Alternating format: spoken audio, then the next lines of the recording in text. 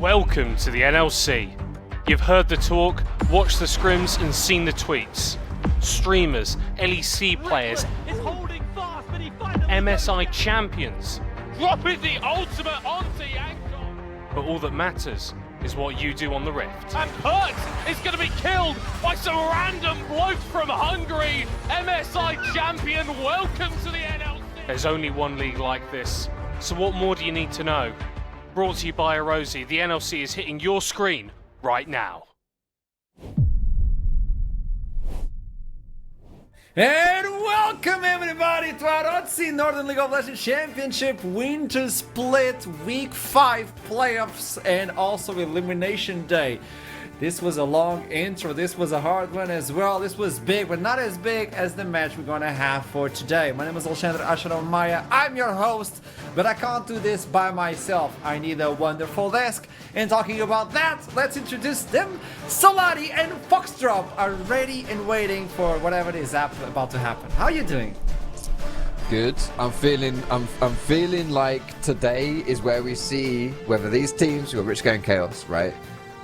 Who actually are they, right? Because Rich Gang during the season stage looked really good, and then absolutely sucks in playoffs. KAOS really sucks in the season stage, and then great in playoffs. Are these? Who's going to show up today? I want to see. Show me. I don't know which versions of the teams we're gonna get today, and that's why what makes this matchup so exciting. Because I made my prediction and then I looked at it and I was like, I'm either going to be 100% right or I'm going to be absolutely wrong, and there is no in between for today. I agree. I saw your prediction and I felt the same. Like, am I being true, ref? I don't know. And then I saw the predictions and they actually all aligned. And we'll talk about that later on, as I want to look at the bracket and I want you back at home to understand where we stand right now. If you look into the lower part of the bracket, we are on KAOS versus Rich Gang. This means it's going to be a best out of 5, and whoever wins moves on, moves up. Whoever loses, well, he's gone, promoted to viewer, as we usually say on this broadcast. On the other hand, on the top of the bracket tomorrow, we will be having the best out of 3, Los Ratones versus Bulldogs, and then Verdant versus Nord. We're gonna have 2 of those matches on the same day, so it's gonna be a lovely and long one as well. For today, I have no idea, and before we talk about that, we need to see other things first. Obviously, we're gonna have a few surprises for you folks at home and for you folks at the desk. As you've noticed, I'm standing up. I can actually move along. And I would just like to let you know, why am I standing? Because I have this beautiful baby. Oh my god, it looks so good. It actually looks so good. This is, oh, let me just frame so production doesn't kill me. Okay, there you go. Arozzi. I was talking about it, I'm like, I gotta try it, and I gotta say, this is the best desk I've ever seen in my life. So you can also have one of these back at home with a 15% off with the code NLCLOL. Head on to the website and you'll see all the things they have, not only chairs, but desks, but as well, like they have the new glasses for gaming. I'm waiting for those already. I have a problem with my wallet. But also, you should look at what they have. Do you want to see? Well, take a look at this advertisement before we come back.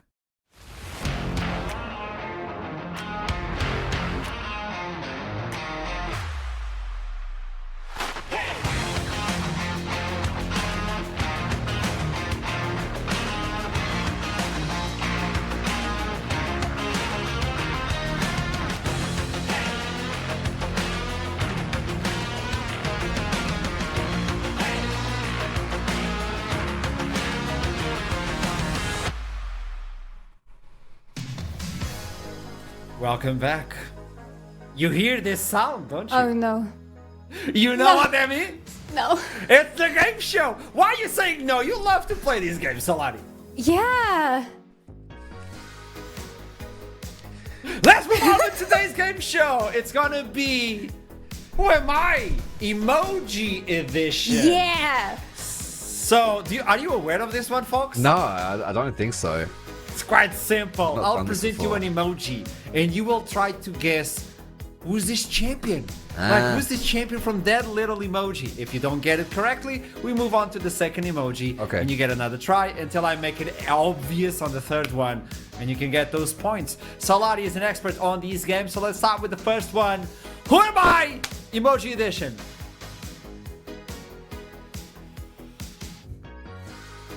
Salari. Sauna. Oh, That was gonna be my guess were too. you going for that one, Fox? Yeah, I was. Yeah.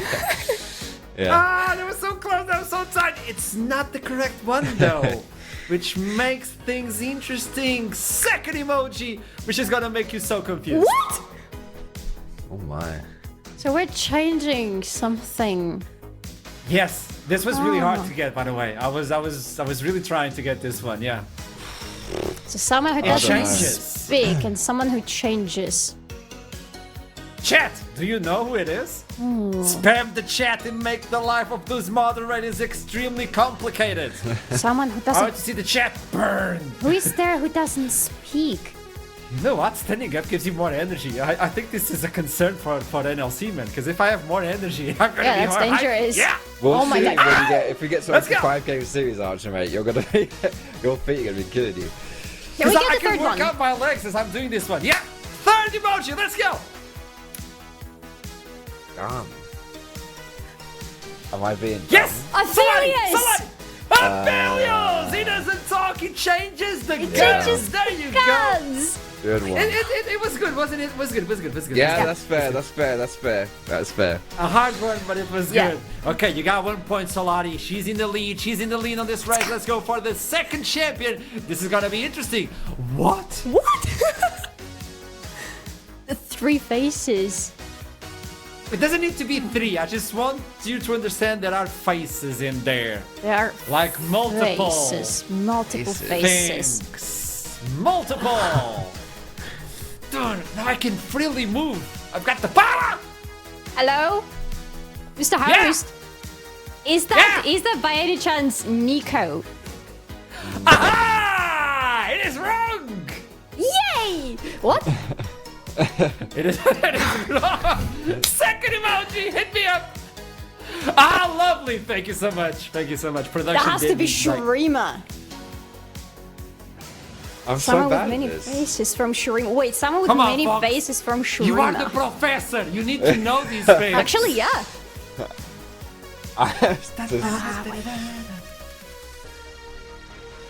We have from Shurima. Yes. Yes. I'm gonna get another emoji in 3, 2, 1. Last emoji. Okay. Oh, Ah, Okay. so close, Fox. Solari. Azir. Azir, there you go. Yeah. It's Azir, the second one. Why You there get many another point, faces? Solari. Wait. I think it's Is it because of the The soldiers? soldiers. Yeah. Like I wanted you to know that has a lot of things, like, and they are Wow. blank faced, you know? Wow, not an your easy emoji to imagination get, is but, unmatched, Arturo. I have an issue. I know. Yeah, yeah. Third champion. Let me see the first emoji. Oh, this is gonna be a good one. It's not me. Solari, yes. Set.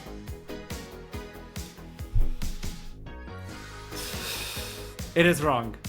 Come on, don't give But me I see your hope. point. This could be. I This just could be wanted to anyone, give you dude. hopes and just rip it apart. It could be There's so many of people who are them. that hench. It could be set. It's not set. Foxtrot. Who do you think?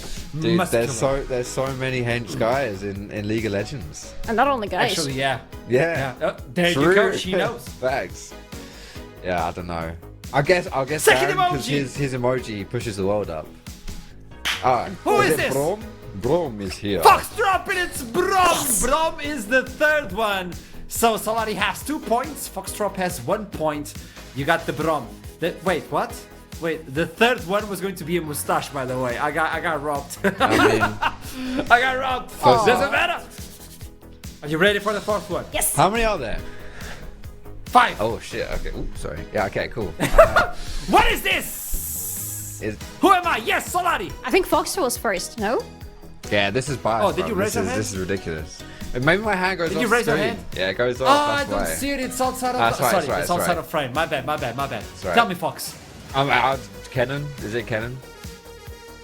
Actually, yeah. Actually, it is good.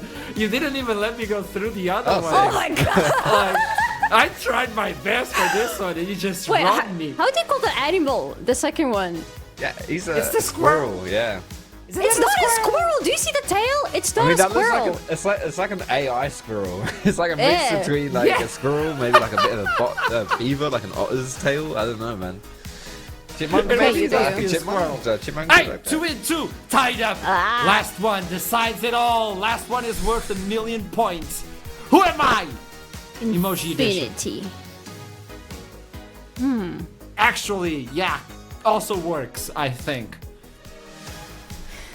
Ah, I don't even know. Guess. We Wait. get free. Yes, Fox! Fox! Is it Asol? Nah. Give us another one. Nah. Salari, do you want another emoji? Should we go for... What? Confusion of the highest order. And now that I have a standing desk, I can do this. Oh! Okay, I'm back. Pointless. I have too much energy. I apologize. God, yeah, you do. Wait, so we have an infinity sign or a time And sign. I We still a have to go for cross. coffee, by the way. So get ready back at home. We still have the game of today. Wait, Rich is Gamer it? versus I Chaos. got it. Oh, Fox! Fox! Nasus? Fox! Why would you say that? Give me the third emoji so he understands. Yeah. It's Nasus! It is Nasus! What? I just wanted to see He's- the- Wait, why? He stacks infinitely, I guess, is the first one, and the second one is like Egyptian. I don't know, but it's It's like from a, the Egyptian That's god. why he's Yeah, the yeah, professor. yeah. He's It's way the too smart for Anubis this desk. He's way too smart. 3 points for Foxtrot. You're getting 2 That's points reverse out in sweep, the wow. higher split. Oh yeah. Are we gonna get that? and we get like today? a broom next to Zari's name, so she got sweat. Oh! Production. Just saying. Heat it up! Heat it up! With that in mind, the game show is over. Foxtrot, you so far have 2 game shows in your belt, under your belt, which means you're getting close to that sushi romantic dinner with me. Excellent. How many do I look forward to have? it. You have 1, Solari. Oh. Okay. You could have 2, but Foxtrot, he's a professor. I think I have Yeah. to pay him sushi by the end of this split. It's at stake, but also the stakes for today is whether you move on the lower bracket or whether you move on to the chat and join everybody back at home as a viewer. It's a complicated situation, but before we head on into that one, I think Middlecott wants to deliver the news. Yeah, what do you have Let's to say? go.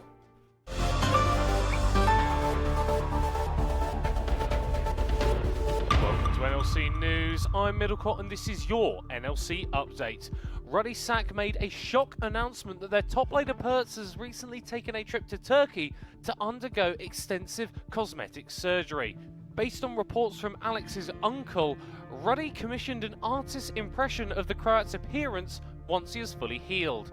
Reactions to the projection have been significant, with commenters hounding the organisation's social media channels with questions such as, is this really the best use of team's resources?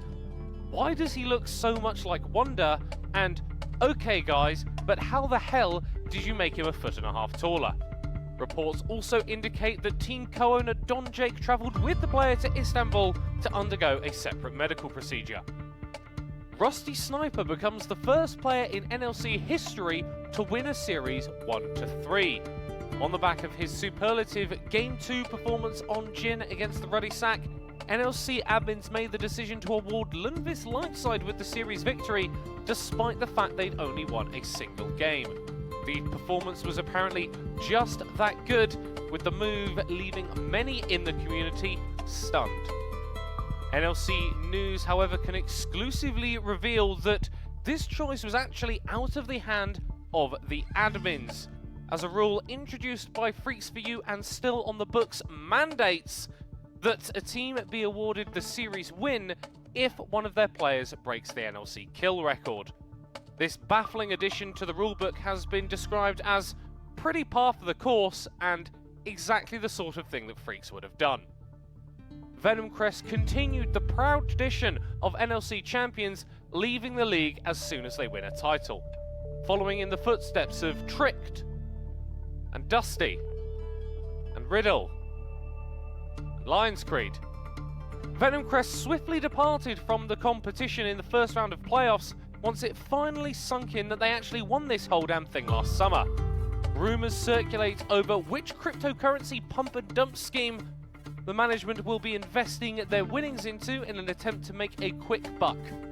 For legal reasons, this is not financial advice, but I would heavily recommend NLC Coin, a new type of crypto which is going to change the world, and I am definitely not shorting as we speak. And finally, DMG. Oof.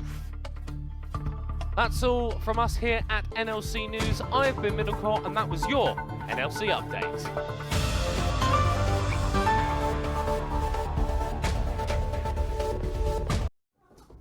KAOS versus Rich Gang. The rematch, but this time the stakes are a little bit higher for both of them. Texvig, Nix, welcome to the interview. Let's talk a little bit about this. And Nix, if I may start with you, okay? Rich Gang were the talk of the town. Everybody was like, oh, Group B, they have Rich Gang, we good, we good. Upper bracket dream was short. What happened?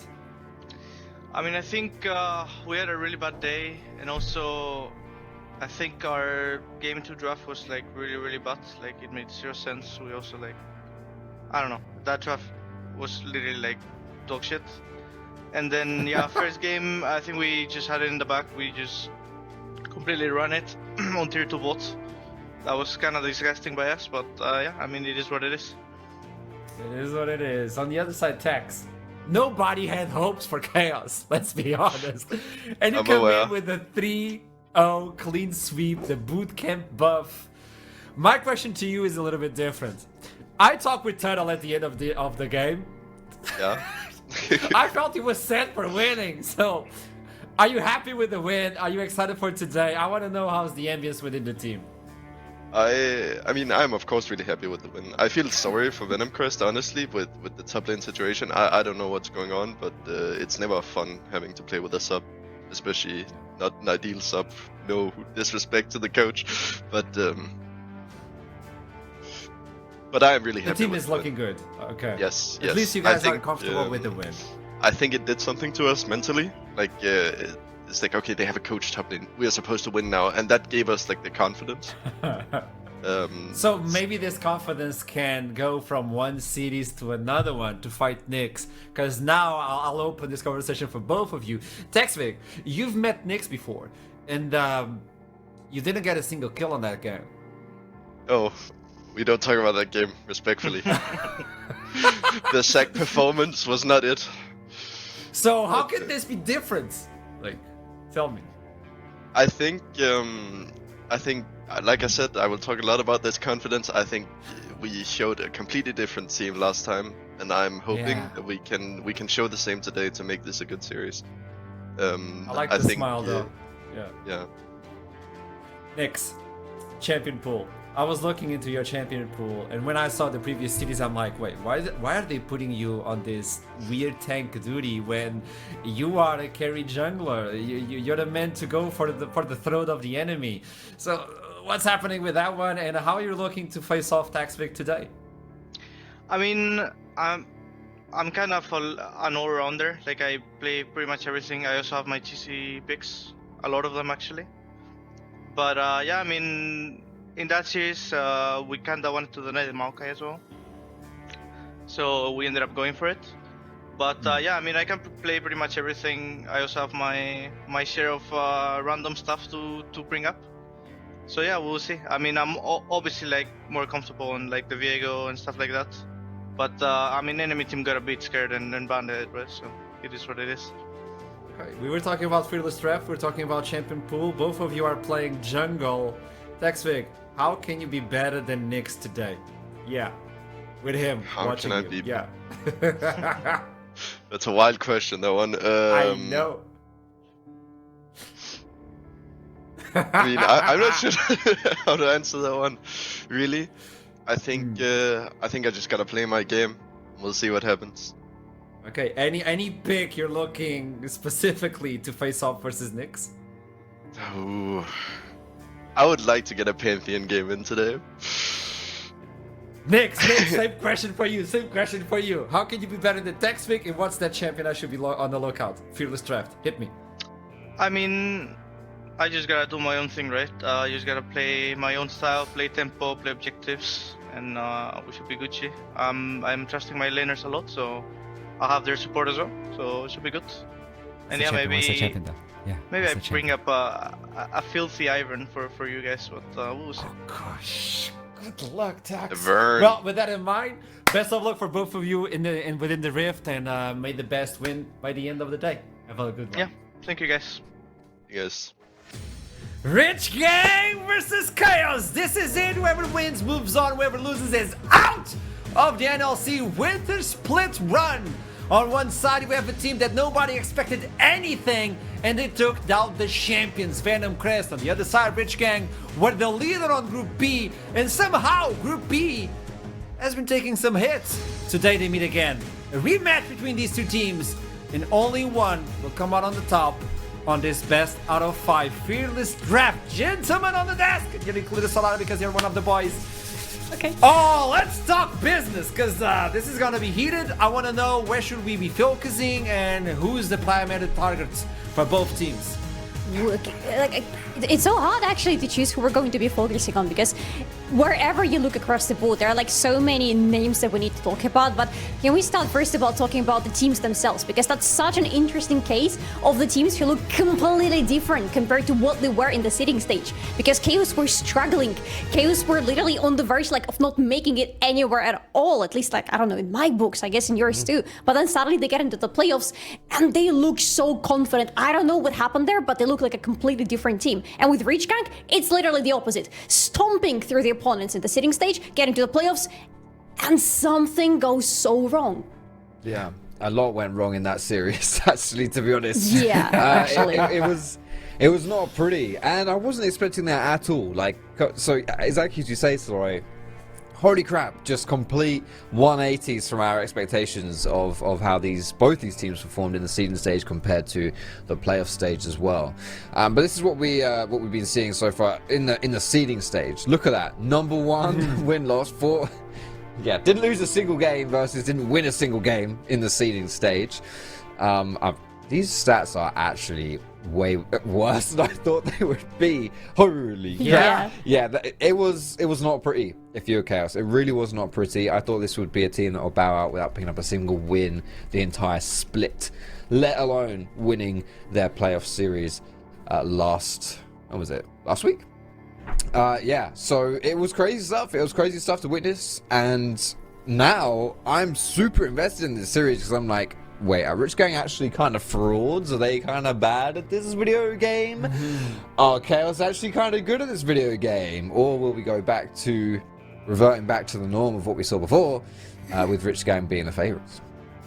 I don't know, but it feels like for KAOS, at least in the previous series that we saw from them, it really looked like they came into the series prepared, and it looked like they had done their homework prior to the series, because they had some really good ideas regarding the draft. They knew what the opponent was trying to play through, and their balance looked very according to that. So KAOS really, I think they went into the playoff series with an expectation that, hey, we did really bad before, but now this is really where we gotta shine. And like, look at the stats right now. This is them at the playoffs, right? And these are the stats of completely different teams. I don't know. This is not the KAOS that we've seen before. 3 wins, 0 losses. The KDA ratio doesn't look bad. Everything looks pretty good all of a sudden. There's a case to be studied on the fact that, okay, they were doing the boot camp, so that's a buff. Yeah. Also, on the enemy team, they had a different top laner, and somehow you can link that to the success that KAOS could have achieved on that first round of the lower bracket. But the idea is, they got a taste of winning, and it kind of changed the team. And even if like the top lane was different, he was not playing bad. They just completely dominated. So maybe getting together and understanding that, hey, if we're going out, might as well be punching. And they actually punched it. It was not even a close game, let's be honest. It was just a one-sided KAOS show off. So with that taste of blood now on their teeth, and now understanding that, hey, we might be able to do this, and Group B is taking a hit, maybe we can just have revenge on everybody on Group B. So I agree with this. Rich Gang took a hit, and they didn't know the taste of defeat. KAOS didn't know the taste of victory. With that in mind, where should we be looking right now? I would like to know lanes to focus on and prioritize. Please, Mr. Archron, may I answer first? Okay, so there's one answer to this question, and I know Slora is going to say it anyway. It's mid lane. Oh. And why is that? Okay. Because Zuhi was that guy last week. Yeah. For KAOS. He really was. And Horhor's not too shabby either. I'd say for Rich Gang, he's been, you know, he's definitely got a bit of dog in him as well. The question is, when we look back at the game that they played before between Rich Gang and KAOS, because they're both in Group B, so they played against each other in the seeding stage. Zhui, there was a mid gap. You know, Zhui did not play particularly well, and Horhor kind of gapped him there.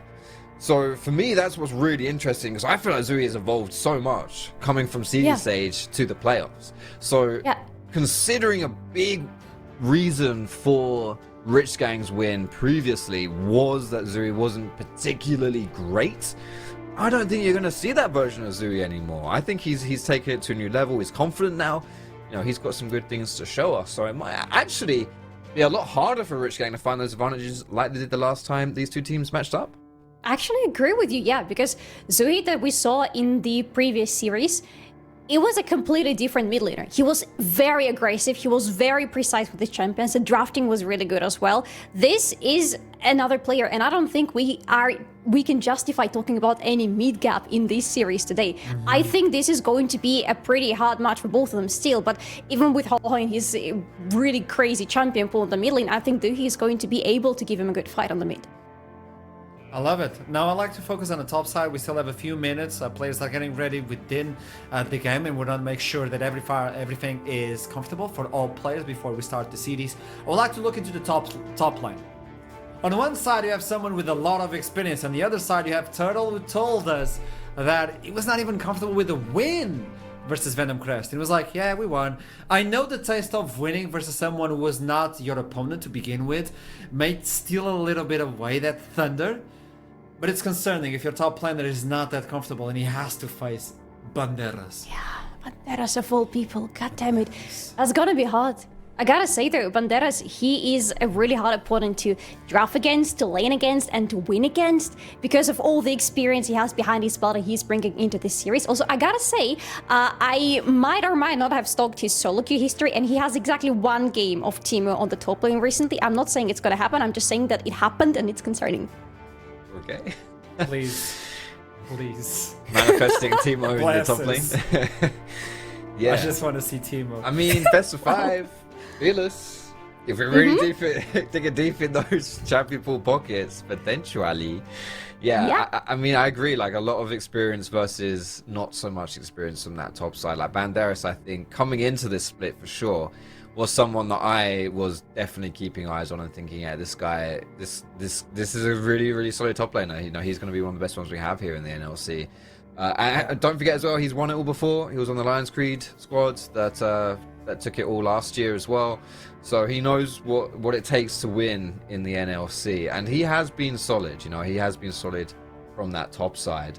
And yeah, but I feel like for Turtle, you know, he's often left to that weak side playstyle from top. And the question is, like, Banderas in his champion pool has a lot of split pushes, right? Like, he likes that kind of playstyle. Yeah. He likes being that kind of rascal on the top side of the map, and that can be hard to deal with if you're put on dog duty from draft. You know, like, how's a Maokai gonna handle Fiora once we get to like 35 minutes into the game? Yeah, it's not happening. I can tell you that much. It's not happening. So, yeah, that could be something that happens as this series progresses. So when you're talking about playing on that line that way, you have to play support towards the team, you have to play the tank. That also means that the entire champion pool of someone like Banderas is available, and you can't target at all the Jax, the Fiora, the Darius, all those weird picks that can just destroy the lane and end the game through his own lane.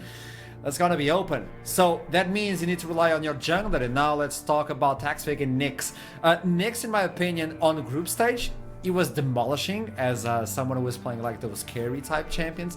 When he got into playoffs, I didn't feel the same. I think he was playing towards his team, and I think they lost a little bit of humph going towards playoffs. I'm trying to find ways to disagree with you, just for the sake of it, but I can't, unfortunately. Why it's not?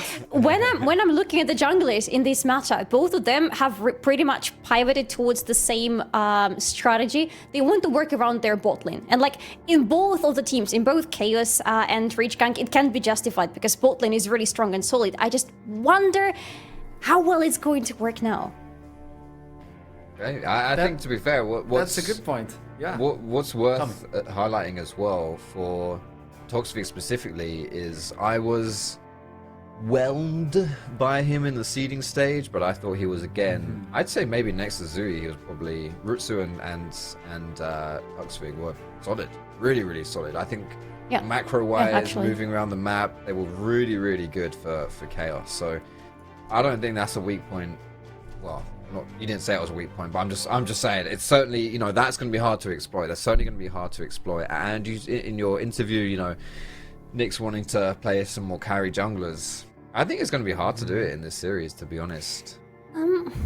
I think if they pivot a little bit from the idea they had in the previous series, because in previous series we saw them putting a lot of emphasis onto Nomi and Eski winning the bot lane and generally winning the games through Nomi, and Nyx unfortunately was there pretty much to try to accelerate that bot lane as much as possible. And it didn't exactly work out, especially if I recall correctly in game number 2. So I would love to see a scenario for Rich Gang where they go away from it and actually let Nyx shine through some carry champions. That makes sense, and you're talking about that, but I also know you have some other information regarding the bot lane from KAOS. I know you've been digging around for information on the champions that are playing. So if one side wants to play those hyper carry, I believe there's a way that we might see some AP bot lane today? Yes. Actually, yes. I mean, you're looking at our Duffler, honestly. You're looking at the guy who has already pulled out a Talia bot lane for us, and we were that close to getting it the second time during the previous series. And the guy has been practicing stuff like that. So the thing is, they have a mid laner who is really good with those AP mages, but you can never trust that these mages are actually going to go into his hands, because then you have our Duffler who has been practicing those mages a lot on the bot lane as well. So when it comes into the draft, KAOS have so many cards to play in terms of those champions and pivoting them between the lines. That's been a bit of a theme actually with NLC too, is having AP champions come down bot side. Swain is another example of someone that we could see. Nomi actually played Swain, yes. Yeah, we saw it too. So yeah, it makes draft kind of tricky. I mean, the fact that you said I'd have to play Talia bot, yeah, that is something. But Zui's also played Talia mid, so even as you rightly pointed out, Solari, like it's not just if you see an AP champion, you're like, this actually could go bot side. It's like you can't. There's not even a tell based on what champion it is. Like sometimes, like Ziggs, for example, you see that locked in, like, I think that's going bot lane. That's that kind of champion. Like, nah, this could be anywhere. It could be anywhere, So that definitely is going to make it a bit difficult, honestly, to draft here for Rich Gang and to keep those advantages rolling where you can before you get onto the Rift. Because both teams, well, at least for KAOS side, they went on the boot camp, and when I look into the history of what they were able to provide during seeding stage, you're like, you're going into boot camp, but everything has been burning, and this is your last chance, and you're going to invest that much for the boot camp, and they got it, and they completely shined through it. And I'm now wondering, what did you get through that boot camp? How is the team connection, synergy, draft-wise? Can you flex those picks? Because on Fearless Draft, flexing is so powerful. Imagine a world where we might see Teemo flex through top and bot, but anyway, that's a wonderful idea, like what KAOS can provide us. We got some word from Nick saying that Ivor in jungle could appear today, which I'm not that happy with, but on the other side, I know Taxbig wants to play more carry-like, and they're going to be clashing, so I think both teams at least have the mentality where it needs to be, which I don't think it was the same during City Stage. So do you think that today is going to be a completely different game than we got to see on City Stage, or was it like a buff and KAOS just showed up on that day? Can I start? Please. I think we're going to see different game from KAOS compared to the seeding stage. But the difference between these teams is that KAOS have so far looked convincing in their wins and not convincing in their losses. Rich Gang have looked convincing in their wins and in their losses as well. So I think KAOS are going to look good, but I still think that Rich Gang are going to look better. I mean, my expectations is, it was one series for KAOS, right? And that's a small sample size, considering that they were playing versus a Venom Crest with a substitute in that top lane as well. I do think it's fair to say though, like they still earned the win because Venom Crest's top lane was not even the biggest issue for them in that series. True. So yeah, KAOS did genuinely play very well there. But it's just you look at the caliber of what we've seen from Rich Gang, you know, especially in the seeding stage, and how convincing they were as a team and consistent they were able to pull out those victories. And as Solari's saying, like, they looked convincing when they won. And yeah, you know, they fumbled against Verdant in the upper bracket, but that's what the upper bracket's for. It gives you that safety net for you to then drop down to the lower bracket and find your footing again. And to be fair, Verdant or a Group A team, KAOS is a Group B team, so Yeah. to that extent, yeah. you know, maybe we know how it's going down. And it seems Ooh. as though, Oh. it seems like pretty even across the board here. Rich Gang being the favorites. That's a I lot of thought I was 3-0s. spicy with my prediction. I should have gone Oh, it's 3-0 not. Me too, the other actually. way. That would have been spicy. Spicy.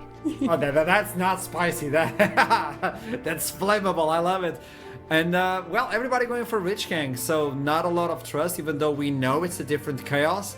I think everybody is aligned that Rich Gang should take the deal because both teams are from Group B, and you're looking at seeding stage and giving that priority to Rich Gang. When you see the nameplates, I think it's hard to disagree with that.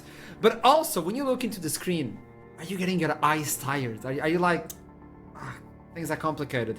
You know what? This is your opportunity. Good transition. Good opportunity to get a discount on these gaming glasses. Head on to Arozzi and you'll be able to use one of the codes. They have so many different glasses, so this could be your opportunity to take your glasses home. I mean, this protects you 99% versus the blue light, and for Duckling, he doesn't need it because he never gets to see that blue light at the end of the game that says victory. But at least for other individuals, you might be able to use them.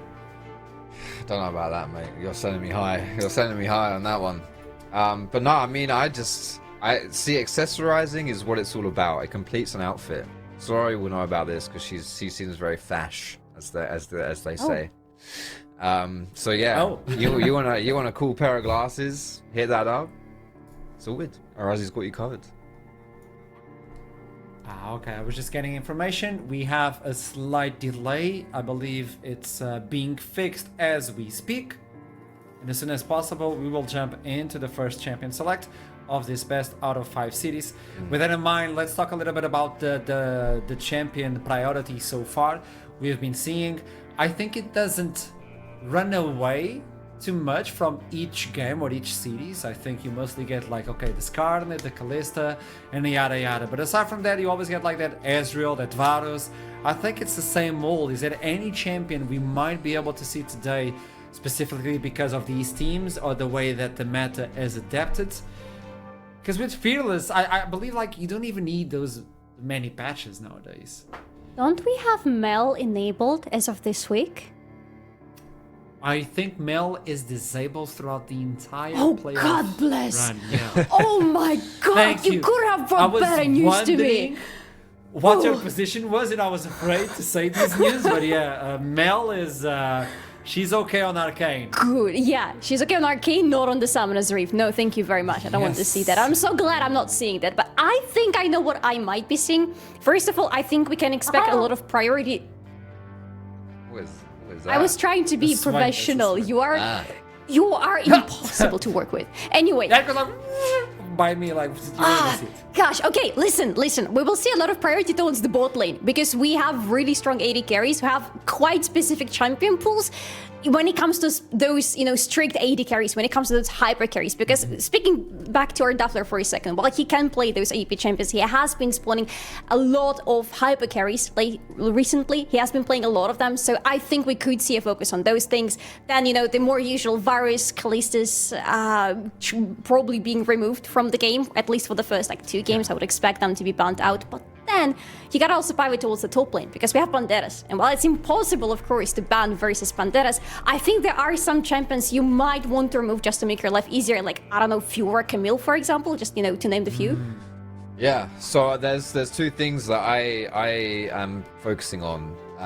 And yeah, bot lane, one of them, our Daffler has not played a duplicate champion at all. This entire NLC split, he's always played unique champions.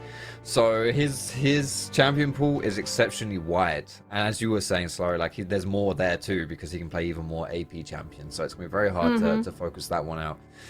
For me, there's 2 champions for jungle / topside. with Maokai and Sejuani. Okay, so Maokai, I think we'll see some priority. We've seen Nyx play it, we've seen Toxic play it, we've seen Turtle play it. It's gonna get some value out of there. I wouldn't be surprised to see some presence with that. But the Sejuani is worth mentioning because I just don't think that the NLC teams are putting enough priority and value on that champion. It is a very popular champion right now. In the LEC, it's like the most popular jungler knocking about. And we just don't really see a lot of it. And it pairs very well with some very dominant, powerful melee solo laners. And we know, and Darius is a great example, can play that. Zui can play those kind of champions as well. He's done the Ambessa before. You know, obviously Yone is still very strong in the meta. So considering you're only going to be able to play it once, you can get that god tier combo. I think it's super strong, and it's something that I want to see the NLC pick up a bit more. And maybe, you know what, just to follow up on your idea, that would be so good for Reach Gang if it happened for them, and it happened for them in game 1, because I agree with you that that's a strong duo, and that's a duo that could work to the benefit of Reach Gang, because that's something they can totally pull off in terms of the game strategy, the game approach. But also, Reach Gang, I think it's going to be so important for them to win game number 1, because they seem like a team that works a lot on the momentum, both in the Summoner's Rift and in the series as well. Like, if they win game number 1, I probably will have no doubt that they will win this series itself. But if they lose game number 1, well, I'm not sure what happens then. I agree. Okay, and Best is one of those. You were talking about Sejuani, or I maybe I misheard, but Yeah. Sejuani needs more light. Needs more light. You can even flex the Sejuani. I Yeah, mean, we've seen that. Yeah. Sejuani top lane. You can even support her if you're really spicy like that. that's also a thing. That's also a thing. So we've You got play so far. something like- I was talking about Maokai. I was talking about Sejuani. You mentioned like what lanes in Varus, right? Solari was one of those Yeah. champions that you mentioned. Yeah, Varus is kind absolutely. of like he's kind of like purple skinish. I would say. Would you say that's fair? Varus kind of got purple shades to him, skin wise. He's purplish, yeah. Yeah. So Sejuani's blue. Maokai's like a greeny color. And Greeny Varus bluish, is yeah. Purple. So these are all blue components. Oh, So with- you know what? I get you, because It's- there is such a thing as a purple team comp. Yeah. Well, that's what I'm wondering now, is Yeah. I'm going to turn this question to Archer, because we've had such a delay here, by the way. We're not yapping because this is a crap broadcast. We're yapping. No, we just because wanna have yap, sorry. issues, by the way, that we're trying to figure out, and then we'll get you into game, I promise, right? Yeah, so but what's- because what's the Archer, question? you direct the yap. You're the host, right? So you just Yeah. you point the finger at one of us, and then we you know And you you're yap. like you put us down and we go, right? That's so No way more to put it. yapping. We jump into champions. Look, Select. See my we are power. safe. We are See safe from my Archer's I love the song from analysis. everybody, by the way.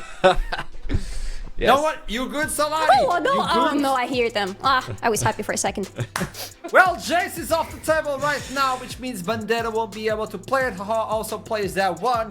But what else? Garner and the Kalesa should belong on the red side. We talked about it. So KAOS should be the ones with those spicy bands. Sorry, Solari. No. For you Understandable. right at this moment.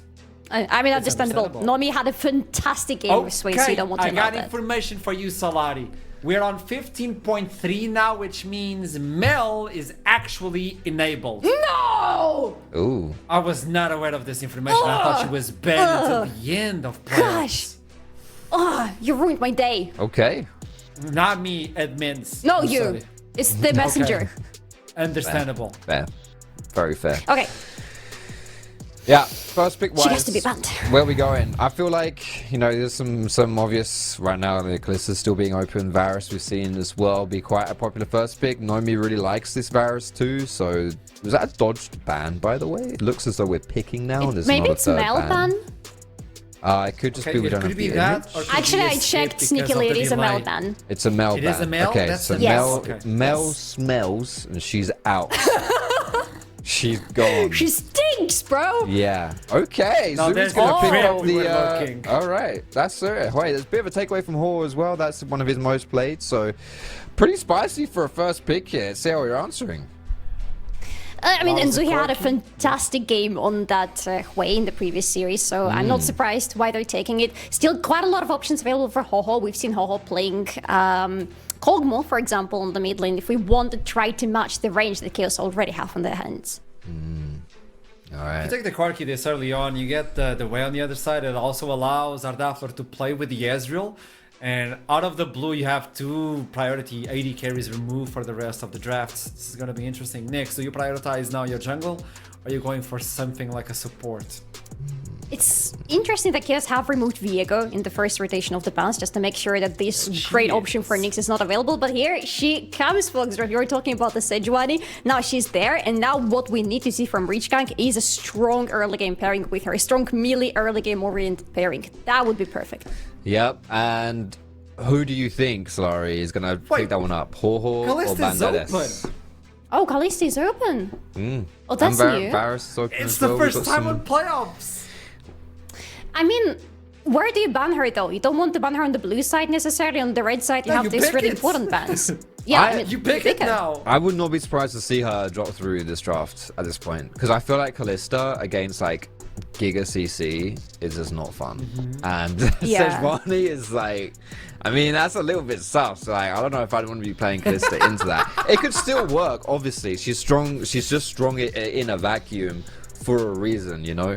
But the thing is as well, if you pick her now, you're probably going to get all the good pairings banned away from you too, right? Yeah. So you wouldn't be able to find like a good Kalista combo. It's going to be that Ambessa, which is a bit of a takeaway here for a combo with the Sejuani. We're talking about the melee, you know, the melee solo laner being matched up there. But we're still looking for it on the side of Rich Gang. I still think, you know, Banderas is probably going to be the one to pick that melee champion. Yeah.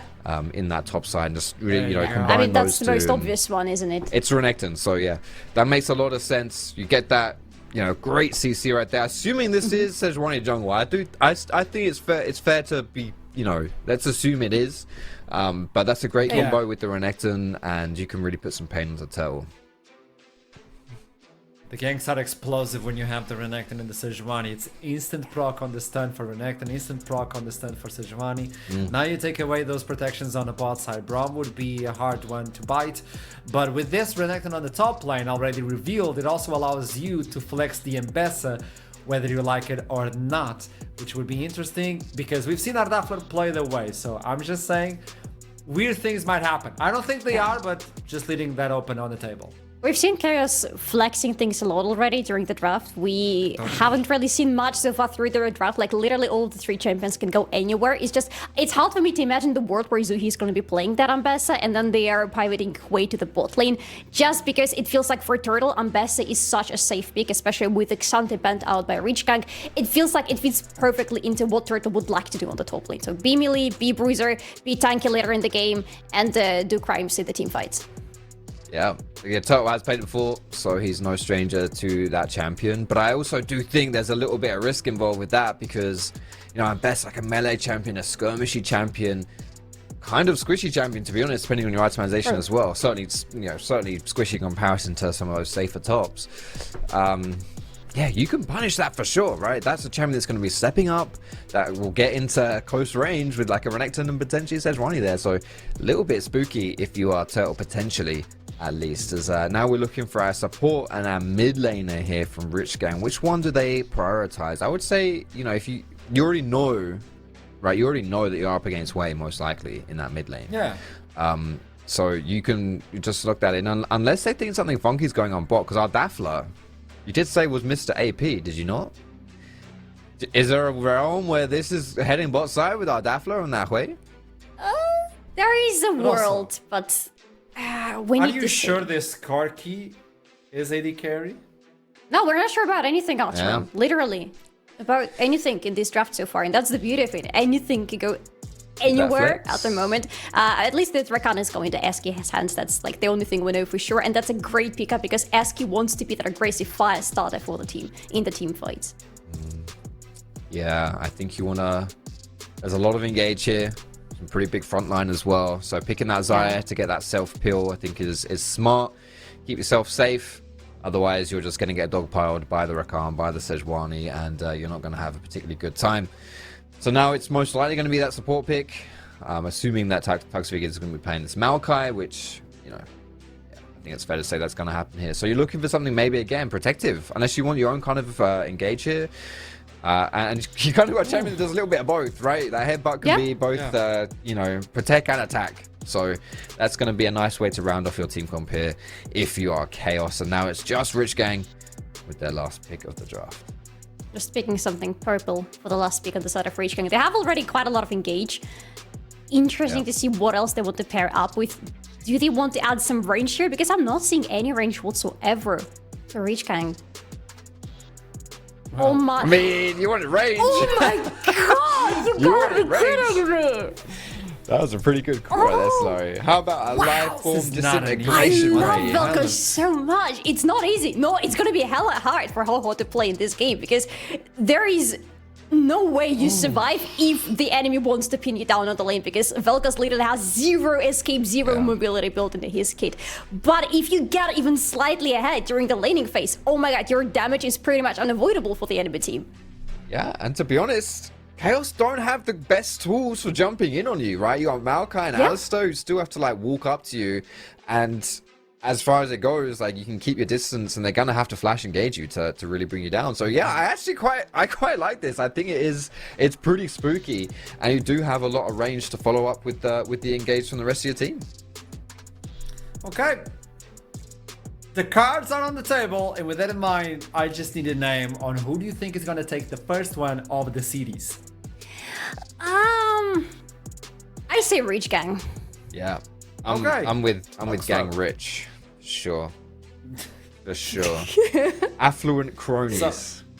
That's what we're going. Velkos though, this is an interesting one. I don't know back at home how's your trigonometry, but this is gonna be a hard one to pilot, and let's see what Rich Gang is capable of doing before we toss it to the casters. It's gonna be Duckling in trouble with us. Before we do it, have a look at what the sponsors have to say. I'll see you soon.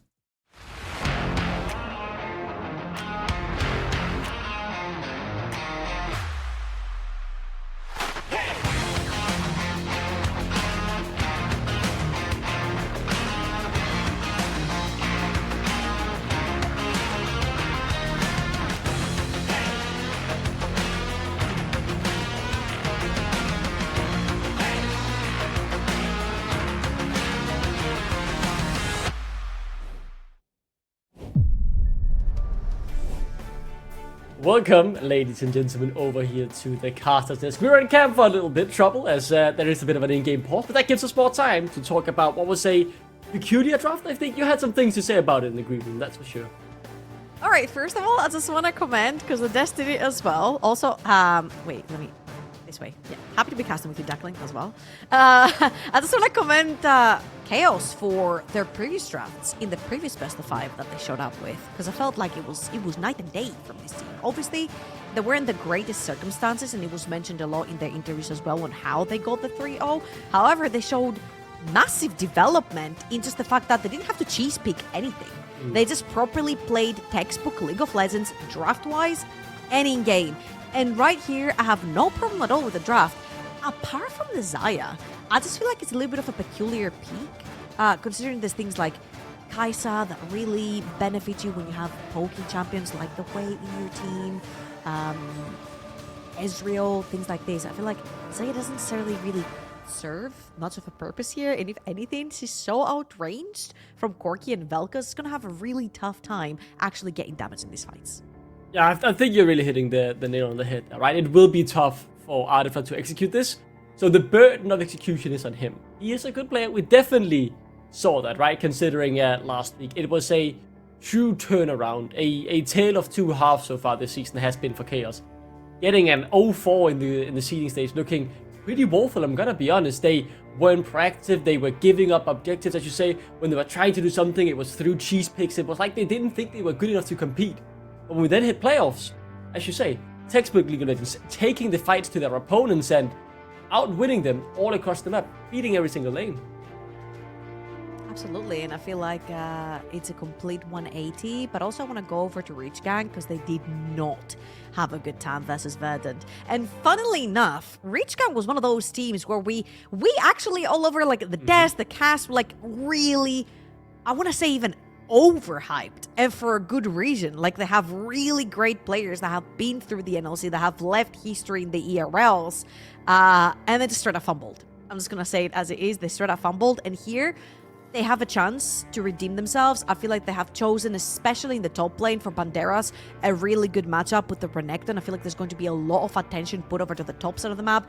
You saw the rotation as well with Sejuani. Solari was mentioning is like, we really need a good melee matchup. And of course it was going to be towards Banderas. He is the melee carry kind of player over in the team. And I just want to see, not that I just want to see it translate into a top side game. I feel like it's most definitely going to translate because the rest of the lanes are kind of too heavy scaling to pay any attention sort of in the early game. Yeah, I think you're really hitting on the right thread now, right? Rich Gang, so many expectations on them coming into the splits. I was one of the people really hyping them up. And while my hopes and dreams for them have definitely taken a hit, I don't think their course for shattering these expectations have been completely derailed yet. There are certainly still 5 very good players on this team who like to play together and can really communicate well, but their performance against Verton was far from pleasing, right? The 4th seed from Group A, while you're the 1st seed, losing 2-0, that's not a good look, and it is going to raise some question marks, but we have to see if they can answer back right here, right? I feel like it's... Seeing us from the predictions from the whole crew, everyone is very favoring Rich Gang at this point. I just want to see how the momentum works. We've seen a bunch of teams over in tier 1 leagues, tier 2, tier 3, whatever it is. When you start that sort of momentum run through that lower bracket, you've got the fear of elimination on your butt. Let's be honest. You're like, that's it. One more best of. If we lose this, we're out. And KAOS did a fantastic thing with the bootcamp coming up through the best of 5. And right now, they're on the momentum train. You said it. Rich Gang, as the 1st seed of the group, fumbled and got 0-2. You need to figure out how you won in the first place to translate that into winning again. And right here, KAOS, I think they're gonna definitely give them a run for their money. Yeah, and as you say, with the momentum and obviously as well, where do you come from? What are your own expectations of yourself? That obviously helps define the pressure put on both of these teams, because if you're on KAOS, you've essentially done what you set out to achieve this split, right? You got a good 3-0 in the playoffs, you showed a good account of yourself. Obviously, you still want to reach for the stars, you want to get more, but you're not playing with the same pressure. For Rich Gang, losing here and being eliminated, I mean, that would be a huge bummer for what they expected to be their breakout split in the NLC as one of the promoted organizations. And that's the fun. I feel like the dynamic in the NLC has changed so much. We talked a little bit about KAOS, that we're trying so hard to get into that Div 1, and suddenly, boom, they're in Div 1, but boom, look at all the other players and teams that have suddenly joined, right? It's like the small ant versus the Goliaths that have joined the NLC, and then you've got good old players from the NLC that have been in the scene for so long, that are veterans in the NLC scene and the ERL scene as well, and they have to fight against the big giants as well. And I feel like it's a great... I don't want to say a great mismatch of skill, more like a great mismatch of experience and how this is showcased on the Reef. That's why I can't wait to get my hands on it. Of course, we have a slight pause, a small technical pause, and we'll get back to you as soon as we can, of course, with any details. That's why we're rambling through. However, Duckling, I'm gonna divert this question. Where are you? You're here. This question towards you. Was there a particular pick that you were expecting to see in this draft that didn't necessarily show up, or that you're expecting overall in the series? I think the thing that I really want to see, especially in a best of 5, right, with Rich Gang, is I wanted to see their adaptability. I know they have players who are flexible in terms of what they play and what they can shine on. In particular, Ho-Ho, who is known for having this champions, right? Being able to play anything in any situation. And he was hovering the Zillion. Yeah, I was sitting here in draft as well saying potentially they could actually flex Sejuani. He's played it before in competitive mid lane, if need be, because they thought they could get a better matchup jungle to play around Nyx. But I mean, playing the Vel'Koz is still a bit of a flex, right? It's not something we see so often in the NLC that you can say, it's something we see every day. It's to match up, to give himself a good account of himself here in game number 1. So that's what I expected. We've seen it in game 1, and I'm excited to see how that unfolds during the games and the Fearless mode. Actually, it's very interesting because Vel'Koz and Serath sort of came up at the same time when Azir was very prominent, and due to the fact that they outrange and they can clear from distance, they're sort of safe from the type of Azir champions. It's a pretty good choice. And right here, Hui clears really fast. He does have a bunch of range, and I feel like Vel'Koz does match that as well in terms of range, but also catch-up potential as well. I feel like, I'm gonna be honest, I feel like Hui might be a developmental stage of what Vel'Koz can do with his own spells. It's like Vel'Koz, but on steroids kind of thing. Add another 4 spells on top of that. So it's gonna be an interesting dynamic between the two champions because they're both clear, shove, you can roam. Clear, shove, you can roam. You can sort of stay with your jungler. I don't necessarily think the junglers here will be looking to play around mid, but if they do want to do that, I feel like shutting down a flash early on things like a Vel'Koz, on things like a Hui, extremely immobile in the mid lane. You've got great setup, both with Hui plus Maokai and Sejuani Vel'Koz, that you can really make it work.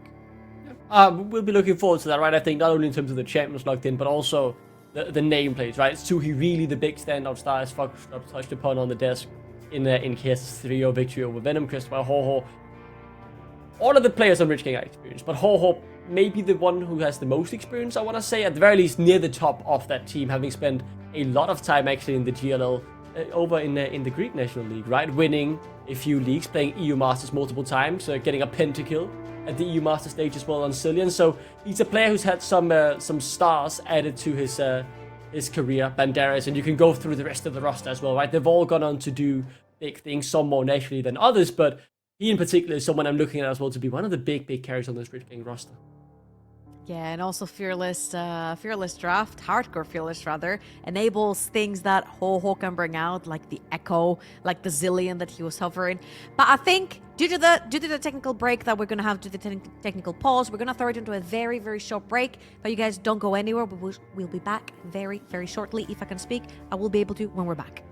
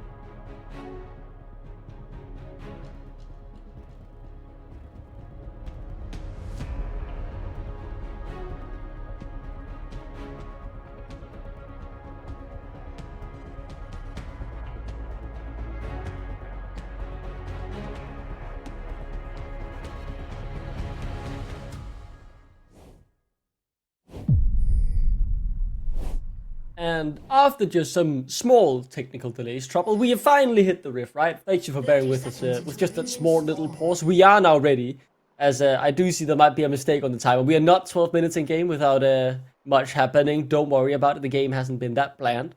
I assume there will be loads of action. We'll obviously get that updated as soon as possible. But we're finally on the riff, right? And that's the big thing. That's what matters. It kind of looks like... Okay, so basically there's a joke that in Athens, when you're in Athens in August, there's like nothing happening, even though nothing's really changed. You know, the time still flows the same way it did. It kind of feels like Athens in August. There's like no one there. But yeah, let's chat about what we're seeing in game. First and foremost, we are seeing that the bot lane of KAOS is moving towards the top side of the map. As you can see, Turtle is now pressing B as well. They want to put the Renekton in a pretty disadvantageous... Oh, he spotted it? I'm not sure if he did, but now he might be in a bit of a pickle. Yeah, he'll have to dash his way out of this one. Does obviously have the flash. Alistar can't do the WQ combo, and they don't want to He'll be waste too fine. much time. Yeah, he can just walk away, right? Saya needs to catch the wave, so Ardefleur... He's escorting him out. yeah, making sure there will be no walls placed in my jungle. Thank you. Please leave, Mr. Banderas. There was one place right by blue buff, which will spot Taxvig. Or not, by the time he's... Yeah, he's not back. letting him get too The late. bodyguard making sure he won't be getting that XP. Rotsuo really doing the dirty business. Maybe when his LoL career is over, he'll have a second job lined up as a bouncer, doing very well, just denying that first bit of XP over to Banderas. And as you can see, now here's the thing, right? You've got Sejuani, which wanted path towards the top side of the map. This is the reason for the Sejuani right here. You've got the early gamer Renekton. And KAOS have read the situation really well. They know that the Sejuani, the only active lane you can play through is that Renekton. So they're pitting him under a tower. And I actually really want to see if Nyx will find a window towards the top side of the map to actually potentially even get a summoner from Ardefleur or Rutsu. Now Turtle has also made his way down bot. We're going to have a pretty relatively chill early game, especially due to the lane swaps. But as you can see, Nyx, he's pretty much just ditching everything and moving under tower. Let's see if Banderas will hit that level 2 and they'll look for anything. I feel like Nyx was just scared right there that maybe Maokai had started topside and they were looking for a dive. Yeah, we'll very much keep our eyes on that top lane situation to see how it does develop. Okay, so I actually do like the lane swap. I think it's a good idea, as you said, right, to make it hard for Rich King to play through their own strength. My big worry is, though, how Turtle will be able to handle this, because he's obviously now starving a bit on the bot side here in the Embessa. Just like the Renekton, someone who likes the goal, but I do definitely see the point in doing the move, as you just explained, as I think Banderas might be a bit too far forward top. Yeah, Duskin taken down, actually. I mean, that's just a quick first blood. Was that his mistake? Rotsuo didn't even have to use the flash. I feel like Banderas was way too far forward, especially when the wave is pushing towards you. They do have no wards, and they know that this time Maokai is definitely towards the top side of the map. But Sejuani is as well, so I find no reason right there for Banderas to actually overextend, give a kill over He just to walks Zaya up. as well. Only level 2. Huh? Yeah. That must have been just straight up a mistake from Banderas right there. Unfortunate, but very good punish from KAOS. And again, we talked about potentially a redemption arc for Reach Gang right here. We do have a first mistake, 4 minutes in, and KAOS have instantly slapped the wrist. Let's see how this keeps going. That is just not the way you want to start off this series. Renekton, obviously a champion that doesn't scale particularly well as well, but more so the fact that Banderas making one of these sloppy mistakes, you know, multiple-time NLC champion, definitely one of the better tops we've had in the scene throughout the past few years, and to make such a silly mistake in what is your do or die game, really, right? It's a bit embarrassing. I bet he's not satisfied with that. Yeah, I mean, it's do or die for both teams right here. Again, this is an elimination game. Whoever ends up losing that best of, they're gonna go straight to spring, let's say. Yeah. Skipping winter, straight to spring, or how Arserm says it, promoted to viewer. I feel like is his catchphrase to make it sound as good as possible, I guess. But again, things have slowed down just a little bit. Junglers on their next clear from bot to top side of the map. Flash up on Banderas, very, very important. At least you go down, but you don't have to expend that one. And I feel like the rhythm of the game is going to slow down just a little bit. Again, I'm a little worried. The slower the game goes, I'm a little worried about Saya and how she's going to be involved in fights later on, especially with the reigns from Corki and Velkos, and how Ho-Ho obviously pilots that in team fights. And I think you're raising an interesting point, right? Because as you're talking about the Saya and our way up top lane, see, obviously they're doing what they can to get Ardefleur ahead with the lane swap, shutting Banderas down, but you're talking scaling, and I mean, I obviously see some scaling on both teams here, but I'm not sure who I would predict to really be the winner in the end, because I think someone like Banderas being put behind will definitely struggle in the late game on the Renekton too. But yeah, so no clear winner in my eyes, but I'm wondering if you see it differently. I feel like this is where the Zaya will probably come into fruition. I feel like she's a great anti-dive champion. This is mostly why it's picked into things like Vi and very heavy lock CC like Nautilus Vi and things like this. I feel like if Banderas does dive the backline to actually eliminate Ardefleur from the fight or even take him out, this is where the ultimate is going to come really handy. Barrier here, KAOS first into the river. They have the first dips. Corki is nowhere near as well, so I feel like 1 or 2 grabs would definitely Sui moving first as well, and that just means Eski is the one to be caught out. Decent damage back, very good actually from Ho-Ho. Gets the full life disintegration ray out, and that forces Rotsuo to recall, but still the fight has been won by KAOS. They'll claim these void grubs, and I mean, there's something brewing here. This is a really good start. I'm so confused. I think I was literally finishing my phrase when I'm like, Corki is nowhere near. Surely you do not walk up. You do not have vision. You do not have setup. Sui right there taking a good trade. He's overstepping a bit, I think. Will have to flash out, and more play you initiated. I mean, he wanted the 1v1, but Nyx was there to turn it around as maybe Banderas will be in a bit of trouble down here on the bot side. Could he be caught underneath the turret? Oh, Ratsuo doesn't have the flash. No way. Oh my god. W to close the gap. Ratsuo? Surely not, right? Is he quicker? He has the boots, and Banderas can match them. I mean, by... Oh, that was close. That was really, really close. Hey, gets the turret plating, gets to shove another wave, and gets out with his life without having to burn any summoner. It's a win-win scenario right there.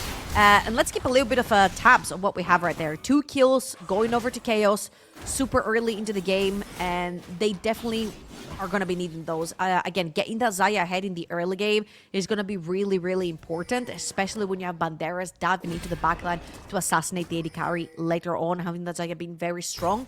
Banderas being behind already is going to definitely not impact Adafleur as much. Now, they have rotated the bot lane towards the bot side of the map, and again, KAOS, again, very textbook League of Legends. They take their strong lane wherever there's objectives. I swear, Trouble, there is always something about the NLC lower bracket, right? It feels like some team that maybe one of the teams you least expect show up and show a different side of themselves, while it hasn't always led to, split victories or going all the way to the final. It's so often we have a team really define the lower bracket, and I mean, it's not all said and done yet. Still plenty of more action to come in the NLC, but so far, I mean, we've seen some upsets down here in the lower bracket, that's for sure.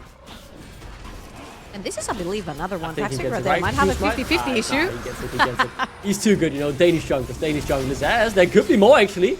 They want the fight. Ratsu is rotating in as well. Good damage on Taxido, and I think he'll be taken down by the Life Disintegration Ray from Ho-Ho.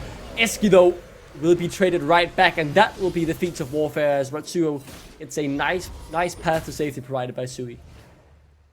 One more neutral objective for KAOS, and they'll definitely have feats of strength for themselves as well. Right here, Banderas walking in for a trade. Okay, it does fine. Doesn't fully commit. I was worried for a second. I will say if there's a player that sometimes maybe goes a bit too high, right? It can be Banderas, but just finds a nice little trade for himself there. He is still in the game, that's for sure, but he's not thriving like he would have hoped in this Renekton. Yeah, and 2-0 and 1 doesn't look very good for Gang onto the Xayah. He's gonna take the all-in again. Yeah, I mean, he has the dominance, so obviously he can buy some time, but still, it's a 1v2 you're playing, buddy. I don't see how you're gonna win this. Does force out the barrier of Adafleur. That's obviously a bit of a W, but it will be hard for him to contest the wave here. Needs to be careful not to be caught out, though, and maybe the same can be set for turret top side as 2 plates left from the turret. A full minion wave, and Nyx is just around the area. They're diving bot. They are diving bot, they are. But they don't succeed somehow. They fumble the bag, and we'll turn our attention to the top lane to see if anything similar will happen there, as the emphatic answer seems to be a no. Maybe actually, as Turtle cancels the recall. Taxi's on his way. Banderas on the bot side now chasing. How the tables have turned, as the Crocodile will force the 2 bot laners of KAOS to recall. Yeah, I feel like it was a little bit greedy from KAOS right there. Adafleur was completely out of mana, so trying to go for this dive. At least they did burn Banderas' flash in this iteration. However, that top lane tower has been very, very heavily chipped, and as you can see, Rich Gang are staying around. I think Nyx at this point has used a lot of his time to try and cover for that top lane. You see he still starts hovering towards the top side of the map. As we see the dive yet again, the flash onto Adafleur to force off the dive. Well played from Banderas right there. Yeah. Doesn't lose his life. That was really, really clean for him to survive the situation that certainly was hard to survive as the Void Grub now finds themselves alive once more, and that will obviously lead to another little dance around it to see who can execute it best. Rich Gang first on the move, KAOS though, and willing to let it go uncontested. KAOS with Turtle, and I mean, yeah, Sui's rotating up as well. Yeah, KAOS have a really great place right here. They caught Ho-Ho. I mean, you don't really have to catch him. You can just keep him out of the fight. 1 Void Drop secured here from Rich Gang. Was it Texi who got the first one? No, it was Rich Gang as Ratsuo engages onto one. It's only Nomi he finds, and now the re-engage has found Sui, and he's rooted up. Looks to be taken down. Good damage back though as the live disintegration rate just cuts through the HP bar of Artifler. It's not done quite yet though as Chaos now retreating, trying to kite around as Texi finally finds Nomi. He goes down in the end, but it's still a fight that Rich Gang are winning confidently here as well as they look to go underneath the turret. Ho-Ho. And he finds the Q. Snipers unable to. Not enough HP to play around for here. Neither on the turret or the HP bars of Chaos says. They look to reset, but I'm not sure Rich Gang will allow it. There's a wave coming right here. Makes us push that one on the top. Oh, Turtle does his best. Left alone, man. Try and just burn out the wave. Suhi could TP, but I think the turret would die beforehand. Turtle smartly holding the wave, and Rich Gang decided that, no, you know what? We'll cut our chase short there. We'll go back to the neutral objective we're fighting over as we see the replay once more. Now, here's the problem. When you have two immobile mages in the mid lane, I feel like whoever gets caught or zoned out is in a really big pickle. Now, Turtle has to commit the ultimate right here to catch Ho-Ho, and that they create a lot of space during the bot side river. But once that Maokai ultimate is used, and then Hui walks a little bit too far forward, gets caught, doesn't have the flash, here goes your mid laner, and this is where Ho-Ho actually gets the freedom to walk back into the river and cut out the bot side as well. So a pretty good fight from Rich Gang overall, and they get to stop Feats of Strength from going over to Chaos. Yeah, it's not often you see a flanking build, but it worked out this time, and it did look pretty good despite no flash. Just simply weren't able to turn it around on him as he just walked up and did what Vel'Koz does best. SR. We'll see though as another Drake to fight over. We'll keep our eye yet again to the Feats of Strength. Well, one neutral objective is all that is needed for Chaos to claim it. Still no turret has fallen, but Rich Gang close to getting one in the top lane. So if Chaos don't get this next neutral objective, very likely won't get the first turret. I do believe Banderas will be able to take it away. Now, this is where I feel like Chaos are going to be really tried as found Eski on the river, but it's a very slippery champion anyway. Now, again, here's where I feel like they're going to be really tried, and it's when they've been put behind in tempo, but they still need to contest for those neutral objectives. You'll see that Sui has been sent over to the top lane to defend that tower. The tower is going to fall. As you very well previously mentioned, they can no longer get that first tower for Feats of Strength, but Banderas very, very low, super long range. Damn. Never mind, the range That's is a lot of gone. damage. I mean, all of a sudden, the players just flipped on its head. I mean, he could TP but if he needs to, as Ratsuo does fail the combo there. But I don't think it really matters as, do they want to trade it for the turret? Do they want to TP in and force the 4v5 in? I mean, I had many questions. Chaos knew exactly what they wanted to do. They wanted to trade it for that top lane turret, and I think that's just what will happen. Yeah, I feel like you don't have to pressure it here if you're Chaos. You're defending bot tower, you get to push back and forth on mid lane tower. And the fact that you give in Zui so much free time on this way on the top side to take the tower, push out another wave. They got next to the river, He should be safe. TP though has now been invested very clearly. An objective where they want to fight over. Banderas could TP in as well, but we'll keep our eyes on that later as XP takes quite a bit of damage, and that is an engage you want to see. On the other side though, Turtle tries to find Nomi instead. He's the one now forced to flee. Ho-Ho picks up the first kill of the fight. Eski, where's the QW cooldown? When is it back up? Artifler so low. Banderas has TP'd in, and this will surely just be a wipe for Rich Gang as they have found exactly the fight they were looking for. They'll claim 3, should be 4 as well, as Ratsuo finds 1 back, but finally they find Texby as well, and that will lead into the Drake. Shuhi, 1v3.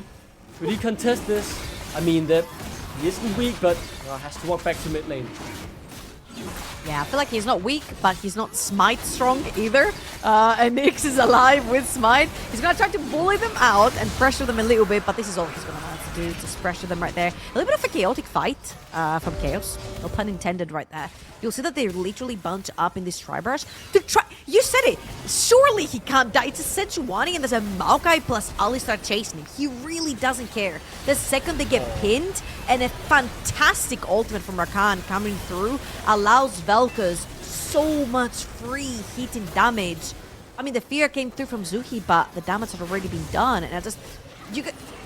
Again, Chaos is being tried, when they're being pushed. They weren't necessarily being pushed in the previous best of 5, but right here, Richgang are putting on a fight. And in these team fights, it feels like KAOS have not necessarily figured out how they want to play their front to back, because that's exactly the team composition that they have configured for themselves. And I feel like it's either Zuhi being too far forward, or they're bunching up in a tri-brush or a very tight spot where Vel'Koz gets to freak it for free and they just can't catch anyone. And currently 3, 0, and 1, 2 items on Ho-Ho. Again, you do have a very fit Xayah, but Ardaflare is not going to be able to deal with the range and the damage coming through from the Vel'Koz. That was a rough one. That was certainly a bit of a gut punch, you can say. The goal lead has swung pretty nicely into Rich Gang's favor. It is by no means insurmountable of what is now a 2.5k gold lead with. As well, just the map pressure for Rich Gang, as Rift Herald is up on the map, and I mean, the only one who really has any vision of it is Rich Gang. I mean, I don't know. There's Ruff, and there's my Renekton doesn't even have Black Cleaver. My mid laner has 2 items. Ruff, talking about Ruff. Right? Does have flash, but certainly can definitely match that with his dashes, and that's a good shot down to claim on your Ambessa. Yeah, however, they're going to sacrifice another tick on the feats of strength right there for from Rich Gang. 2 out of 3 and 2 out of 3 will be the sum for both teams. However, they do manage to get the shutdown on the Ambessa, on Turtle, if I'm not wrong. So that is actually huge. They get to pressure that bot lane, looking for mid. Rich Gang, though, obviously want to get more when they see the chance to do so. Lost forced a few ultimates, Eski. Dances out nicely, as you said earlier. A very slippery champ on the Rakan, so hard to catch out. We'll get a third bot lane instead of turn. Just has a bit of free time, and I think this could be pretty good for him, getting that big shutdown and the local gold as well from that turret, really helping him get back into a strong standing in this game. But we'll really keep our eyes on the Drake spawning into an update, as you said, right? 2 out of 3 ticks on the feat of strength by killing objectives. That'll be the deciding factor, so we'll keep our eyes on it. And funnily enough, we've got Atakan before the Dragon as well. So this could be a double nail in the coffin. The buff plus feats of strength. As you can see, great wraparound right here from Taxvig. Maokai, very easy peasy to pin down a flashless, flashless after this is engaged, Ho-Ho. And now, this is the most important thing. That flash will not be up for whether the Atakan fight breaks out first, or not me, or the Dragon fight breaks out first. And this will be a pretty easy target for Turtle. He does have the TP, he does have the flash, a lot of reach over in the backline. So I feel for Turtle, he's gonna have to be the one reaching out to try and take Ho-Ho out of these fights. Yeah, I think you really said the right thing in terms of the fact that will be so key for the next objective spawning just within this next minute. Vel'Koz, even with the flash, a pretty immobile champion, and without it, can easily be caught. Doesn't have many defensive tools to use. Really, the E, the only thing to really try and play around. Then obviously just out damaging whoever is diving onto watch could also be a choice. As I think we're starting to see, even just in the lanes that, right, Ardaflare is struggling so much to get damage off, while Nomi poking off, dancing around a bit, as well as looking for the pick, but you can't catch the Rakan. I'm so confused. 20 seconds for Atakan, and your biggest engage 2 is gone from the set of KAOS. Who's actually burned to try and catch again one of the most slippery champions in League of Legends. Eski even had flash. It's not even worth it to even trade your flash for that ultimate. And let's see if Rich Gang are actually gonna. They know he's there. They know he's there. I mean, have they caught? No, they have not caught Banderas. I didn't even get to ask the question before I found out exactly what was happening. As a bit of damage on the carry here is Taxvi and Ardaflare, likely forced into a recall. It is was it the Ruinous Archon? I think it is the Ruinous Archon, if I recall correctly.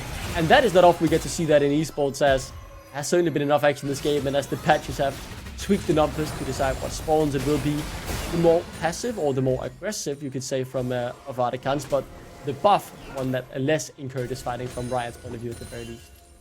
And nevertheless, the next objective has spawned on the map as well, on the bottom side of the map rather, the Dragon. We do have TP on Zuhi from the set of KAOS if he needs to join the fight, but again, I would want to hope that it's Turtle pushing the top side of the map. You need Way there to sort of create space for you to walk inside the river, to zone away members of Rich Gang. Now Rich Gang is going to pop their Turtle in the middle to take a bit control of that mid lane, pushing the wave.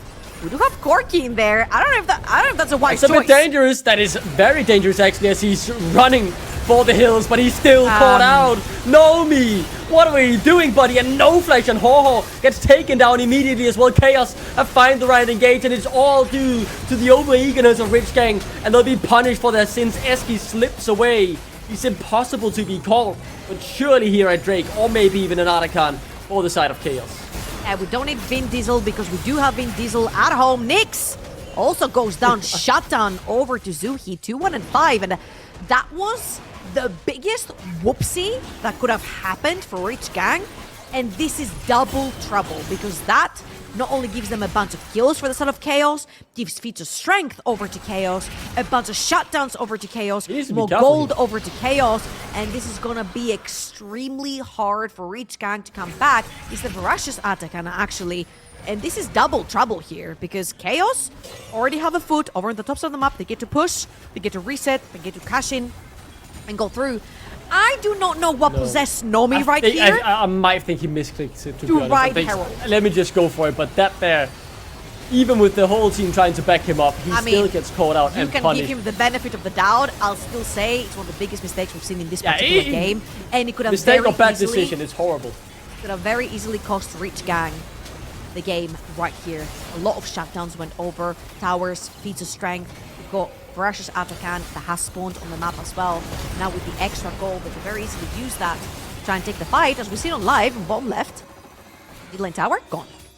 It's certainly a big swing of the momentum in the game as well, because while things are now all tied up again and the feats of strength lay on the side of KAOS just a few minutes ago, right? A sizable goalie for Rich Gang that was growing slowly in their favor was happening. So the game is pretty much back to that even state with the Artican still up for grabs. Aaron in 2 minutes as well. The game not yet decided, but the odds on who will come out ahead pretty much back to 50-50, I want to say, and that is a positive in my eyes for KAOS, because I did worry a bit that maybe Rich Gang just had an oopsie, as maybe Turtles had a bit of an oopsie here, could just be caught out. Nyx, that's another little mistake, as I think he can just walk this off. There should be a few more dashes in the toolkit for KAOS to use here, as that is 200 years of game design, and obviously KAOS, they want to capitalize on the opportunity. Turn your eyes to the Artican. I think it's just gone. Banderas can TP in. Ho is here though contesting. TP in from turn, but Ho is now the one caught out. He does good damage to Sui, but little does it matter. The Artican will be going down here, and it will be claimed by KAOS. Nomi potentially caught as well as Ratsuo. Locks him up for a few seconds, but they've gotten the buff. They've gotten another pick, and KAOS, they're not the ones leading the game. Again, a bit confusing. Nyx was ganking the bot side of the map. Banderas didn't even have TP. Let's say the do kill Turtle. Banderas doesn't have TP to get towards the top side of the map to stop the Atakan from going down. And KAOS have been pushing the issue. Again, the questions. Can they perform against a better team than the one they played against in their previous best of? And right here, they're giving Rich Gang a run for their money, and you can argue there's been a lot of mistakes, but a team has to catch the mistakes in front of their face to pull ahead, and that's exactly what KAOS have been doing. Even though behind in gold, they've been punching every single fight, and now with Atakan under their belt, I want you to have a look at the top left timer. This is an Atakan buff during Baron. They can literally just throw their bodies on Baron and then respawn and fight again. You'll see that Zui will have teleport in a few seconds as well, so you can definitely even die and TP back in. This is such a peculiar game state, man. I did not expect this when we were loading into the Rift, especially with how hard the Sire would be to execute, but they've done well so far. As you say, catching the mistake from Rich Gang. The Rich Gang have also shown some high highs to split, and they'll need to put a bit of a rapid out of the head here to potentially steal it all. Just win the fight before it really gets started. Suhi takes a bit of damage, and they've backed off from the Baron as Rich Gang with some good poke from Ho able to reclaim control of the area. Yeah, I feel like KAOS tried to basically bait RG to see if they can face check. Talk about baiting. Tex is now the one who's been locked up, as instead they'll turn back, but no re-engage. They're happy to just back off as... Oh, this game's dead, man. You can feel the tension trouble. He's really balancing on a knife's edge, right? The next team to get a big team fight surely will be in the driver's seat to just win it all. I mean, it's so difficult to pressure versus Vel'Koz. 1v3. Could still win it, just goes back in. What? Does not care about being in a 1v3 turtle. That's absolutely beautiful. The withdrawal will keep him safe. And in the mid lane as well, KAOS. They're not done quite yet. They want even more. And they'll get it as well. One more auto should do it. As Artifler picks up the kill. Will the snipe come through? Not quite. But still, what a play, what a fight. Turtle, baby. Miss Riot Games, what in the Casante Silas happened in the top lane? Turtle on a 1v3 not only takes Ho-Ho's flash, takes Ho-Ho's life, bails out without dying as well. That's exactly what they need. That diversion of 3 members of Reach Gang gets into the top side to shut down Turtle. Gave enough room for KAOS to take that mid lane tower. And let's watch this one more. Honestly, I don't think this needs any commentating. The ult to dodge the knock-up, to then just withdraw. Peace out. That's it. That is impressive. That is so good play. And from in his first game in the NLC, just being some random bloke who killed Perks. Right now, he's really making a name for himself in these aggressive champs, showing up when it matters most. There is some magic about KAOS. They make the game a bit chaotic. It's just what they thrive in, as now they'll look for the soul point. Don't care about the Baron just yet. Ho-Ho gets to contest alongside the rest of his team, but they're too late. The TP is too late as well, but they'll try to catch them on the exit. Ratsuo, though, the wrong target to go on, as their Ho-Ho already gets taken down to half by the American sniper Sui. He is doing a phenomenal job yet again, zoning out, doing the damage. KAOS, man, they're in control and they are really just dominating the Rift, it feels like. He did that in the previous best of 5 as well, onto the Hui. Incredible patience from the mid laner of KAOS. And now they get to push out their waves, they get to dip into the topside jungle of Nyx, set down some vision, potentially pretend, quote unquote, start in the Baron. But again, I actually have very easy ways of face checking the Baron. You've got 2 very tanky members. You've got the Sejuani, you've got the Renekton. You also have a very slippery Rakan. You've got very long range abilities as well with the Corki and the Vel'Koz. You saw last time KAOS even attempted to do the Baron. Poke was just too hard to do. Oh my. And even as 5 man in a 5v4 situation, Rich Gang just can't brute force their way into a teamfight. Nyx now forced to recall. While Turtle, he's casually just farming waves on the top side. Sui's not done. Is that enough? If they get Nyx, they would just go on towards the Baron, but a few hundred HP. Now. Yeah, he's forced to recall once again, and Suhi, he's not recalling. He's forced to stay. He's forced to stay, as this does go down quite quickly, rather. If KAOS do commit to it, Nyx still waiting on the flank. The mana bar pretty low on Suhi. We'll keep our eyes on it, as he needs the mana to really do the damage he's currently outputting. KAOS, do you want to take this 50-50? I don't think so, as Taxi goes so low. But not quite dead yet. The Life Disintegration Ray is just not enough damage, as they back off, they reassess the situation, decide this was not the time to fully commit to it. They're happy with the lead they have for now. They're feeling confident on the map, and they don't want to throw it away on a blind 50-50. So both junglers, even though the tankiest members in their teams, they're both on a wanted poster from both sides. You take down Nyx, you can pretty much attempt to do a Baron, but again, we said it over and over again, both teams attempting a Baron with Hui, and if Vel'Koz alive, it's going to be near impossible. The poke is too much. You're literally bunched up in a very short amount of space around Baron. And it becomes harder and harder to actually engage those types of situations unless you've made a pick in advance. And I feel like both of these teams have sort of stopped making mistakes. They're very cautious when they overextend, when they push waves, pressuring without any wards or any vision. You see that Turtle will push out this wave and will probably back off from that one, as KAOS are still trying to establish some vision towards the top side of the map. 2 minutes until the next dragon, which will be Soul for KAOS. None other than Ocean Soul as well. Will help quite a bit with all the damage coming through from Reach Gang. As for that, I think this is going to be a bouncing of waves back and forth until one of the 2 teams manages to find a pick, or they poke someone low enough, they can maybe start a Baron. So you've talked about the wanted list on both of these junglers. If I'm looking at someone from Rich Gang to maybe be the one who finds that engages, we'll keep our eyes on what happens down on the bot side. But Banderas should just be able to walk it off unless Turtle overextends. I'm thinking of Eski, right?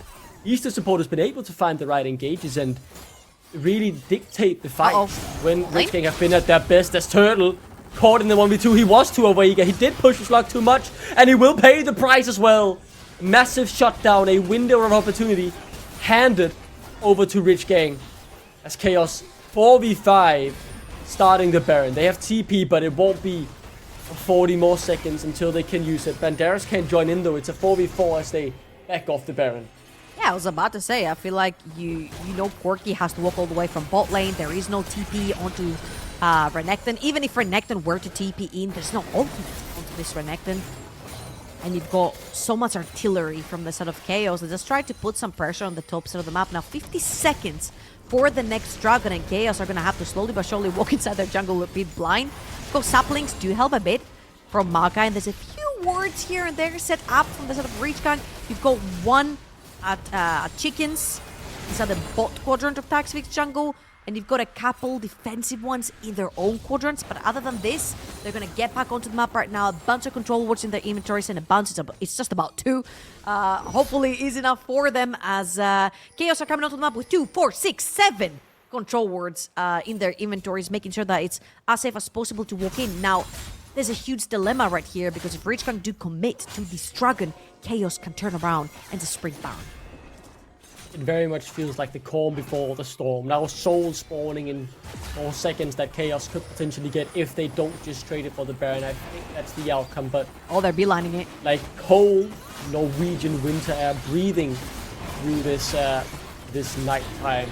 Summoners are all up. The tension is high as the series is heating up, but these two Norwegian teams going head to head, and of course, Ho lacking the TP, or rather the flash has been used, but a good re-engage from Eski is good enough to get his mid lane around to safety, but the snipe, not enough as well, as Artifler instantly caught, taken down to within an inch of his life, as Banderas flashes forward, finds one before he himself gets taken down. Sui now the next target, and will be devoured up by Nyx. Massive fight here for Rich Gang. As the Baron still stands, they'll certainly turn their attention towards it. Yeah, and Ho was indeed lucky this time around to get away with his life, but most importantly, the Hui and the Velkas, one of them has to die for this Baron to get started, and Reach Gang get the job done. Let's see, Rutsu, fantastic position right here. They catch Ho, they pretty much commit every single ultimate right there. I'm not sure that Artifler really needed to ult, because as you can see, he walks a little bit too far forward. It's a Sejuani ultimate to the face, and then Banderas finds the angle and assassinates him. He just about managed to blast away last minute, and Zuki's then too far forward. There's more, Turtle and Taxi fighting around the Baron. Artifler is here as well. Ho, no flash, remember, as we just saw in the replay, and he instantly gets punished for it. What? It's not done quite yet, as here comes the roots from Taxi. Can't connect on anyone though, as the front line is locked up. The re-engage continues, and Nomi's the one we really need to keep our eyes, and he's the one with the damage here for Rich Gang, dishing it out towards Taxi. But he gets caught! He gets caught by the public execution! Instantly taken down as well, as KAOS, another one who can turn their attention to the Baron. And this is Baron attempt number 16. Ladies and gentlemen, this time around, I don't think it's going to be interrupted, as 4 members of Reach Gang are dead. Banderas, 1 Soul Crocodile. I believe it's not going to be quite sufficient enough to stop this Baron attempt this time around. Zuhi also hovering around in the mid lane, and great pick right there from KAOS. I wonder what happened there. Were Reach Gang a little bit too slow with the Baron taking? KAOS go back up on the map. Turtle has been doing actually an excellent job onto this Ambessa, finding key targets, getting into the backline. We mentioned how important it was going to be. He has to be the one interrupting Ho, interrupting that Velkas from getting to the fight. Let's watch this again. This is a 2 versus 4 in this area. Artifler also on his way, as you can see, but the second Ho stands still to cast his ultimate. This is the go button from Turtle. They get enough time on the radar for Artifler to walk up to Baron as well, and by that time, they've lost their mid laner, and it's time to bail. Great re-engage right there through the wall from Taxvik with the ultimate from Makai, and the rest is pretty much history. Everybody dies, and Dragon goes to KAOS. Max range snipe as well on that uplink. You should really putting the nail in the coffin of this individual teamfight. Game is not over yet. Rich Gang haven't hurt no bell, and they're gonna keep fighting until that Nexus falls. The goal lead still surprisingly small between these two teams, as the Baron has given a slight lead to KAOS, and more importantly, the map objectives and the map control that comes with it. But obviously Rich Gang don't want to go down without a fight, and they're looking for the pick. And that was a Sejuani ultimate. He can meet. I'm in Berlin. They're not. That was pretty. That was quite far away. He just went literally Bit of past my window. maybe, you know? But as you can see, there's 2 lanes of pressure right here with the Baron buff from KAOS. And the artillery, especially from Zuhi, it just hurts so bad. They can't even walk under hurts, the man. tower. That is crazy. Like, he's just raining down missiles. Look at the damage. Nomi and Ho both forced to walk back into the Everyone's base. gone. There were 4 members under this They, tower 3 seconds ago. they couldn't defend it only because of Sui. That is crazy. That is insane damage from the Danish mid laner. He certainly had his troubles in the beginning of the split, but he is righting those wrongs as we speak. Putting in good game after good game in this lower bracket. Game 1, on the cusp of going to KAOS. A David versus Goliath match. And a series not yet decided, but game 1 could just be the trend.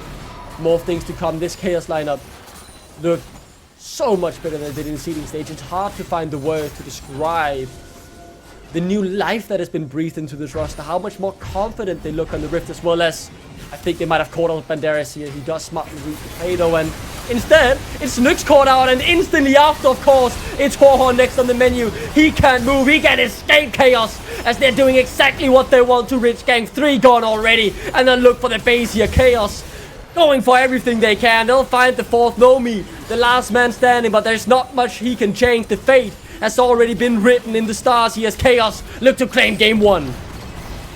KAOS with a fantastic catch onto Ho-Ho every single time he stands still. Turtle has his name written down, and what a redemption game for KAOS, because everybody was talking about how lucky they were to play against the coach over on the top side of the map. Turtle was like, I'm not satisfied. We won, but I'm not satisfied. I didn't play against the opponent I was expecting to play. This time around, he had a stellar game. Ardafler, I'm sorry. I wasn't familiar with your game. The Zaya worked. You know why? Because it wasn't about him. It just was straight up not about him. All he had to do was survive.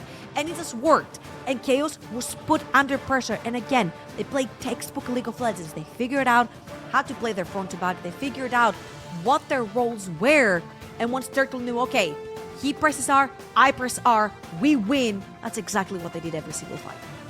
Statement game 1 here from the side of KAOS. It was close, it was tight, it was back and forth, but as you say, this wasn't a team with their coach in the top lane. This is the #1 seed of Group D, and KAOS, without a single win in the seeding stage, just took them down pretty convincingly, all things considered, in game #1. There's still much more to come, so much more to be seen.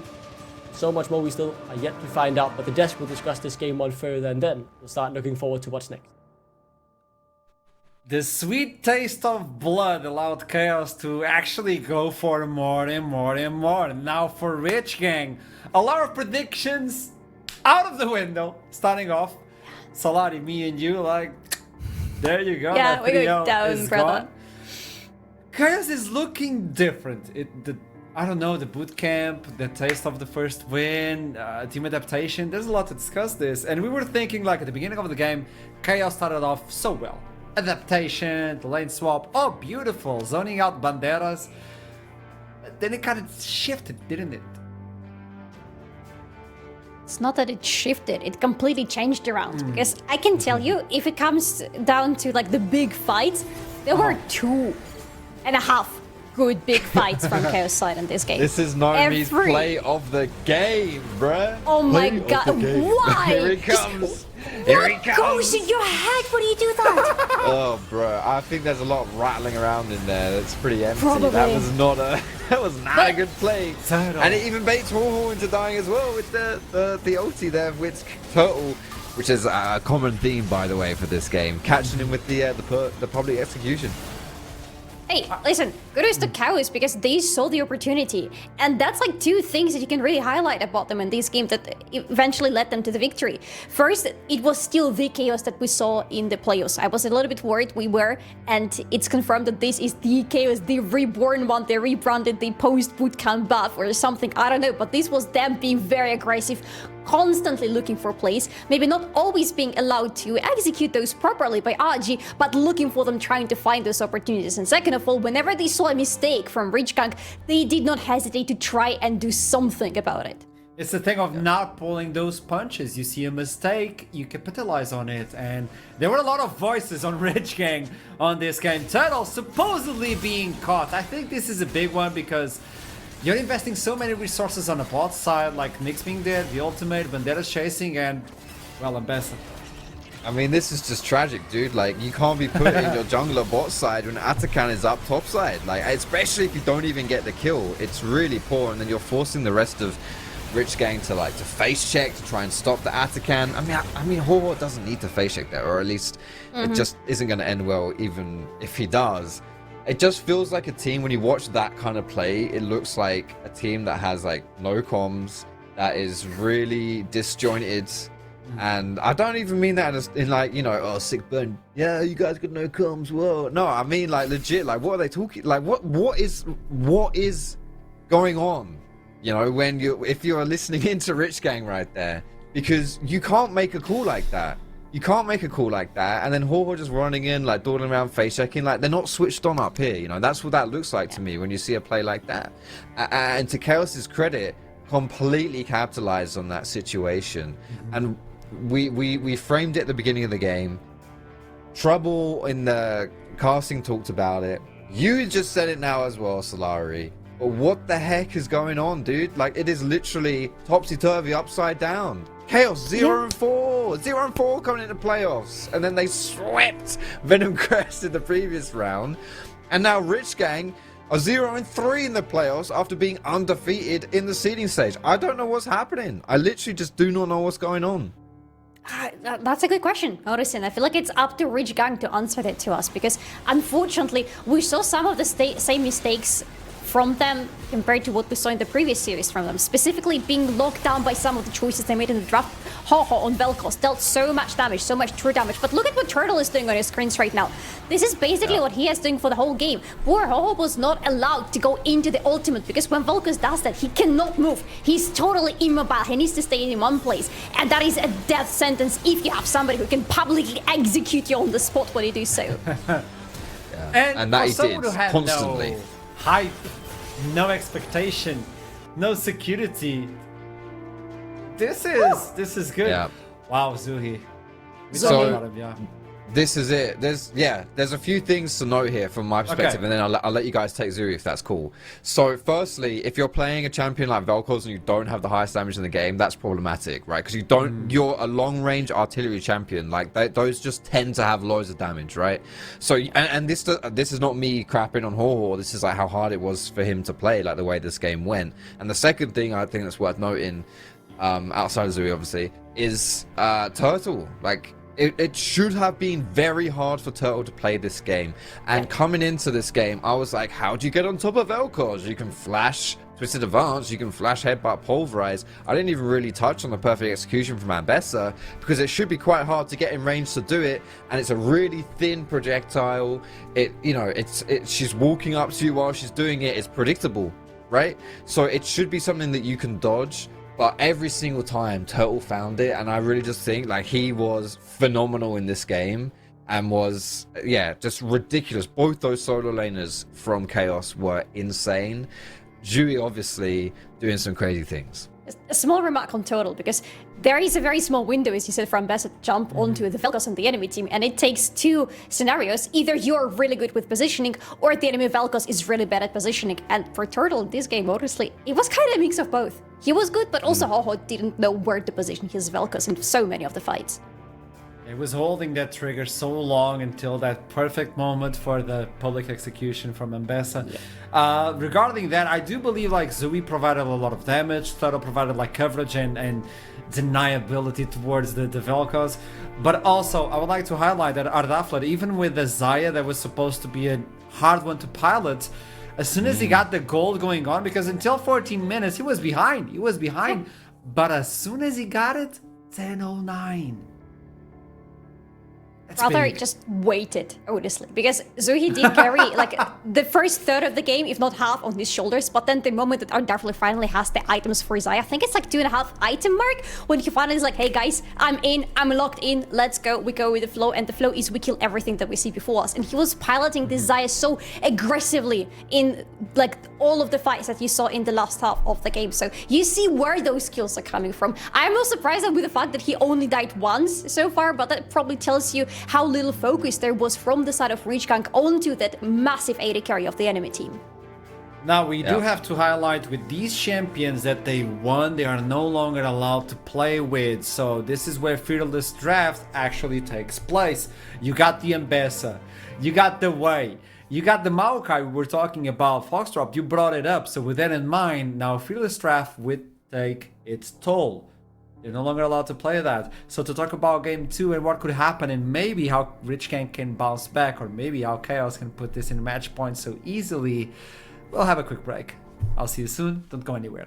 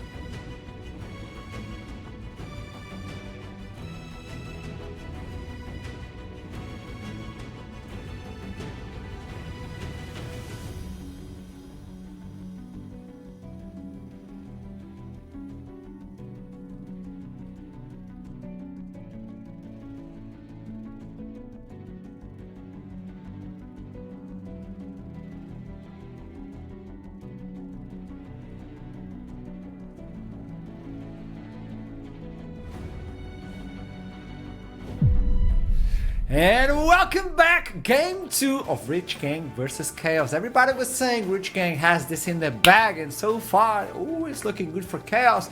There was a glimmer of hope towards Rich Gang at the middle of game 2, but somehow KAOS not pulling those punches back were capable of landing the first one. Now we need to talk about champion pool, fearless draft, and what can we expect as Rich Gang picked up blue side for game 2. How does this change the scenery? The thing is, though, I think it's something that has been discussed on the desk in the previous series of Rich Gang, and I believe Trouble said that last time. Actually, the Rich Gang are a team that looks good on the red side, because they have really strong counter picks, and specifically they have a lot of options for Banderas to counter pick versus the enemy if they want to go this direction. So I am not sure how good of an idea it is to go to the blue side, but maybe they have something in their pockets for the first pick. Yeah, we want to see exactly, because I feel like counter pick for Banderas could be a good strategy for draft in this series, right? Especially with the deep pockets that he has in his champion pool. Didn't opt for that last game. To be honest, I feel like the jungle top combination, Sejuani Renekton, great on paper, and we were kind of hyping up a little bit in draft, but the thing is, like, when you can just lane swap like you do nowadays, it doesn't really do anything. Like, it really doesn't do anything. And Banderas, you know, he was just a very scaly reptilian minion for most of that game. You know, like, he didn't really get to do anything, didn't really get to play the game, so it didn't work out there. And from that point, what are your priorities going to be then if you are Rich Gang? You know, can you actually maybe try and put some more focus onto Nomi bot side? 'Cause I think he's been very solid in Rich Gang's wins as well, and didn't get a lot of opportunity to shine in that last game. What happened during that bootcamp? That's all I'm wondering, because KAOS group stage or seeding stage, I don't know. Like, that's the hyperbolic chamber of Dragon Ball. They stepped out like 2 years later after practicing.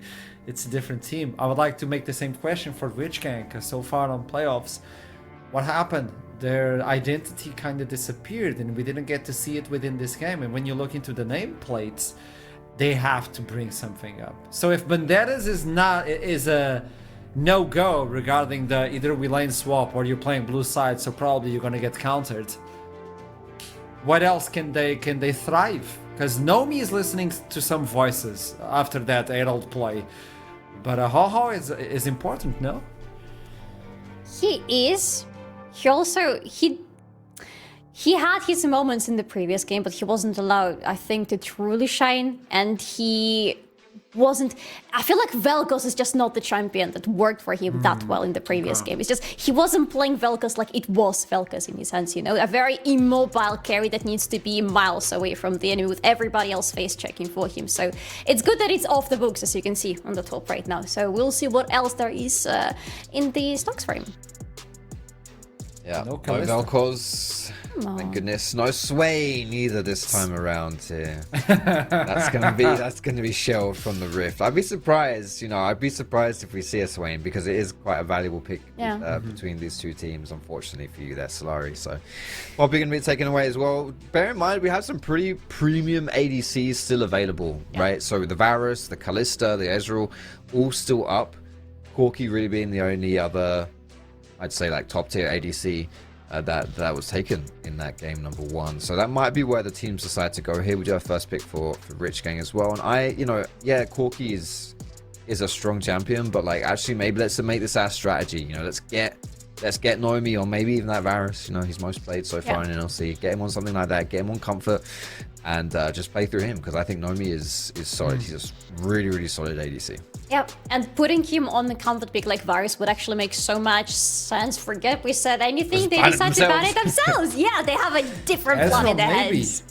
Ezreal, the Kalista, so far available, not being banned on this cities, which is weird. So far we've seen the Kalista being banned constantly, taking away the Cassante from Banderas. She's Mel. Yeah. That's Mel, by the way. For everybody at home, that's Mel. Banderas picked Mel. Yeah. All right, we don't have a picture for her, but she's certainly not invisible in game. She is spooky, super spooky. One of them, yeah, she's super dominant in. She got hotfix nerf. She's crazy strong. Yeah.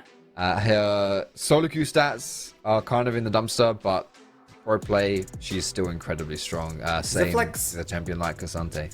So yeah, gonna be strong. Let's see what we're rounding out here. That is a lock-in. I lost him. Bandit combo right there. So he gets his champion and I don't. You lucky. But Toxic has already played Pantheon in the jungle before, and that was a really strong pick for him. So Insane. you love seeing that. He had the highest damage in the game, if I remember correctly, when he played Pantheon before. It was ridiculous. And Mel stuff. can't do anything against him because Yeah. Pantheon is not a projectile. So yeah. Can you reflect the Pantheon in his ult? Like, just knock him back in the spawn? Throw him out of the game. From the ult, he just like... Oh, that would be fun. Probably not going to happen. Vi as well Probably to can't do that. isolate the target with Mel. That's going to be terrifying because she can root you down. Rumble was also available in the first game, not even banned. They didn't even peek at him, and maybe this is another pick. So I would say 3 high valuable picks for Rich Gang. I mean, yeah, if you pick Kalista now, you're kind of out of the table in terms of supports, and also your flex of Talia gets lost. No, you don't pick Kalista here at all. You keep her for the better times, the better games, and the better draws, because here she would suffer miserably. Do you even go for an AD carry right now? No, you don't. You go for a top lane. You lock in Sion for Turtle, and you have a lot of front line. You have a lot of control, but what else do you have? Yeah. This is it. We're going for beefy here on that top side. There's a lot of kind of like ultimates that go forward here.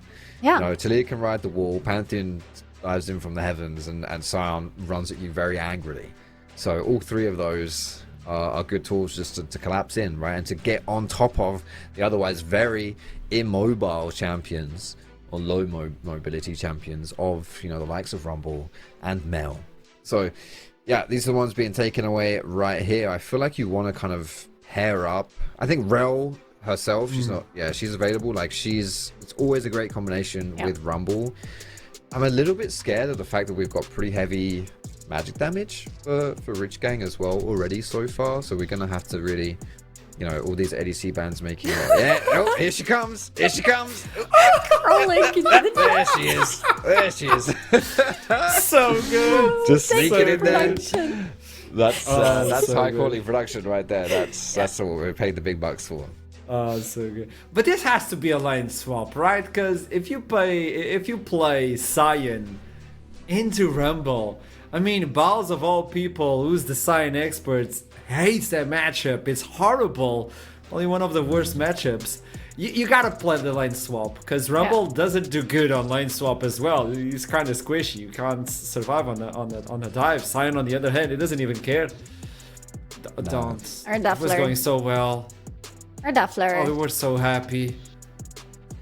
I mean, what ADCs are you looking for here? You have to take that Rel. That just feels like a given. Ezreal. Ezreal's there. Yeah, Ezreal. True. That's a good shout. That's probably like That's the a good best shout. option here. Yeah.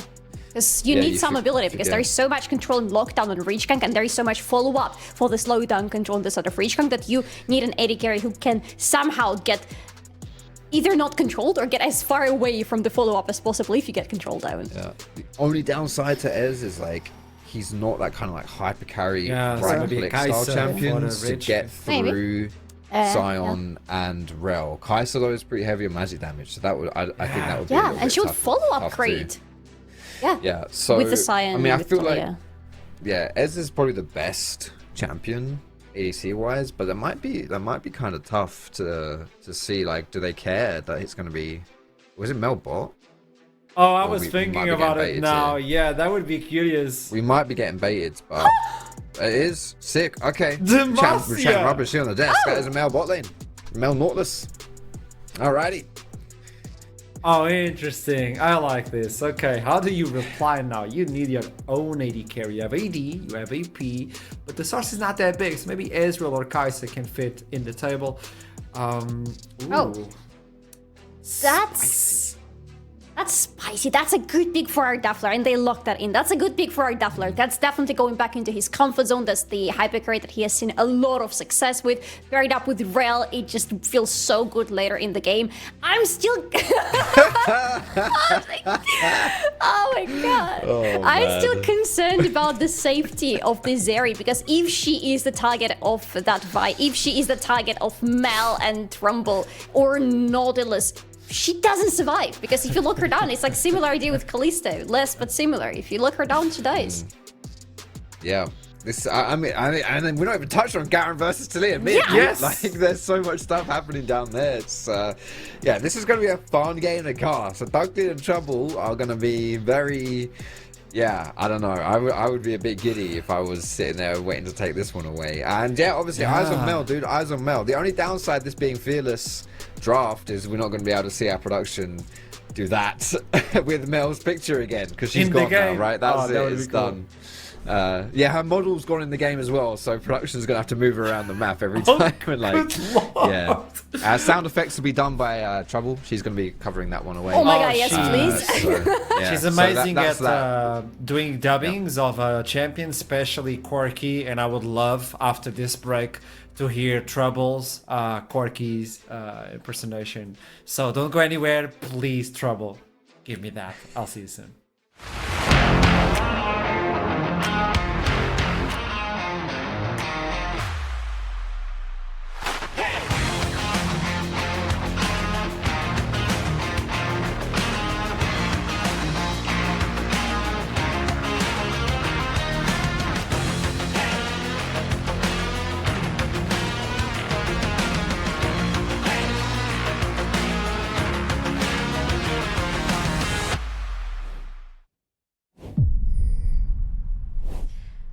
Welcome back, everyone, for another game of Lima Oscar Lima. As we're going straight into the Rift for Rich Gang versus KAOS. Duckling, I'm just going to hand it over to you for the rest of it. Please. I did not expect it. I did not expect that. I thought you were just gonna say a voice like, "This is Major Talk to crowd control." That is horrible. I'm not even gonna get started on that. That is shocking. No, that was really good. That was incredible, Trouble. Thank you so much for that beautiful performance. As I am excited for Game 2, man. I am so excited. Not only because the first time I'm casting Mel, I don't know. I mean, it's a bit bittersweet, right? The new champs often are pretty broken, but it's always fun to see them regardless. But Garen mid lane, we touched upon this in Game 1, that Ho-Ho can play literally anything. I've seen him play tank Malphite mid. I've seen him play AP Malphite mid. I've seen him play Sejuani tank mid lane. And now he's whipping out the Garen in competitive. It's gonna be fun to watch, regardless of how it works out. Yeah, absolutely. And I feel like he's going to be fine into Talia as well, especially since you have the regenerative power. Also, you do not care about the rocks that Talia puts down on the floor. All you have to do is pretty much dodge the knock-up. And you can pretty much run straight into her. You do not have a lot of setup to take her down, but you do have a lot of damage the second you connect with her. And right here, great read by Reach Gang as well. I felt like the second you lock in the Sion from KAOS, it is a given that there's going to be a lane swap. The second there's a Rumble locked in for Banderas, they instantly locked in Sion, you know there's going to be a lane swap. I just wish there was some sort of deep wards set down by KAOS to sort of get out of this situation where they just go into traditional lanes yet again when they actually wanted to lane swap themselves. Wasn't quite the case. Let's see how it's going to pan out. This will certainly be fun. I can tell you that much, man. I am... It's just so good, right? The Pantheon as well. Ashram is obviously jumping up and down his chair as we speak, right? Just from pure joy, seeing his favorite champion be played as KAOS as well. Not on the cusp yet, but laying the foundation for what could potentially be another massive upset in the lower bracket. 1-0 up. And it was a pretty statement game, right? Because it wasn't luck, it wasn't cheese. They outfought and they out-macroed Rich Gang, the #1 seed in a group in which KAOS finished dead last without a victory. Very well said. And right here, I'm starting to get a little bit worried. I was worried for Artoflare in game #1 due to the fact that this guy didn't necessarily make too much sense in this composition. Boy, does he wish he had a Xayah in this game. Yeah. Point and click CC through Vi. Point and click CC through Nautilus. A carpet laid down from miles away by Rumble and a Garen on your butt. And all you have is a hop over the wall and a flash. once one or the other is down, it's going to be very easy to actually reach and point and click those CC ultimates and abilities to lock down Artiflare in fights. And I think Ho-Ho, this is where he is going to get extremely scary when he does actually manage to connect with that Zeri. Because there's a lot of peeling in general, a lot of beefy faces on the side of KAOS that can peel for him. But I don't know how much you can... Flash right there, okay. Yeah, I mean, they'll take that, right? But I think you're really hitting out a good point. As we'll see what happens in this mid lane first, I'm pretty confident Suhi will just flash out to safety. As I'm saying that, though, he is able to hold on to it. As in the top lane, don't worry here for Artiflare. Should just be able to walk it off the Ignite ticking, but not deadly. Almost got that wrong, but luckily 11 years of League experience has taught me the damage of Ignite, as instead Arozzi will be left alone. But the main point I was making about agreeing with you was the fact that it is very much just, you know, an executive order that we will kill this one target, and unless they all fumble, they will kill it regardless of how far ahead or how tanky the target is with all the lockdown they have on that one target CC. This is very rough right here for Artiflare to actually lose his barrier, though. Walking a little bit too far forward on a 1v2, getting one of your summers blown, can't be easy. Again, this Zeri is going to be your most consistent form of damage during the game.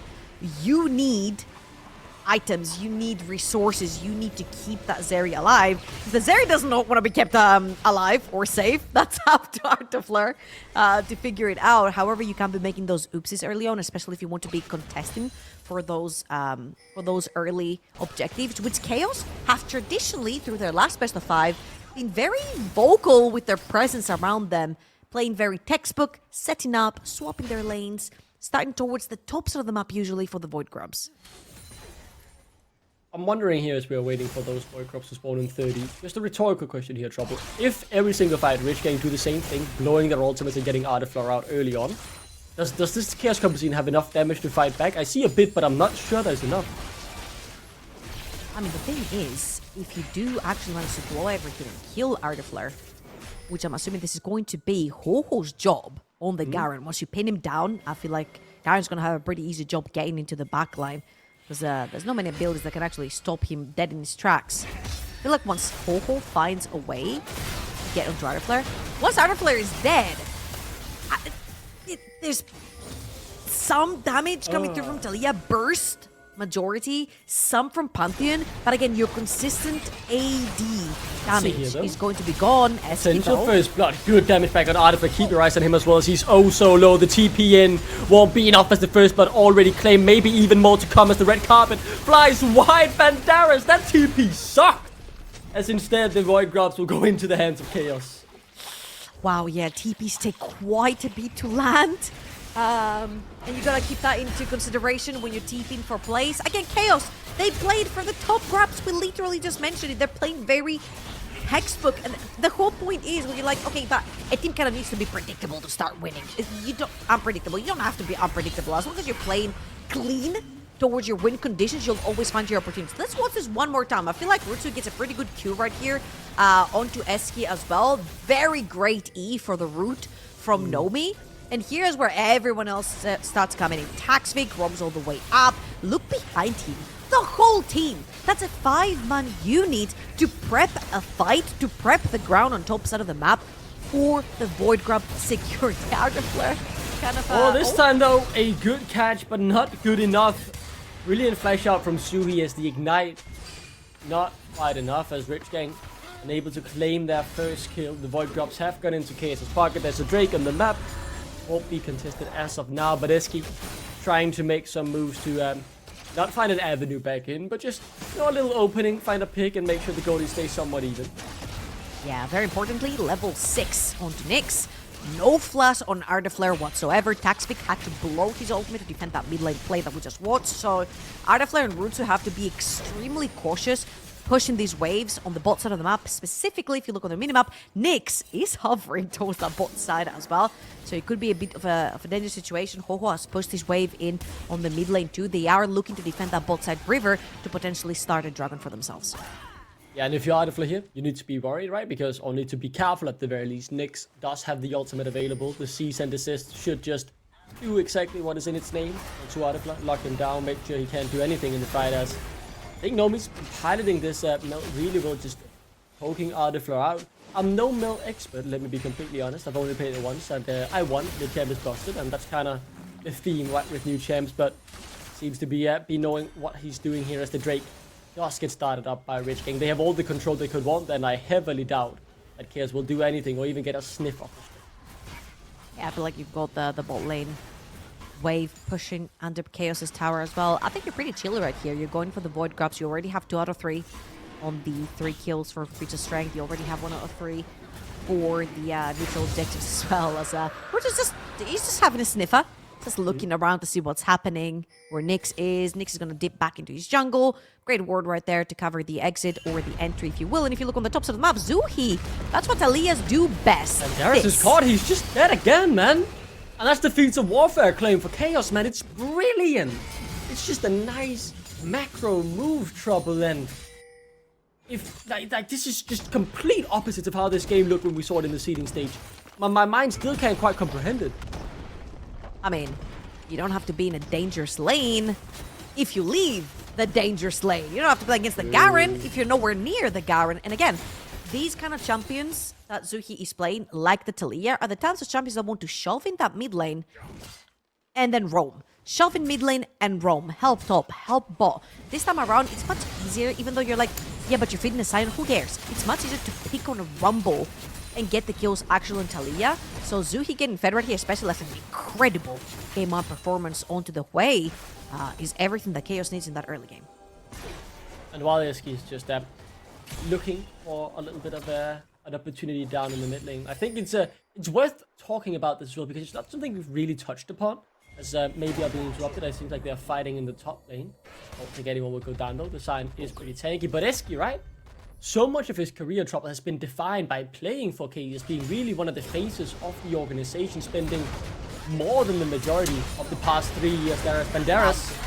Order once again, simply taken down, and we can just go right back to what we were talking about. Unless something like this happens, they want to find a catch, and they need to get something on the board as well, and that is exactly what they'll do. Take one, likely even two as well. Ratsuo, good flash to create the space necessary to get out, and it's a good escape. The Void Grubs will go over to the Rich Gang.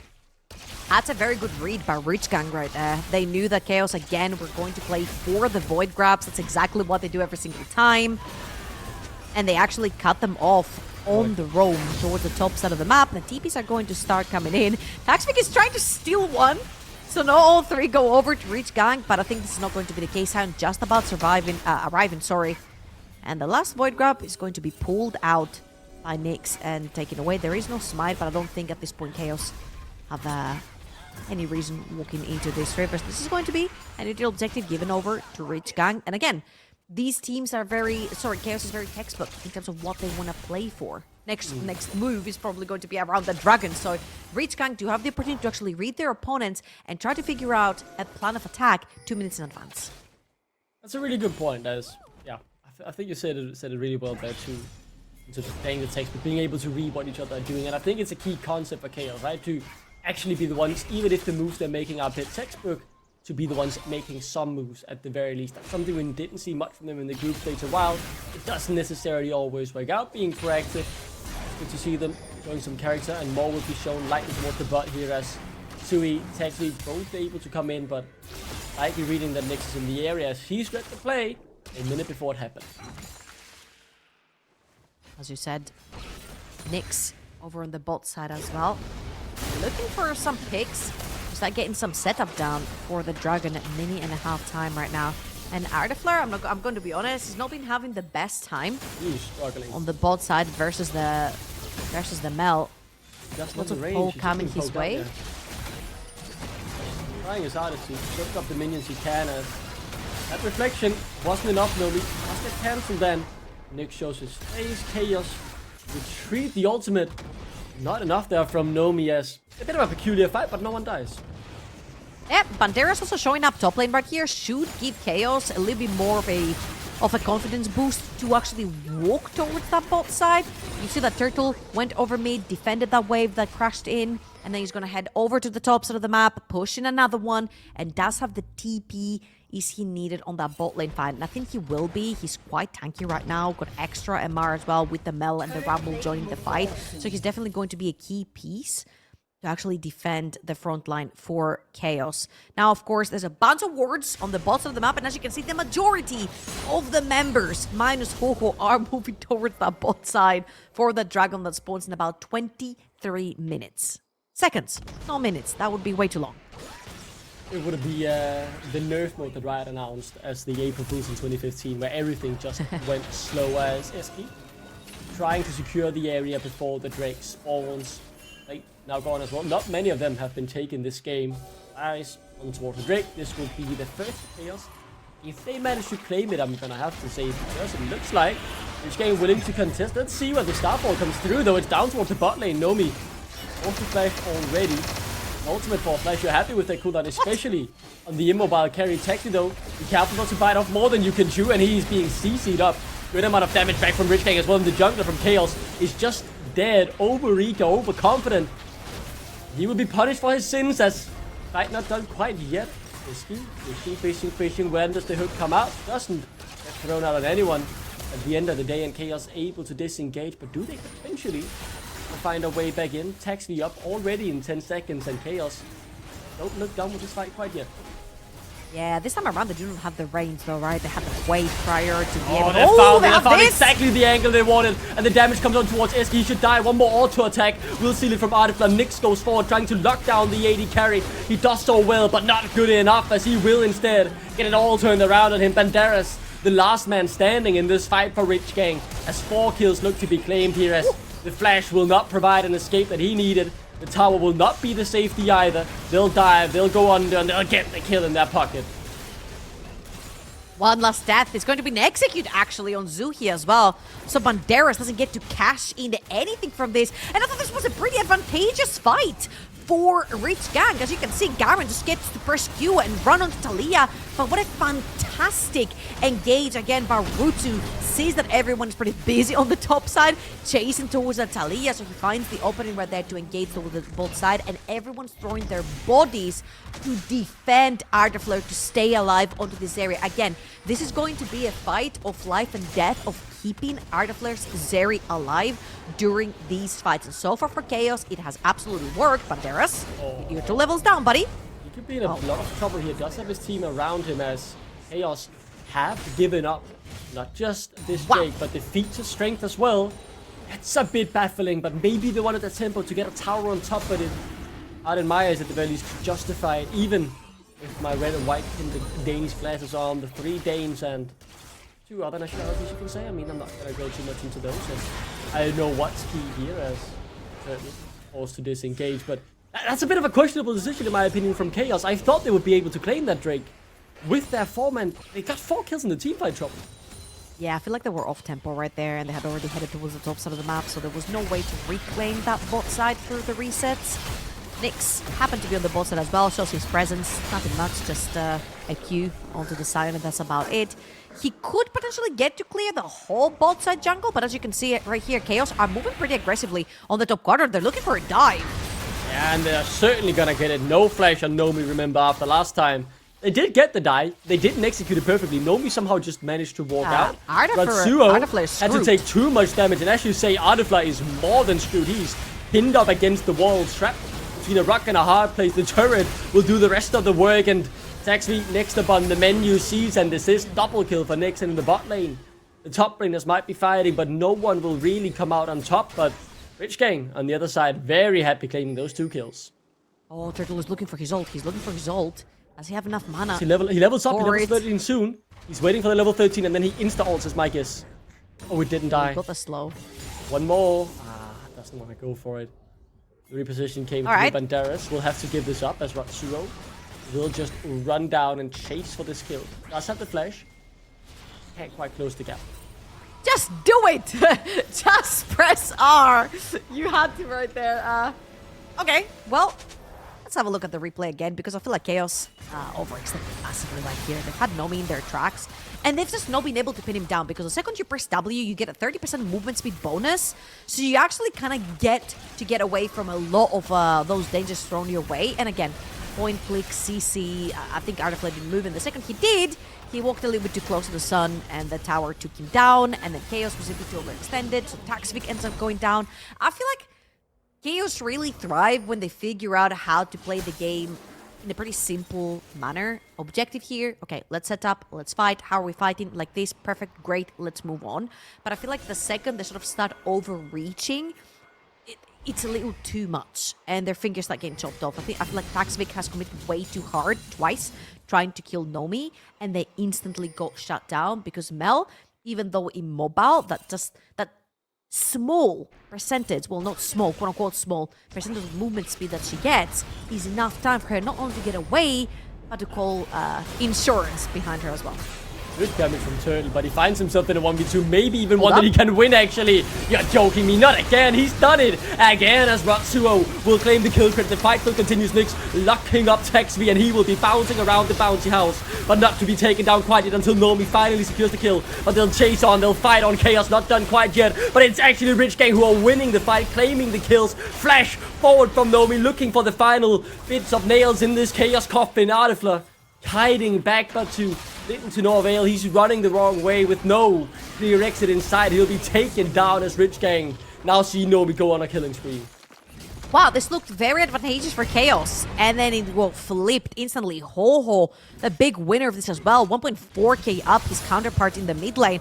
And I thought Zuhi was having a fantastic game. He got ahead, he got to push his lane, he got to roam a bunch of times. 2-0-1, 1.6k. This Garen is going to be so monster scary in these fights. And let's watch this one more time. That's a 2 levels up Sion into Banderas's Rumble and the Vi. 2 levels up onto both of them. Great attempt for the re-engage right there. However, they're both piling up, all 3 of them. They're piling up on the Rumble ultimate with his dying breath. He lays it down. Again, they overcome it. That's it right there. This is where you stop. Fantastic re-engage by Nyx to solidify the win of this team fight. And again, I feel like KAOS have the syndrome where they just don't know where to stop. They just see kills and their eyes start going red, kind of like Warwick, and they just won't stop until they find the gray screen. Can't stop, won't stop, maybe a bit of the motto here as the goal now a bit in favor of Rich Gang. We yet to see much of this game, but as you mentioned rightly, right? Sui got solo killed in that top lane before, so really finding comfort on these more obscure picks and tasting a bit of success on it as well. The Mel could be getting a soul point here alongside the rest of Rich Gang with just 15 seconds until the next break spawns, and they have all the control around the area that they could walk.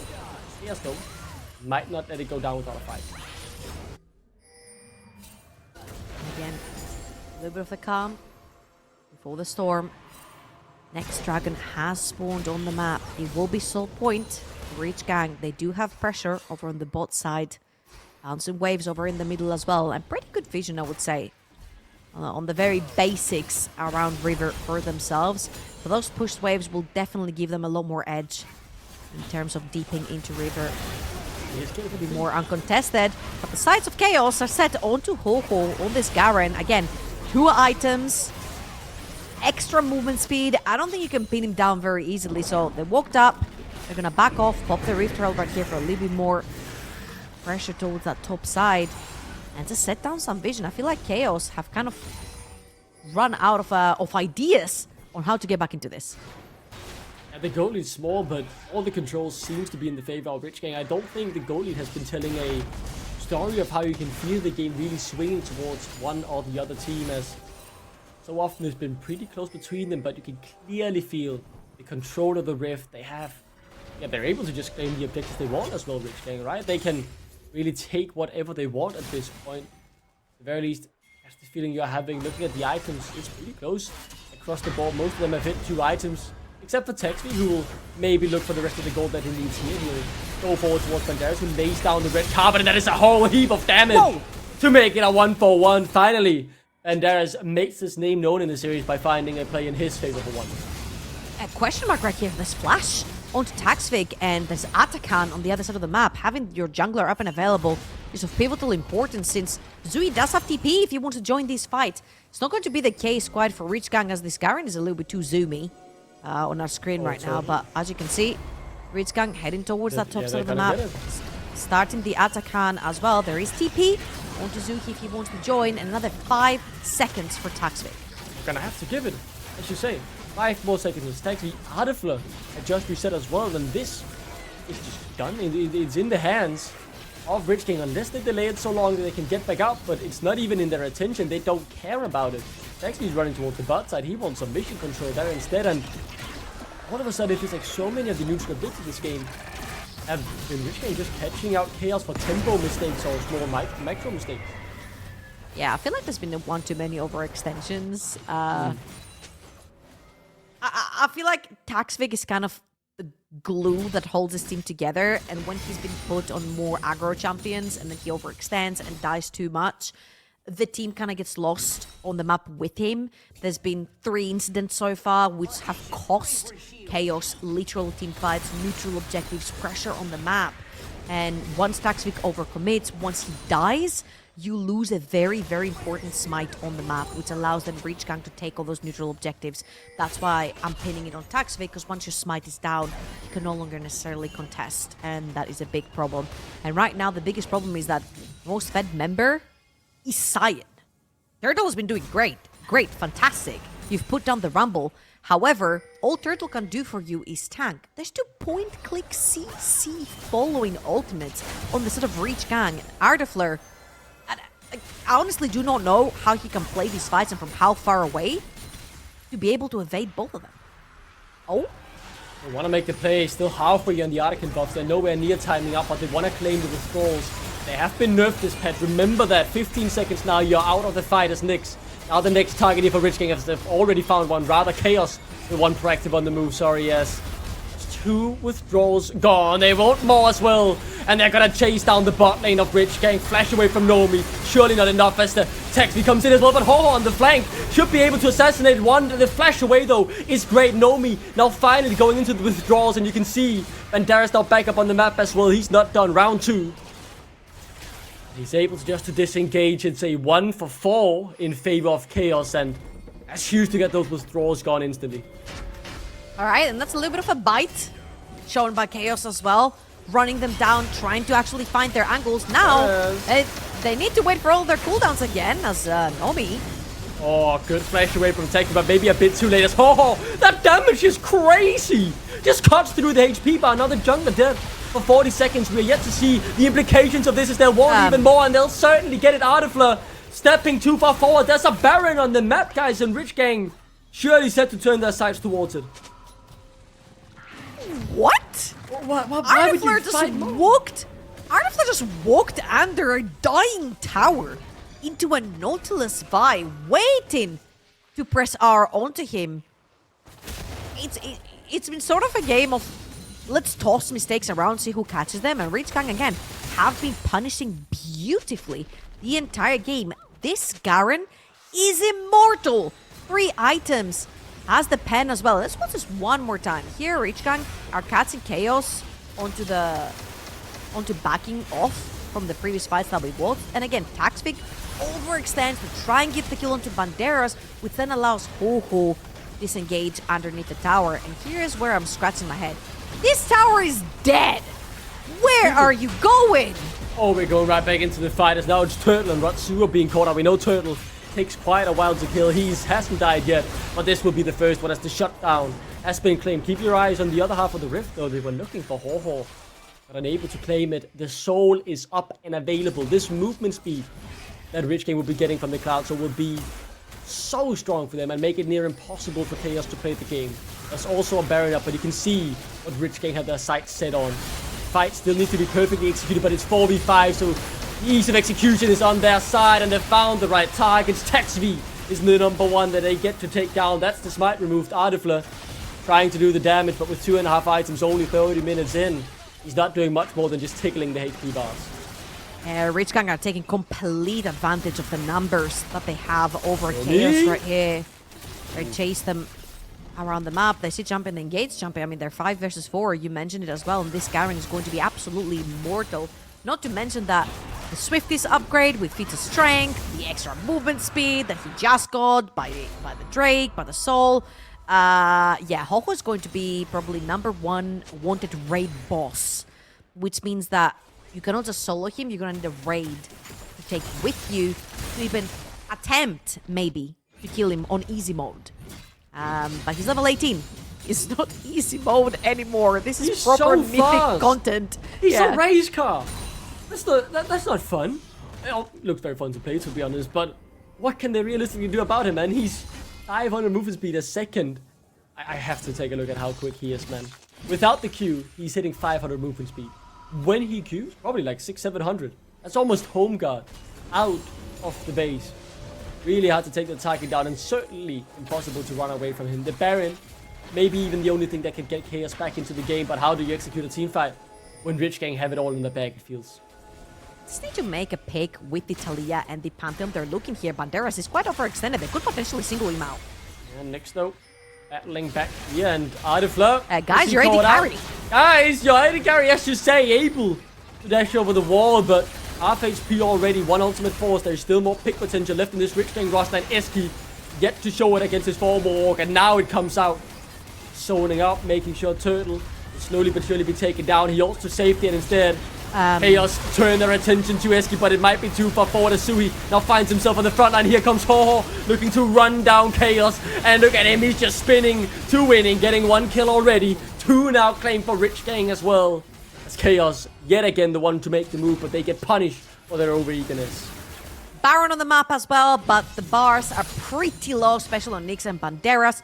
Banderas can actually back and TP back into the Baron pit, which is exactly what he's doing right now.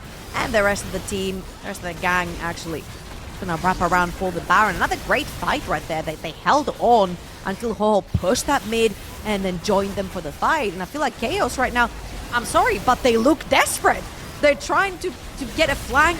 Vi is literally in their face, but they're not looking at Vi. They're leaving their AD carry alone. He has to deal with that, and he has to use his ultimate, but he has no flash. It's a little bit too over the place, and again, Rich Gang is taking complete control of that chaotic scenario from KAOS. Let's have a look right here. That's way after Nyx has actually pressed R on Artifleur, and you can see all the poke has already landed, and they're just getting time right here from the sort of Rich Gang. They're just waiting. Look at Ho-Ho in the mid lane, just pushing that wave, taking his time, and he's just gonna wrap around to finish the deal. And you can sense it. That's a yellow. That's a yellow question mark ping for me right there. But hey, maybe a few more than. Whoa! Wow. Okay.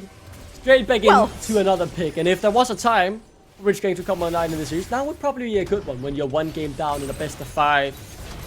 They are finding a way their favorites to win this series. They should have done so comfortably this game. Pretty comfortable from about 10 minutes ago, I want to say, as oh my god, without the ultimate, just one-shots him through the barrier. He's spinning and he's certainly winning. Ho-Ho providing the entertainment content as this will be the final fight. KAOS, not much else to do in this game. Even the tank isn't tanky against this Baron. The Formula 1 race car just running wild on the Rift. 600 movement speed when he queues. It's absolutely disgusting. Rich Gang will answer back, show why they're favorites with a confident game number 2 now in their bag. And they have 5 members in the base. Only Rutsu there, but I don't think you can do enough damage. Toxic maybe. Even the Wumble combo isn't enough. There are no carries to do the damage. There's no one here to save you. Ho-Ho is now godlike on the Garen at his peak cons, and sadly we won't be able to see it again, as it will now be gone with the Fearless. Much more to come this series. It's certainly been an explosive one as Rich Gang finally look to have a bit of fun and take down the Nexus. I'm not going to say completely decisive game from Rich Gang and that they have redeemed themselves, because they have absolutely not. However, from KAOS, I want to say that I feel like their weak point right here is when things do not go as planned. They went into this game very clear with the signs of lane swap. They got the sign to the Rumble, they want to put the Rumble behind, which they did. But I feel like they forgot about the holistic approach to the composition. Picking the Zeri is like into the Nautilus and Vi, who are usually picked into the Zeri, picking the Zeri after that. As well, right? It's the last pick into it. You want to do something that can change the game, and this certainly did change the game, but only for the worse. Yeah, it just made it really difficult, I feel like, for Artifleur, and he wishes he had the Zaya from the first game, but this is hardcore Fearless, and I feel like once you throw KAOS off balance and of what they want to do, I think they find it a bit hard to adapt, and maybe a few of their attempts are a little bit too overzealous, and Rich Gang punish these very, very easily. Yeah, the series is certainly in our hands now, right? 1-1 is the scoreline. David versus Goliath, as the favorites answer back. The underdogs aren't out quite yet. More from the Endless just now. And we have a tie. Okay, obviously everybody wants to talk about Garen. Hold it. Hold your horses, because you couldn't hold that Garen, regardless of what you did. So let's talk about the beginning of the game and how it looked like KAOS were actually doing well until the Ho-Ho incident. My take on that is that KAOS approached this game as the same as the previous one. So in the previous game, the idea was, hey, we're really scared of Banderas and for right reasons, so what we need to do is we need to shut Banderas down. In this game, surprisingly, they still had a lot of focus on Banderas, and you kind of can understand it because he's playing Rumble, who is a very scary champion. Problem is, there are so many other things that completely slipped off their attention span. One of the can I talk about him now? I mean, we have to. One Yes, of let's those go. things was What is Ho-Ho that? in the mid lane. So I want to take a look at the first the first example that just completely summarizes how this game went. Happened around 25 minutes into the game, right, where KAOS tried to make a play happen, and they tried to be beautiful with it, and it just simply did not work because Ho-Ho came through. So let's take a cheeky peek. Look at this. So this is Turtle with a TP flank, and this is all coming up sunshine and rainbows for KAOS here. You know, you get that first early kill, then you're chasing on to Nyx, you're going to pick him up. Then Turtle's going to yell menacingly, "Cowards!" and run towards people. And we're getting some more action. But take a look at the top right of your screen. Here's Ho-Ho just going crazy. And suddenly, this is a 1v4, by the way. Well, okay, Banderas is here too. And he's, you know, he's menacing. He is a menacing Garen. But this was just the start of the issue for KAOS here, because Garen's not done, baby. He comes back for round 2 and he runs down KAOS. Look at it, he literally runs them down under turret. He just spins at them, right? He just spins away at them, and there's nothing you can do about that. And it didn't stop. Like, this just did not stop for the rest of the game. This was Nash as well coming through here for Rich Gang, really signified the beginning and the end for KAOS. And there's something extra exciting about Ho-Ho here. It wasn't just how he killed champions, right? Okay. Something about how he killed minions as well. Yeah. So take it. Do it. I saw this one. 340 minutes at 28 minutes. Solari. This is like Foxtrot was trying to find the stats in the when the game was still going, trying to see if this is maybe breaking the record, and it might honestly be breaking the record because it is physically almost impossible to get that many minions per minute in the game as a stat, but he was able to. My theory, my take on that is that he was a very speedy boy, and he was basically just speedrunning the game between the lanes because everything was working his favor. Like, Garen by default gets a lot of additional movement speed, he has good items, he has a really lucky Dragon Soul. Like, it's so rare that a Cloud Soul is lucky for somebody that much as it was for Ho-Ho in this game. Because once he got it, he's like, hey, I'm just gonna keep running. And he ran this game down for the enemies, and he also ran between the lines and get a lot of CC in the process. It was disgusting. You saw him like one-shot Zeri at the end there. But legitimately, we were like 31 minutes into that game. Okay, he had 391 CS, I think it was, right? The fact he didn't get 400 is a crime, by the way. So yes, but that is like over 12 CS per minute, and if you that is godly numbers up until, so it's definitely record for NLC this split, because Crowny holds the record for both regular season and playoffs. He got like 10 point something in both regular season and in playoffs, right? And yeah. Ho-Ho was on 12 of all the major regions. If you hit 10, you've done something pretty juicy, right? 10 CS per minute, let alone reaching 11, let alone reaching 12. Yeah. I mean, to be fair, if you looked at the CS stats of his teammates, like, yeah, he was the billionaire that with his workers on food stamps. That was how that was going that game. But look at that, bruv! Look at that! He was just insane amount of like stats coming through for Ho-Ho here. And honestly, as much as the stats themselves were cool, it's a big glow up from what we saw from game 1, right? Where he did struggle there. He did struggle there. And if Rich Gang want to progress here in the NLC and show us that they're made of a little more than what we've seen so far at the playoffs, they're on a 3-game skid in the playoffs, right? then this is the kind of performance that he needs to have. So the question whether or not, tell me before I move on. Yeah, tell me. The idea apparently is give Ho-Ho a champion that can face check. Give Ho-Ho a champion that doesn't require other champions and really good positioning to not die, and that's where he thrives. Yeah, so you could play the sniper game 1, doesn't work. Okay, go as the tank or the bullet that the sniper shoots. Well, with that in mind, we need to talk about the idea that KAOS ran out of options in the first game. I don't know, but that's something we'll bring up and talk about Rich Gang and KAOS as we move on with the cities. And to move on from game 2, let's talk about game 3 as soon as we're done with a quick break. I'll see you soon.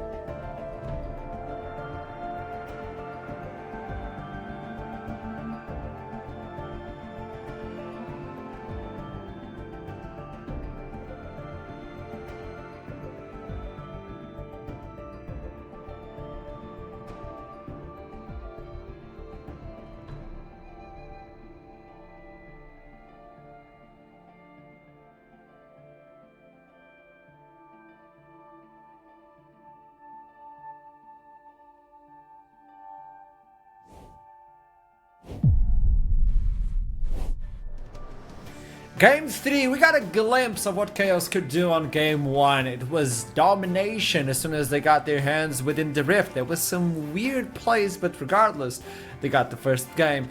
Rich Gang on the second one, well, got admit, kinda summarizes everything. Something I never thought I would say in pro play, especially with almost 400 minions at the end of the game without being a sivir.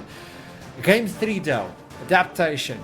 KAOS, we talked about Rich Gang, Salari. KAOS, go! The thing with the KAOS is that we see a very big change from them, and it's a good change compared to the sitting stage, because now we see a lot of aggression from them. They've learned to go forward.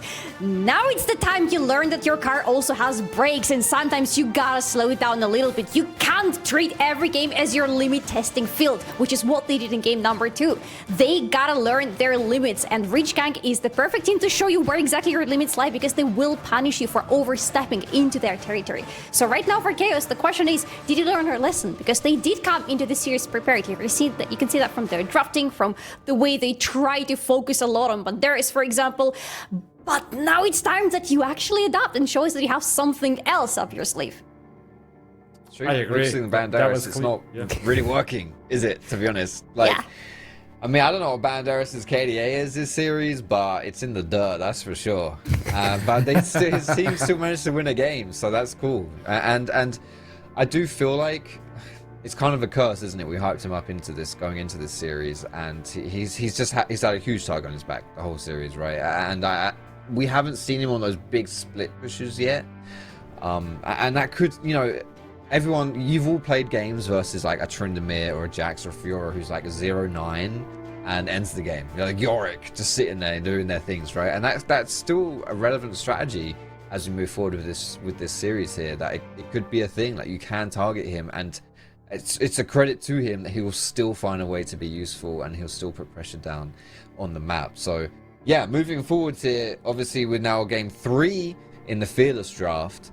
We've got a lot of champions taken away, 20 champions to be precise now, that we can't pick from. But surprisingly, still a lot of premium bot laners available, right? That we can look to pull from. So maybe now we start to see that focus shift down towards the bot side.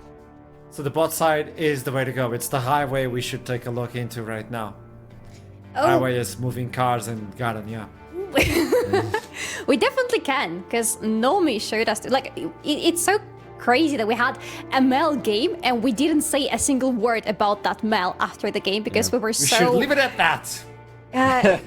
Maybe, but it's not because Nomi did anything wrong. Nomi was great on that Mel, and there is still a lot of champions that he can pull out. Same for our Daffler, even though in the previous game Zeri wasn't the pick at all, and you can see how much he struggled in the game. But yes, we have so many AD carries still available, because it's not that our AD carries were really going with AD champions on the bot lane all that much throughout this series, and we love them for that. But maybe it's time you look into that Varus, please. Yeah, he's been banned a little bit as well, hasn't he? So Yeah. Kalista, Varus, Ez is still open if I'm not mistaken, right? We haven't seen Ez yet either. So 3 good champions in that bot side that we can look to play. And obviously, as you know, as we said right at the beginning, like AP champions down bot side. Swain's been getting banned away a lot. Maybe that starts slipping through. Ardafla has played the Talia in the past as well. I know Talia herself is not available, but it goes to show the kind of champion pool that this guy has down in that bot side. Going to be copying the first match. It was KAOS on blue side, Rich Gang on red side, same bands right now, the Jace, the Skarner. Let's see if the Swain joins the crew. We got to see that band. Pantheon also out of the table. A lot of those champions that we've given priority being removed are the Ambassador, the Way, the Mao, Kai, Rakan was such a stable one, Rumble, the Vi. There you go. I apologize, Salari, but Yeah. no. I mean, I understand why kids are doing that, but also I feel hurt. You know, it's understandable though. Same as keeping Xante as a ban against Turtle. Like, you just don't want to give such a big win con to the enemy. And same with Viego, honestly. You don't want Nyx to be playing Viego. Yeah, we still Loves have that one. Wukong available, am I not? Yeah, Wukong is still up for as a Yeah, jungle somehow. choice. Yeah, he's quite a premium jungler, and we've not really seen a lot of priority on him. And again, these bot laners, we might just see a handshake of those, like a Kalista type of, like Varus, these kind of things here. yeah, these are the options available. We're seeing pretty standard bans though, like again, I'd say these are kind of like pocket bans, like the Swain, the Viego, the Poppy. Like these are player specific bans that can make. Ooh, bloody hell! Okay, that's a very fast lock in here for Zuri, going back to something a bit more comfortable on the Victor. This is post nerf Victor still as well, right? So not the powerhouse that we've seen him be before. Not many things to throw against Victor on the mid lane though. Like the first thing that comes to mind is Hui, which was already used in game number 1 by KAOS, by the way. So, but again, Hoho is the person who pulled out Garen into Talia in game number 2. So you can expect that Archie shouldn't be too threatened by that Victor first pick. Varus goes in, Wukong is available, that's another one. Maybe you can try to reply. That Kalista is gone. But looking into the jungle maybe and saving the mid pick before you go into the second half of the bans. Although Galio, I mean, he feels comfortable playing the melee versus range. We've seen it before, so we can't judge him at all. We saw the Garen versus Talia, so Galio versus Victor should be easy. Yeah, you get some protection here as well for an otherwise kind of vulnerable ADC in Varus. So yeah, and it's a very nullifying mid lane against Victor as well. So it should be pretty chill down there. Not exactly as exciting as the Garen that Ho played, going from Garen to Galio. But it's going to be that Jinx in response now to the Varus here. So I like the fact that you're kind of answering with a bit of range too. There's a lot of range come through from KAOS, right? Between Victor's ulti, the Jinx rockets as well. So yeah, not trying to get too close to Rich Gang, which means we're gonna have to start digging deep for some of this like good engage right here if you're Rich Gang to get onto these long range carries. Yeah, but for KAOS right now, they also need something for the front lane. They need something like Xinjiao, for example, to engage and to clear some space for Jinx and Victor to feel safer. But on the other hand, what KAOS also need is something to have an early game entrance for them. Because I'm looking at Victor and Jinx and I'm seeing scaling. I'm seeing a late game potential for you, but I'm not necessarily seeing what you do if early game doesn't go well for you and you're never allowed to scale. Ooh, it is the Wukong. I was thinking of a Jarvan here, I'm not gonna lie. Like Jarvan Cataclysm into Jinx Victor is nasty. But isn't Wukong this is like also pretty the gross. Exodia of picks? A little bit. Now? Yeah. A little bit for sure. Like as far as strong picks go, like yeah, you can't go wrong with what you're seeing right here for sure. Wukong is just, you know, and his skirmishes may potentially like a little bit better into Xin Zhao as well. So although I don't think his skirmish is better than Jarvan, but it's fine. Like you just got a big AoE, big jump in here, and we wanted that engage, and Wukong kind of gives you a little bit of that too. And this kind of gives a logic to what the Overseer is talking about on the chat, which is Trouble, by the way. She's my Overseer in terms of picks and bans. You don't really need to take the Jarvan if there's a Camille last pick for Banderas. That's the way to lock it in. She's gone. And then you have to look up like that meme and see Galio coming from the sky like, you know, that's the meme, boy. you know? Sorry, Jinx. I love that. happens. Love that. Actually, that would make so much sense if there is that Camille for Rich Gang, because they are on red side. They can afford to go for this R5 full Banderas. They can afford to have him as a counter pick to make sure that the laning is going to be nice for him. The pairing there is nice, but then yeah, you go Camille. You have a nice lockdown. You have a comfort champion for Banderas. You have really strong side laning. I would want to see that happen. Hey. Yeah. Yeah, let's go for the support next. Right there. Pike and Bart just gone. Fair enough. Yeah, I mean, again, Fearless Draft, you're digging deep into your pockets. So this is, you know, a game 3 in the Fearless Draft. I could certainly see this coming. And if that were to happen, like I would expect, you know, like a low effort top laner to play into it. Yeah, Nari's would also be unsurprising. Like it matches very well with the Wukong the jump in as well. But I think they're holding it. They're holding it for sure. Because I do think that Trouble's onto something. Like that is a strong side lane to play into, and split push side lanes or someone that's going to generate a lot of pressure in a side lane paired with a Galio is really, it's not just a team fight engage, right? With a hook shot that comes in with Galio then goes on top of her. If you play into the side, suddenly 1v1s are not 1v1s, they're 2v2s, or 2v1 is now a 2v2, and that's a 2v2 you'll probably win with both solo laners. So yeah, there's the video that you wanted to see, Solari, actually from last game. So it's I really it's wanted to see it in the last is. game because Zeri really needed a little help with dealing with all that control that was being thrown at her. In this game, there is still a lot of control. I don't think Milio is going to have as much value as he would have had in the previous game for Zeri, but I still feel like Jinx here really wants to have some support that's going to help her out and to help her stay alive. And with Lulu being taken so proactively good. by Richang, Milio makes sense here. And I love this on, by the way. I love it. We are having a non-committal long-range engage, and it feels like it's exactly what this composition for KAOS needs. Yeah. What opens the Camille? Or Yeah. a counter push. I mean, it's something with pressure in top lane would certainly work. I carry This top works, here, yeah. honestly works really, really well. Yeah? So yeah, There we it's the go. Gwen. It's not quite Camille, but I think it's a similar flavor, to be honest. Considering you're Yeah, like lacking some blades. like magical Yeah. damage as well, it's someone who kind of just like jumps in and does some bits right there. So I like the Gwen. I think it's a good lock in here. But for KAOS, they've got a very easy choice here of just Jinx, Victor in the back, Big Orn in the front, disengage, protection, 5v5 kind of death ball type thing. So yeah, very easy to execute comp here for KAOS. Okay, with this in mind, as you look into this one, is this match point for KAOS or for Rich Gang? Ooh, going with the real questions. Yes. Just looking at the draft. Oh boy, I wanna say... You know what? I actually don't know. This is a hard one. This is a complicated one. Okay, if I have to like pick and choose, I will say KAOS. Okay, Yeah. Fox. I would go similar as well. I don't think that... I think the 5v5 is very strong from KAOS.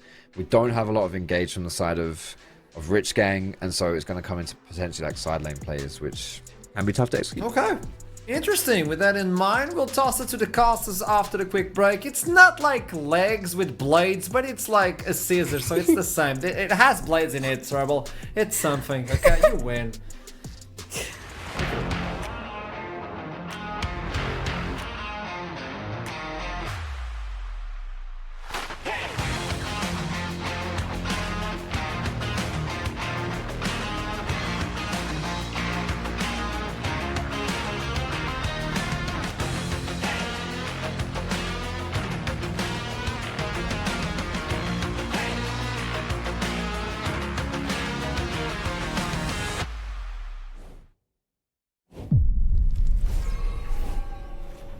Welcome, ladies and gentlemen, to the Summoner's Rift for game number 3 here in the Norwegian derby between KAOS and Rich Gang. A back and forth series so far. You'd expect these two teams to be ranked similarly in terms of the strength and their performance in the seeding stage, but you'd be wrong. Wait for it. I think we might have a lane swap. Which, What a shocker! I love lane trouble. It would kind of be uncharacteristic if it comes from Rich Gang. It's not going to be the case. The bot lane's hitting bot as well, because I'm like, you picked Gwen into Ornn. That's the freest lane for Gwen. So he doesn't care. Also, I'm deeply freaking hurt. Where's my Camille and Jarvan combo? I felt like this was the biggest. Like Foxy mentioned it on the desk as well. He's like, I was expecting the Jarvan too. Double immobile 80 carry, Emilio a slam after. Jarvan, Camille, Gali on top. Mwah. Chef's kiss. It would be everyone presses R at the same time, and we see a spectacle. Now, Nyx has a pretty, not hard job, but a very important job to do, which is to deliver the Galio into the backline. I do feel for you. We're getting very excited in the draft about all the good picks that were all of a sudden an opportunity, and none of them came to fruition. You must be sorely disappointed as a little bit of poke is thrown down here in the bot lane. I'm excited to see what the junglers will do here though, both AD oriented obviously, and able to look for picks. They're both heading towards the bot side, and that is the little asterisk in terms of we could see a bit of early game action, because outside of that, I'm personally not expecting too much outside of some poking down bot lane. It's gonna be pretty chill. There's a lot of scaling on both sides as well. Little tempo on Nomi. He's going to be going more towards the on-hit build I'm expecting on Varus. He's going to be needed to do that as well to burn through the Xin Zhao and especially the Ornn. I feel like this is why the Camille did not come through for Banderas as well. There would be way too much AD damage, and with a very heavy attack like Ornn, it would become a little bit hard to burn through the Xin and the Ornn if they bounced up a bunch of armor. However, I was gonna say, I don't care about any of this. You just jump the backline, you delete them, they have no armor, who cares? You know what? I'm gonna put my saltiness aside in this game, because you know what? Camille could be coming later on. Another series. If Rich Gang managed to make it through. Yeah? I mean, has won the last game, right? We could potentially say this was the last game of the day, and you wouldn't be seeing the championship. So hopeful to see. Now, though, we are guaranteed at least one more game after this. As I think Taxvi's on his way towards bot lane. I don't think I know, actually, as the win becomes Lightning Connects. It's a 3v3 all of a sudden, and good return damage. That is a whole heap of it, actually, as the flash over the bowling ball secures first blood for Nyx. Bit of a bait right there from Rich Gang. Taxvig again. Ah, man, he's been so over-eager to take these fights, and Rich Gang just have him right where they want him every single time. I feel like they're baiting him a little bit too hard. He falls too far deep into his ganks, and then they just end up capitalizing on the overextension right there. Wukong gets the bot lane Scuttle Crab, and he can actually head towards the top Scuttle Crab as well. Let's watch this one more time. Really great trade right there onto Eski. When it becomes Lightning is going to connect, then the dash through and insta polymorph from Eski, and the Q landing from Nomi. He doesn't really have much of a reply right there. And the fact of the matter is, right, with so little being invested as well from Rich Gang to do it. And he's on it again. Very happy. Yeah, there's more to come. But at the end of the day, Banderas has read it like an open book. Nyx as well able to, counterplay, and we'll see if that will come to fruition. It certainly will, as I do believe they'll get one. A turtle will be the sacrificial lamb. Now 2v1. Nyx battling it out. 3v1 rather, should I say, as Ardefler is here as well. This monkey is for the taking and will be shut down by Taxvi. That was perfection. Perfection. Double buffs secured. The transaction has been completed. That was the whole point. You recycle the red and blue so that it can end up coming back to you. I actually felt like that was a great play from KAOS, because they knew that their bot lane was already rotating. So they were going to be the first ones on the play over on the top side of the map. And Rich Gang thought they had the upper hand because Nyx was one level up with double buffs. Like, obviously this looked really, really good for them. Ho-ho. Actually bullying Suhi under his tower, for now at least, for the time being, until he gets some mana in his inventory and starts pushing out the waves. Suhi really stepped up in the last series. Hasn't found as many solo kills yet. This one against Rich Gang did solo kill Lofty quite a few times in their series last week against Venom Crest. He has looked good though in both of these games, being one of the shining lights of KAOS, really starting to make a name for himself, but hasn't been as dominant series, I think is the way to phrase it. Nyx might be way too far forward here, and he should get punished for it. And he very likely will try and dash out to safety. Runs towards his team, but well read by Ardefler. One more auto, the Void drops to defeat the Warfare. Again, another great macro move here from KAOS. Ah, they forgot. KAOS plays for Void Grubs every single game. A very textbook move. Move everyone to the top side of the map. Taxvig was around, and actually what was a pretty disastrous start by Taxvig on that first gang has actually been equalized. 100 gold up onto the Wukong only, and he's heading towards his bot side quadrant of the jungle, which he's going to find a surprise in, because Banderas gets to proxy, backs as well. And now, I feel like this is going to be the case here, having Banderas reach out to the backline of KAOS. You've got very mobile carries, like the Jinx, like the Victor. It's going to be up to Banderas to actually take them out of commission in the later fights to come. Banderas, who, has had a bit of an up and down series couple, I think it's fair to say. Dealt a lot of damage on the Rumble, died quite a few times, but towards the latter stages of the game, he really took someone with. Came into his own. Yeah, he did. But it took a few deaths before he started to get someone down with him as well, right? So, seeming to be slowly but surely heating up into this series, as so far, yes, he has died, but that was due to a gank, right? You can't really blame him for that, and he's a player where we know his ceiling is, very, very high, right? So he can definitely step up, carry the game, do exactly what you need him to, but just needs to find those consistent performances, and that's maybe been the problem this split, because we have seen his highs, but we've also seen some pretty poor lows. And hopefully only has is what he brings into this best of because his team really needs him. However, for now, things are gonna calm down just a little bit. As I say, this Taxvig, I don't think he's seeing his jungle at all because he's only looking at lanes. Yeah, he doesn't care about the Drake. He'd rather get one more kill on Banderas, and he can try and snip his way through the HP bars, but it won't be enough this early into the game. Yes, they give up a Drake for it, but they find another kill in the top lane. I think more importantly, the fact that Turtle hasn't been the one to be bullied gives him some freedom to do his tank duties better late game. Yeah, he's got 400 gold lead right now onto Nyx in the jungle. The Taxvig again, very disastrous early game gank. He has managed to recover. There's going to be a Drake going over to reach gank, so we're going to have a swap on the two objectives. Void Grub's going over to KAOS, Dragon going over to reach gank. So 1 out of 3 for both these teams. However, 3 out of 3 on the Feast of Strength when it comes to the kills going over to KAOS. And I feel like this Xin Zhao is going to be a huge problem in the early game. Because I don't know if you remember what Solari was saying over in the desk. Like, I like the Victor, I like the Jinx, I'm liking what I'm seeing right here, but who's carrying that early to mid game so it's not stagnant for KAOS? And right now, it's Taxvig on this Xin Zhao. Add the Milio with all the buffs on top. I feel like he's going to be unstoppable once the first item is completed. I think you're making a really fair point, and if there's someone who's willing to take that man's on him, right, it has to be Taxvig, who is so happy to make the plays, happy to be the leader. He is also one of the guys who really helped build this team, and nope, 4 out of 5 pilots of the team that did qualify them into the NLC still remain Sui, Taxvig, Turtle, and Ratsuo being the players who all qualified KAOS in, and I like the fact that the organization giving them the faith to show what they can do in the NLC Division 1 stage as well.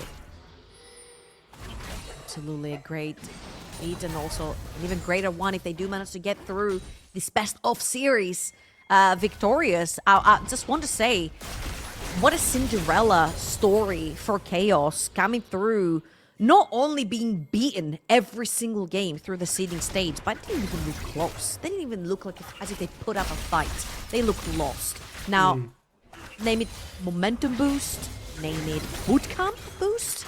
Something has worked out. Their early games seem much more stable. The way they want to play the game seems much more stable. And even though they did end up losing game number 2 for majority of it, they were still in it and they were trying to find ways out of it. And right now, they've got the perfect opportunity to put that into fruition. One of their favorite compositions to play front to back. Extremely simple to execute and very self-explanatory, as KAOS are going to engage onto the second Void Grabs on the top side of your map, wrapping around Rich Gang.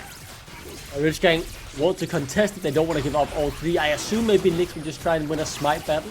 He's actually holding on to his for now. He's about denying the 3, right? So they don't count for the feat of strength. But they can. You can. Yeah, as you say, they can. Ryo in mid lane as well. And instead, Turtle is battling a bit with Ho-Ho, but a bit of a wet noodle fight there, not leading to much of anything. And I think you're really hitting the nail on the head. They lost game 2 pretty confidently by a Rich Gang who looked way better than in the first game. And that KS performance was still way better than the one we saw in the seeding stage. They were fighting back, they were not giving up, they were finding windows and avenues to try and punch their way back into relevancy in the game. And while it wasn't enough because Garen was spinning and winning, it's already just miles better than what we saw in the seeding stage. Because as you said, I mean, they just looked lost. They didn't look like a team that was showing up. They didn't want to do anything. They didn't have the confidence to do anything. And it's so good to see this completely different team show up in playoffs. Huge flip right here, ahead in gold, only by a little bit. 6 Void Grabs is going to be huge. However, this particular team, you don't necessarily have a lot of split pushers that can sneakily take advantage of the Void Grabs. However, you do have a Jinx. So if you do come in contact with the tower, and she gets excited for whatever reason, then she's going to be chipping down the tower pretty quickly. And you do get a bunch of priority over in the tops of the map, pushing down the waves. Now I'm expecting a quick swap, very close to the Dragon coming through from the KAOS bot lane over to the bot side. There is no teleport for the Ornn though, and that is going to be a bit of a bummer. I feel like Turtle is going to have to be on a great timer to try and be there for his team. He's a very pivotal key factor to their engages as well as their front line. Oh, it's pretty tanky. Does take a bit of damage there underneath the turret. Bot lanes fighting as well. Ratsu maybe stepping a bit too far forward. Assist. Good damage and good mana as well. Taxvig somehow in the mid lane just finds the kill, but we'll keep our eyes on the top lane for now. As the trade has ended, I do believe they're all out for safety. The mana bar is really being the deciding factor in that fight. Nyx now looking for the kill. Must have a decent amount of damage. Another bit of Cyclone as well, but won't be necessary. Forcing Taxi to lightly reset. That could be the Drake for Rich Gang and denying the feature strength as well for now. Yeah, another proc on the tower right there from Banderas, who's been chipping that down pretty heavily. Nice cancel on the top side by the Rocket. And Turtle. He's in trouble. The snip. The HP bar doesn't stand a chance as the true damage coming through. Banderas finding the solo kill, but the play not done yet. Here comes Taxi from the flank. Looking for a way in to take down someone like Banderas without summoner spells. He's half HP, and there's so much damage back. He gets shut down. The killer comes over to Artiflan. As the Jinx needs more time to scale, he can't get excited too much and chase more kills.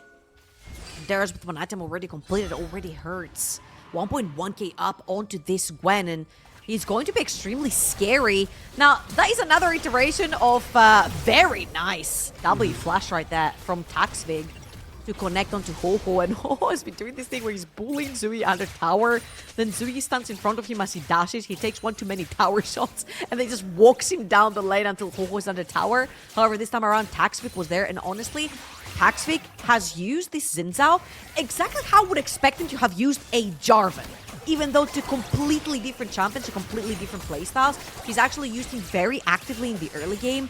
6 out of 6 skill participation. He's been constantly looking for opportunities to get himself ahead of that Wukong, which hasn't necessarily happened yet. However, again, a very disastrous early game. To be able to equalize that is great stuff for Taxvig. Now, of course, in the bot lane, you do still have a Dragon that just came out. This is why they have pivoted Zuhi over to the top of the map. He does have the teleport. He needs to join his team. Mid lane Prio goes over to KAOS as well as they push in that wave. And they're going to head towards that crypto area, towards the top side of the map. That spawns about a minute and 20 seconds. Yeah, that's a very good point. Just take a look at the minimap, right? 4 members of KAOS off the top side. Ho-Ho, pretty tanky. Can certainly take some damage from Sui as the Crux helping out here. Hurting Taxi just a little bit. I think Ho-Ho will get the reset through, but maybe Eski will be the next target. Now Taxi shows himself, just making it known that he is here as well. The Drake will be lost. It will simply be the prize. He stole it! Wait, he did? He stole it with a Jinx rocket! Oh, nice little snipe there from Artifla. Getting that in that direction, and now I want to try and get more. I completely missed that he stole it. Incredible Super Mega Death Rocket there, as there is more to come. Oh, now full HP underneath the turret. Eski is the target. Nice flash. And he's outplaying it well, but there's only so much Alulu can do. The HP bar not big enough. Turtle walking off the tower damage as the dive is successfully complete. Rich Gang, though, answer back on the mid lane and find Rotsuo. However, I don't see what KAOS get from this dive, as here, Artifler all alone under his tower. He's gonna have to commit his flash. Doesn't have ultimate, remember. I feel like that was a very overzealous dive in the top side of the map. You steal the Dragon, press B, reset, get tempo back on the map, because Artifler loses his support, he dies, he loses both his summoners in the process, and you've lost a bunch of pressure down bot lane, as well as a tower. This Gwen is going to be so difficult to keep under control in these team fights. Milio alone can do nothing to this Gwen. Once you've used your Q, you barely have any other tools to keep her away from you. Sure, you can heal, you can use your ult, you can use your shield, you can use your W, but you're very, very squishy. So Jinx, Milio, Victor are gonna be in a lot of trouble when they come up against Banderas' 2-item Gwen. Yeah, the Gwen so strong, going straight for the damage, not any mixed items build. The Nash's 2 right into the Shadow Flame, but that also means you're squishy. And Taxi will look to punish it. A few more autos should do it despite the heal from the snip. It's not gonna be enough in the end though. Nyx able to trade back and yep, shows how hard it is to take down Banderas. That was a 1-for-1 trade right there. Not necessarily a clear winner. I feel like we've come to this point in this game where we're just fighting to fight. And I would just like KAOS to sort of pull back just a little bit and look at the objectives. What are we and looking look, just fair enough. Just have an objective in mind, right? Don't just fight. Oh, mid lane. Artifla gets taken down by Nomi. The shutdown gets claimed. That's a big kill into Rich Gang's favor. The gold lead now growing as well. They want more across the map. The TP still coming through despite the tower going down. And Darius and Nyx look to take down Sui, who does have the flash but can't find the way out. Will be shut down by Nyx as well. Rift Herald likely to be claimed as well to be the grand prize.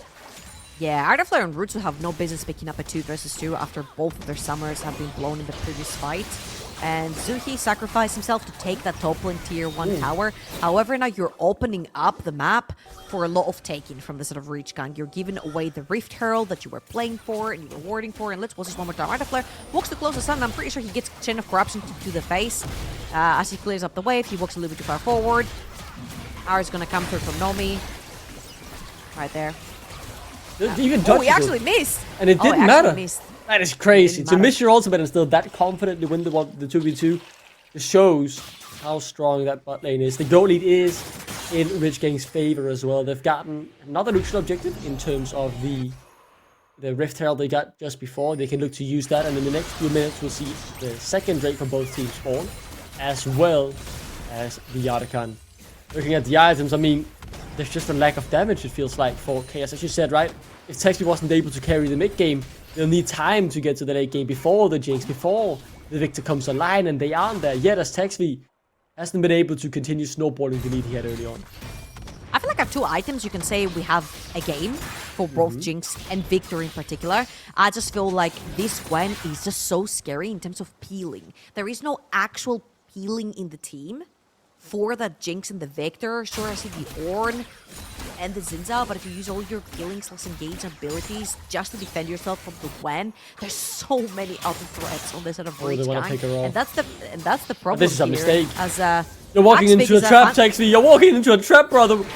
Get out of it. What have you done to yourself? You're a dead man walking, as you will be cut down immediately. Disturbing amount of damage, and as the Drake spawns in 40, the Yardakan in 30. They'll have to ask questions about that decision. The over-eagerness, once again, getting the better of the Danish jungler. Yeah, I'm sorry, Trouble.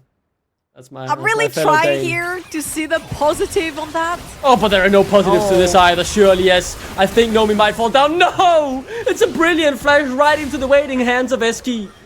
A duo that has won multiple Norwegian championships together, showing how it gets done, winning the fights constantly, and this feels like the first real nail in the KAOS coffin.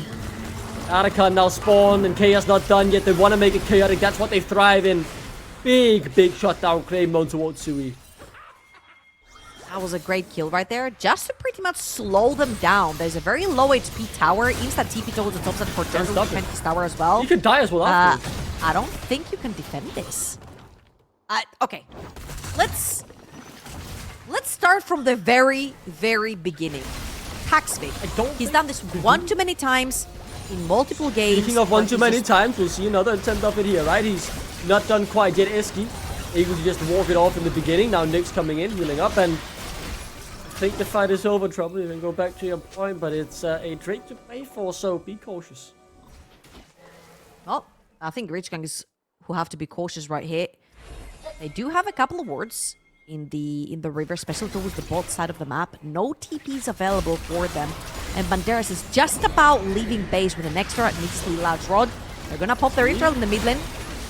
Next yet again, too far forward. Polymorph able to just run away to safety for now. As you say, the Herald Sport helping push the wave. Turtle walked his way back in the mid lane. The ultimate cooldown's currently up for the side of KAOS, while on the side of Rich Gang, they're all up and available.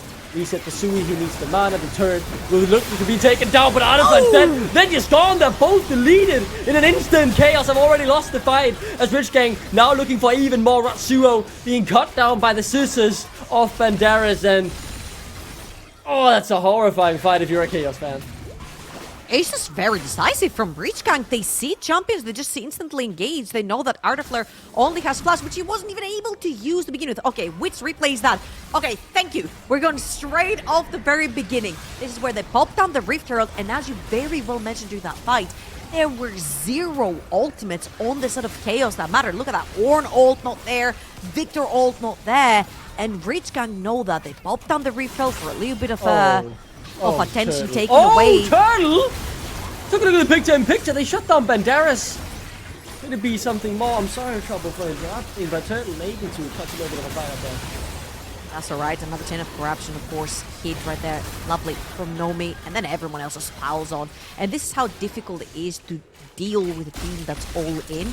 That's why when I saw earlier on in the draft the Victor plus the Jinx, I'm like, you're doubling down on two immobile 80 carries. If Rich Gang picks an all-in composition, you're gonna be in deep trouble. This is where things like the Thresh would usually come through, but Emilio is yet another sitting duck. So KAOS is having a little bit of a problem sort of taming those engage tools from Rich Gang, and I think it's only going to get worse from here, because you've got 2.5k onto Gwen, almost Death Cup in the inventory, 2k up onto the Wukong, 2k up almost on the Varus as well.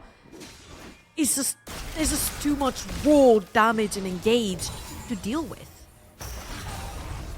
Yeah, they have so much damage now, as you said, the mid game, right? They need more time. You say we have a game where there are 2 items on the side of KAOS, and I do agree with you. But the 2 item spike just so much stronger for Rich Gang, in particular Banderas, almost at the 3 item spike. While Turtle can do a bit of damage in the beginning, he'll quickly lose the extended trade. Looking at the map though, Rich Gang might end up trading Banderas here for the Archon.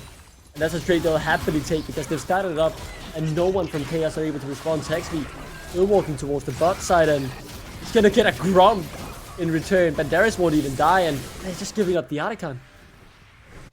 Yeah, there's nothing you can do right here. You're just trying to take whatever you can on the other side of the map. Banderas in his bubble. Will he die before the Archon buff comes through? I heavily doubt it. There comes the withdrawal to stop the shutdown from coming in. Texby now likely a bit too far forward. Banderas can TP him when he comes back up. Eski's already back, and it's all falling a bit to pieces here for KAOS. Rich Gang though, getting more and more confidence. They grow into the series, really showing why they were the favorites to begin with as they look to pick off Sui. He's dead, man. He's just dead. He can try, he might. Gone. Maybe he gets the withdrawal. No, not even the end. One more tick. Nope, the shield. The shield is enough, and the small. It's just not going that way. Yeah, it's really rough. Oh. It's so close, man. So close yet so far. But Rich Gang, It's okay, he they're had flash. playing to the edge. He had barrier. It was fine. There's heal from Lulu ultimate. He was just very confident that he was just gonna dodge it, as he did as well. And now for Rich Gang is pretty surgical. Just end the game. You've got all the tools, you've got all the engage, you've got all the disengage, all the damage. Banderas is playing with fire yet again. Oh, Alpha knows. That was crucial. Otherwise, the Elf could have gone arrive. Baron now on the map, and while the goalie is really big, it is again not insurmountable. 3 items for Sui. I'm holding on to a sliver of hope. My Danish gene will not allow me to give up on the 3 Danes of the side of KAOS. Or Rich Gang, they're in the driver's seat trouble. They're feeling confident. They are showing why they are the favorites. The players are stepping up, and they are looking way more coordinated. And as you say, near surgical precision executing these fights. I don't know how much being Danish is going to help him here, but it's going to have to help him a hell lot to win this game. Yeah. So I mean, whatever they the need some Danish crazy power shit, my is, turn it up, crank it up to 100, because they're going to definitely need it. I think this game is as good as over. 3 items onto Nomi's Varus as well. This Ornn barely has 2.5 items in the inventory. He's going to be melting as the frontliner. And we're talking about the possibility of the scaling. You said the 3 item Victor, hopefully 3 item Jinx. And the question with all of this scaling composition is always how much are you willing to give up until you get to that scaling point where you're satisfied starting team fights. And so far, it's just not looking good, because Rich Gang are just not letting go. They're finding the fight. They're instantly engaging. As you can see, even Nomi just walks up on his own, trying to find a lot of poke.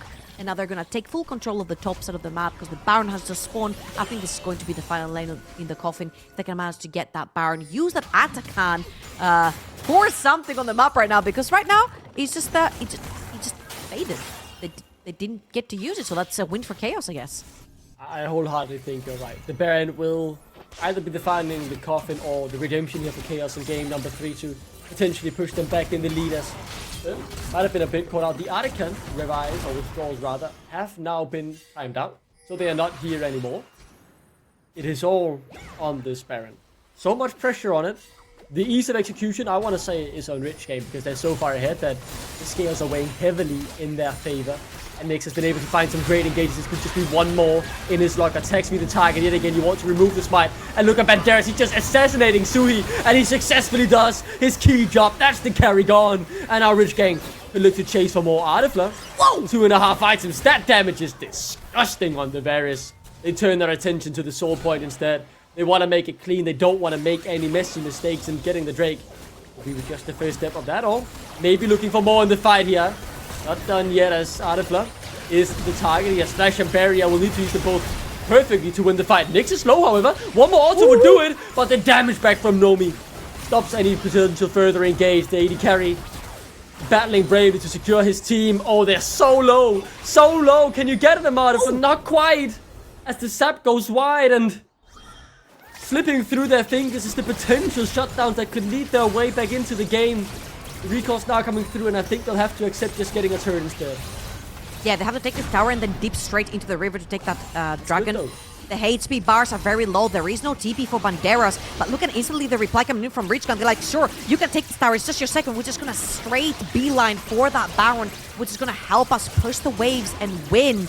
So the entirety of Richgun heading towards the top side of the map. They know that KAOS have to reset to get in all that money that they just cashed out. Let's see if the majority of KAOS heading towards that Baron area is going to be enough to dissuade the situation. I think it's almost already gone. I mean, Nomi and there is so much damage between them. It's gone before our very eyes. We couldn't even see it on the screen before the damage had been enough, and they get out. These unscathed, actually desperately trying to get something, and that just shows how good Rich Gang are, right? They're able to make a mistake and instantly they come out on the winning side of the whole white play. To be fair, I feel like if you watch this replay of the last teamfight again, you could be hopeful for KAOS.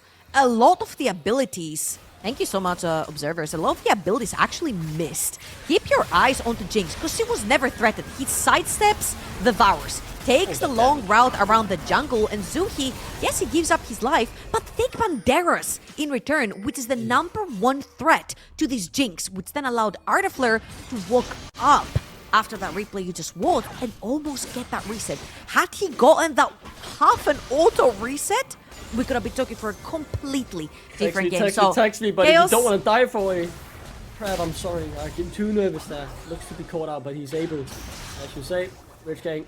They're just gonna use their Baron trouble. There's hope for KAOS, but it's not much. It's fleeting, as you can say. And Darius able to dash out of it. Of course, with Atakan, they didn't manage to get anything on the map.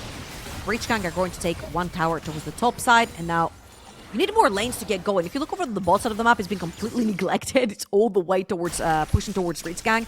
So I would like to see a few lanes being pushed out. Ho-Ho can join with teleport and with ultimate. Same for Banderas. I would like to see a lot more pressure. Now Ho-Ho is going to start heading towards that bot side of the map. Again, having Baron when you're only pushing one lane, it makes it very easy, especially for high AoE wave clear champions like Jinx, like Victor, to sort of deal with you underneath their tower, and that's exactly what KAOS is doing right here. Again, if you give KAOS a proper front to back, flash is up on Artifleur, and this is going to be very, very massive for the fight to come.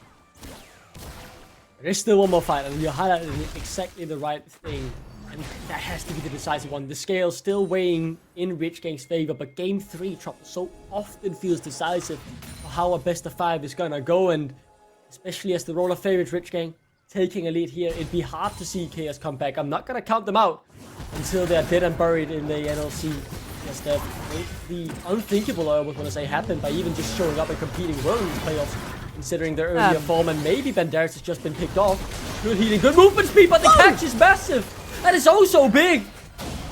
Now they have a timer to play for. Yes, they lose a turret, but 50 seconds without one of the big, strong damage dealers. But look at Rich Gang's composition. They're certainly not lacking damage.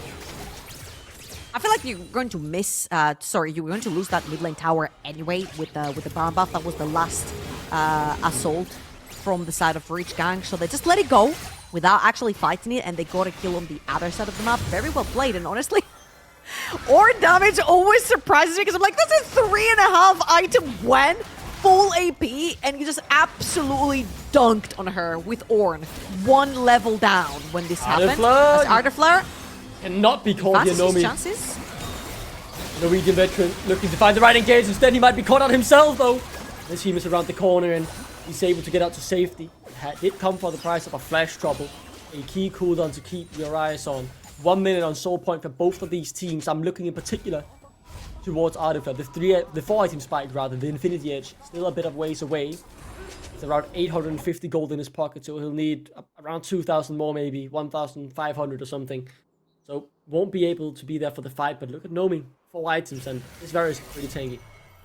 And I just want to say right here that the next dragon is not going to be a final fight. Both of these teams have 2 dragons apiece, so letting go of a soul point when you have 0 control in your jungle and you could be playing the entire game on just getting in and placing a ward is just absolutely not worth it. So I feel like KAOS, if they wanted to make a choice right He wants to catch Sui. He wants to catch Sui. Good damage, but here comes the re-engage from both teams. Sui, get him buried, you have to feel, and he gets taken down, but he gets the return kill. Once again, Trouble, he's able to trade it 1-for-1. As the teams now get split, Rich Gang were looking for the opportunity when KAOS came up to support their fellow Dane, but able to back away just again. Another kill, more time to be bought. Drake up in 10 seconds. Very importantly, Galio ult taken away. The whole Wukong dives the backline with Gwen. Galio slams in. That is one more assault weapon that Jinx doesn't need to actually care about. As we have a quick pause in the game, we'll let you guys know any further details whenever we have them. But this is such an important fight. The dragon is up again. KAOS, Rich Gang, if they do not have access to the river, they don't have to fight it. It's 2 apiece. Let's watch this one more time. Zuhi, he's been on the side lane for quite a bit. And Banderas finds him. He wins those anytime. Pulls in the Galio ult as well. I felt like Zuhi flashed the wrong way right there. I would have seen him flash towards the Ornn, but wasn't quite the case. Didn't have to. It was a 1-for-1 again. This is an 8,000 gold lead that Rich Gang have in their hands, and he's just not showing. 3 items on Jinx, 3.5 items onto Victor. It's going to be one fight that dictates the entire game. And to just think that we're sitting in this position, Trouble, in this series, right? If you look at the 2 teams, the nameplates, the value of the players on the roster, you have a team of full rookies in the NLC on the side of KAOS. And they are going toe-to-toe with a team I personally rated to finish in the top 4 at the beginning of the split. That is a huge achievement from a team that was in shambles in the seeding stage just a few weeks ago.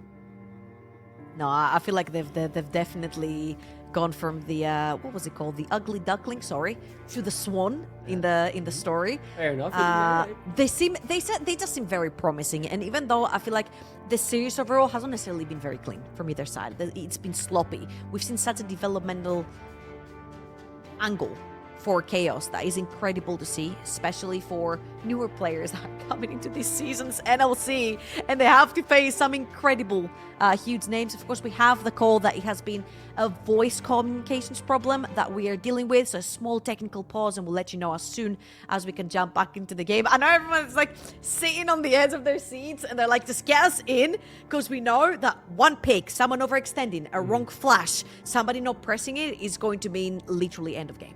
Yeah, and you're saying it completely correct, right? Because every time you see someone about to die, you think this could be the decider. One pick in the side lane, Nomi catching out Ardefler, whatever it may be. It's just that one little decision or one little micro choice or mistake that can decide the game. And I said it before in Game 3 as well, right? It so often feels decisive of who's going to win the whole series. I predicted a 3-1 to Rich Gang. That prediction could very much still come through, but even if it does, it wouldn't have come through the way I expected it. I thought more of Rich Gang here, and I'm not sure if this is to give credit to Rich Gang, or to be a bit disappointed in them, or I'm giving credit to KAOS, because I think KAOS, Venom Chris was a big win for them. It was the defending champions, but there was the asterisk of the substitute top laner, right? While they beat them across the board, there was always going to be that asterisk. This time though, it's completely different. They're playing against a strong NLC team, and they are fighting tooth and nail. And as you say, it's not clean, it's perfect. But boy, is it entertaining. Yeah, and I'm just gonna come out and say it. I didn't believe in KAOS. That's why I put 3-0 for Rich Gang. Yeah. I didn't believe, and I'm gonna say I'm gonna apologize and lay it out. KAOS, I wasn't familiar with your game. I thought it was a coach top lane diff, and I take it back and I apologize on air. You guys have developed so much. However, for the development of the game that we are just about going to see, we have a technical pause and we're gonna throw it onto a very, very quick break. But when we're back, one team fight can possibly decide this whole Game 3.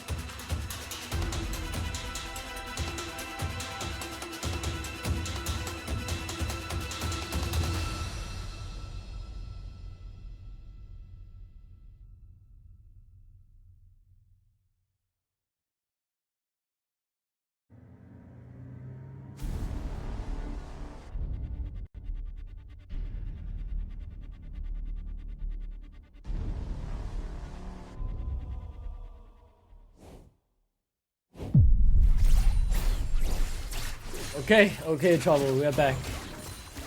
Break is up. Soul point for both teams. Sui dead, Banderas dead for 20 more seconds. The 4v4 on the map, and Ho-Ho is getting the top lane tier 3. See, the rocket from Jinx was flying over as well to try and clear the way where Ho-Ho is. He's taking the tower. He's gonna go down in return for the Dragon. Baron coming up in just a couple of seconds as well. Well, I'm saying a couple, it's about 40 seconds, but taking control of the area, those 40 seconds is very important because you get to reset back on the map and still have a bit of vision left to actually walk in. This is going to be the case for Rich Gang, as you see. They're gonna set up some vision, go back, base, buy items, grab some control wards as well. 2, 3. Their inventories currently walk straight back onto Baron. This is the only point of interest on the map currently. No other objective. Sitting pretty and very good replay, I think, for Rich Gang. Again, we said for both teams, you do not have to fight a soul point. A dragon that if he goes down, becomes a soul point. And that's exactly what Rich Gang did, having no Galley ult as well. But now, everything's running on full cylinders, and they caught... the smite if he's gone, the Baron all of a sudden. Very easy pick here for Rich Gang. Keep your eyes on Banderas. He's gone full glass cannon. If he goes in at the right time, finds the right pick, he can delete a whole team. If not, he'll be the one deleted himself. You can already see just a bit of poke from Sui, certainly doing its rounds on Banderas to save T-Bars. Now he goes forward.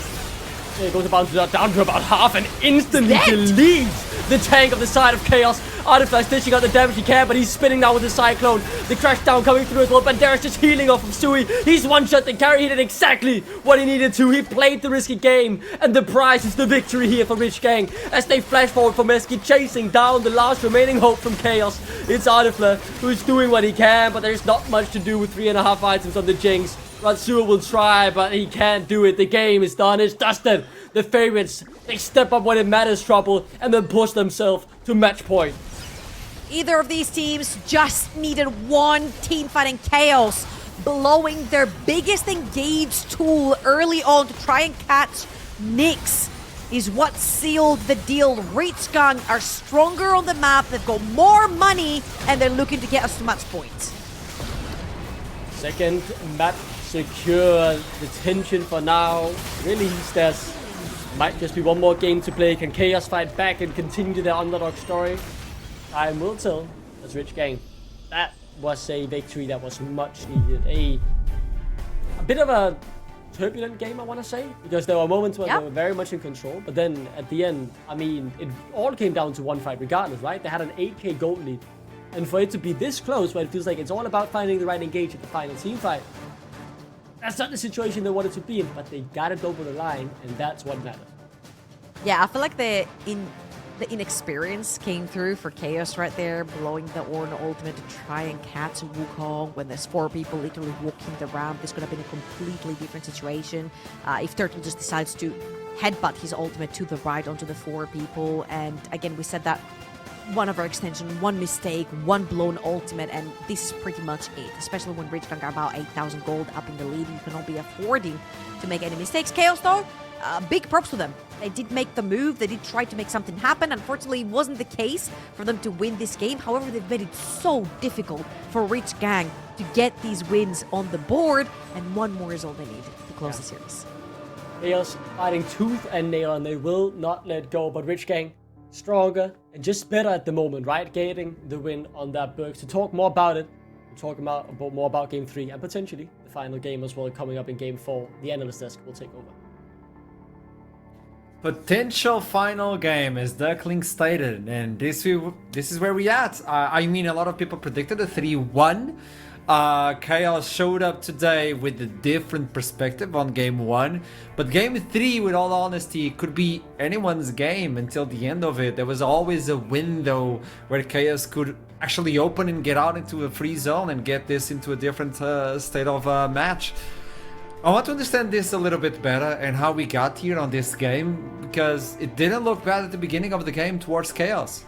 Listen, can I just throw something very quickly? So it didn't look bad for KAOS at all in the very beginning. However, I want you to remember that in the beginning of the game, there were like 4 very big kills that happened for KAOS. All 4 of them went into the Taxvik's pockets, into the Xin Zhao pockets.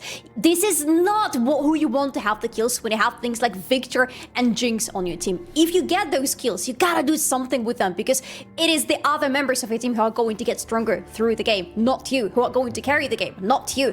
And unfortunately, we didn't see anything happening with those kills whatsoever. Yeah, it was a tough situation for KAOS there, because exactly as you say, Solari, like when a lot of your early game success goes into feeding a Xin Zhao, it's kind of meh. Like Xin Zhao's strength comes from skirmishing, being kind of scrappy. He turns into a pretty good 1v1 champion as well if he's ahead too. And so I was thinking, well, maybe this can be used to actually fight Banderas, because otherwise, you know, when you're paired with an Ornn, if you go to gank, Banderas probably just turns it around. There's not a lot of threat onto the Gwen that way. So maybe you can use it to fight Gwen. And he did do that once, actually. He pretty much soloed the Gwen, actually, when he was ahead, but then he got traded back. And from that point, like, he just wasn't really able to find too much impact. And it's difficult when you've got all of that heal coming through as well. Like, you jump in, like, you can't jump on Galio for starters. That's not happening. Wukong got pretty far ahead at some point in that game as well, so that's a hard one to fight too. And then you're against like some pretty, you know, some good peel, people who will just shove you away from the carries. It's hard to execute. You really need to find those side lanes like 2v2s or 2v1s or whatever. But, you know, Victor and Ornn, not side lane champions, not champions that want to find those scraps and skirmishes.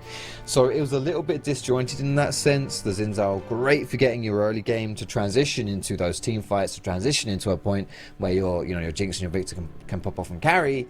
But yeah, when you get all those kills, it's hard to execute. It's hard to make it happen, and it just didn't this time around for KAOS. As we were piloting this game or watching this game, it got to a point where KAOS looked like they were slowly putting their fists down. The game was a little bit more stale. They were more cautious about it, and it looks like KAOS thrives in chaos.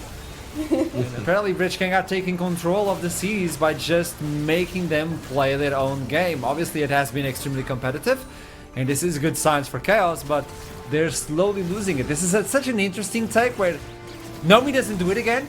They're able to destroy the arrow before it connects, but instantly pull the trigger. Look at this. What happened? Yeah, it doesn't. One team away from they safety. pulled the trigger on. They pulled the trigger on our Daffler, and from this fight on, it is always our Daffler who's going to be the sheer focus for each gang. Yeah, that's a bit of an oopsie, to be honest, for KAOS on that one. Our Daffler shouldn't. I mean, there's a few. Yeah, shouldn't be that far up, or you know, maybe Emilio can peel and stuff like that. Just shouldn't happen. That just didn't happen. But it was well pounced on by Rich Gang to take those opportunities and run with them this game. So with that in mind, we are one match away for what it could be a 3-1. And KAOS still has a chance, still has a glimmer of hope. From watching the series until now, where do you believe that glimmer of hope could reside on KAOS? That's a question and a half.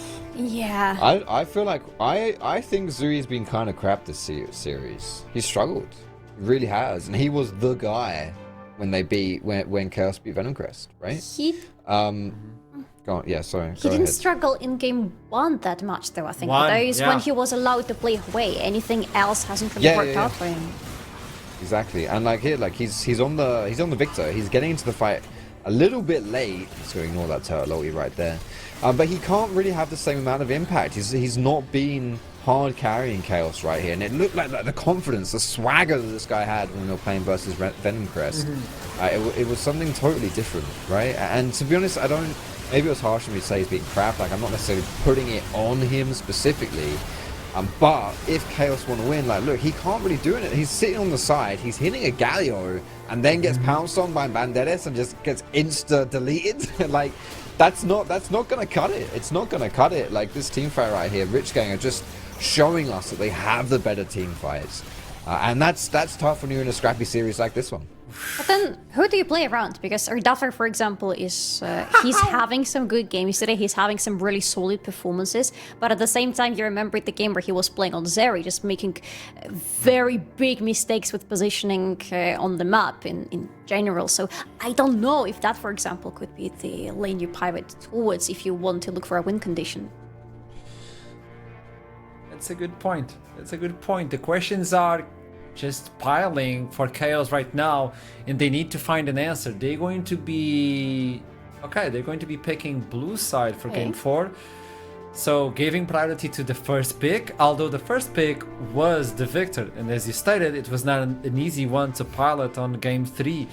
So if you're prioritizing the mid lane, Ardaflor was like doing his best with the Jinx, but he didn't get the reset, and you need those resets. With that in mind, we have a few minutes before we jump into Champion Select. We talked about game 3, let's do a quick pause, and then we can talk about what could be the last game of the series. Whoever wins moves on, whoever loses is out. This is the Winter Split, this is the NLC, and this is Arozzi.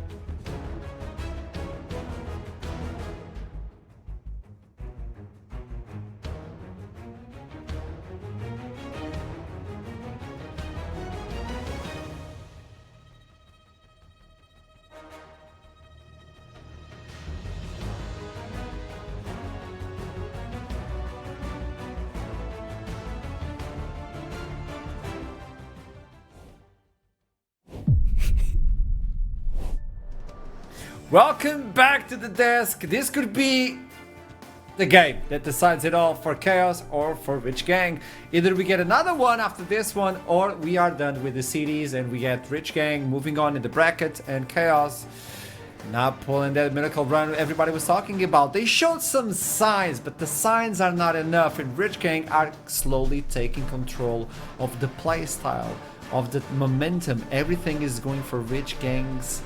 I mean, they gotta start pushing back. KAOS just need to say, you know what? If we're gonna go, we're gonna go ham. But for Rich Gang, I want from both of you a player that I should be looking into. Like, ooh, he's popping off. Ooh, I'll start with the top laner then for Rich Gang for sure. I think Banderas has been a standout point in game number 3. Banderas. He was great. You know, he on that Gwen, a lot of focus was put onto him, as it has been all series. A lot of ganks, a lot of attention, and you just can't put him behind. You just cannot make this man irrelevant, and that's scary. That's really scary, especially now in the Fearless Draft format, where you're digging deep into those champion pools, and Banderas honestly barely touched.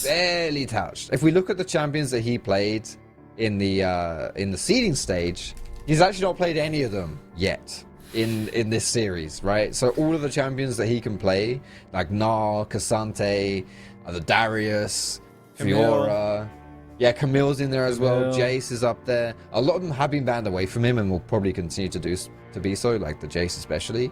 But I don't know if you have an answer if you're KAOS, whether that's in draft or in game. I don't know if you have an answer for Banderas. I like it.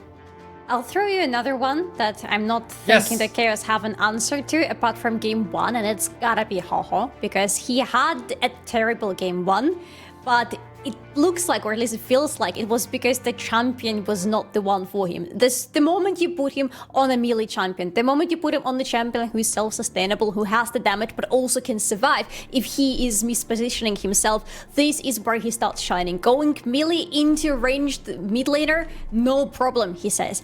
I think Ho-Ho has been having a fantastic performance today, again, apart from game number 1, which was tragic for him, but hey, we learn something every day, and sometimes you gotta lose a game to understand something about yourself.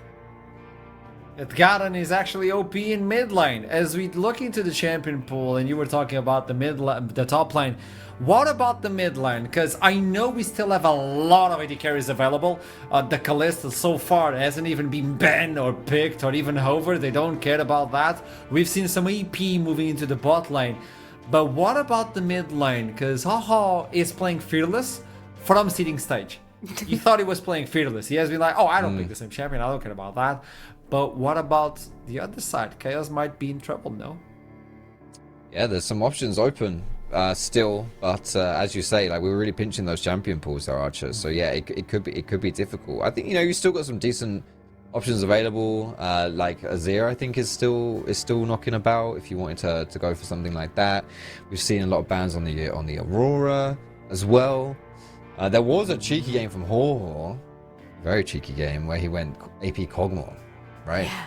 Yes. I think that was that against Venom. Verdant? Was that? Oh. Hey! There we go. We found the file. Just haunting us today. Cinema. Absolute cinema for production. Yeah. Good stuff. Well, yeah. Jace is out. Victor is not allowed to be picked as well. Arcane is gone. Skarner also being removed from the table, and so far the same. Solari, I'm sorry, it's gonna happen. It's gonna happen. See? I know it is going to happen. You don't allow Nomi to play on Swain. Just full stop. He's too good on that. So I understand where this ban is coming from. I understand where Aurora ban is coming from Rich Gang side as well, because allowing it to be first pick from KAOS side, you don't really have good answers left in your kit to throw for Banderas or for Ho-Ho. Yeah, kind of standard bans here. I think KAOS has banned these 3 champions. I'm not 100% sure, but these are they definitely did these 3 last game. Yeah. I don't know if it's been that way the whole series, but they seem happy and content with that one. I think all of these bans are almost exactly the same, actually, to be fair. Yeah. Maybe a bit of a run back here. To be fair, as far as, like, obviously you can't take the same team comp, right? You can't run it back to that extent. But the identities of these comps, I quite liked from both teams, to be fair. Like, the execution wasn't there from KAOS last game, but if they want that kind of that kind of style of comp, I think it's still a decent idea. We've still got some, Edge, you got Callista. Like it. Yeah, I mean, Kaiser's a fine champion, but I just feel like if you're going down the tier lists of champs right now, Priority, yeah. Yeah, I'm not sure why this Callista's not getting picked in, but Kaiser is that first pick. You reply with an AD of your own, or do you secure the jungle in something else high in priority? Red side usually suffers from first pick, and then tries to go for priority, so you secure the AD carry as well. Do you secure the support now? Because Caitlyn is an interesting champion, but she's really reliant on a good support next to her. So it could be a chance for Breach Gang to take something for Eski right now. But no. Oh. I was thinking about Nocturne. We haven't seen neither Nocturne nor Orianna today, right? Could still be an option for you might get the Orianna here.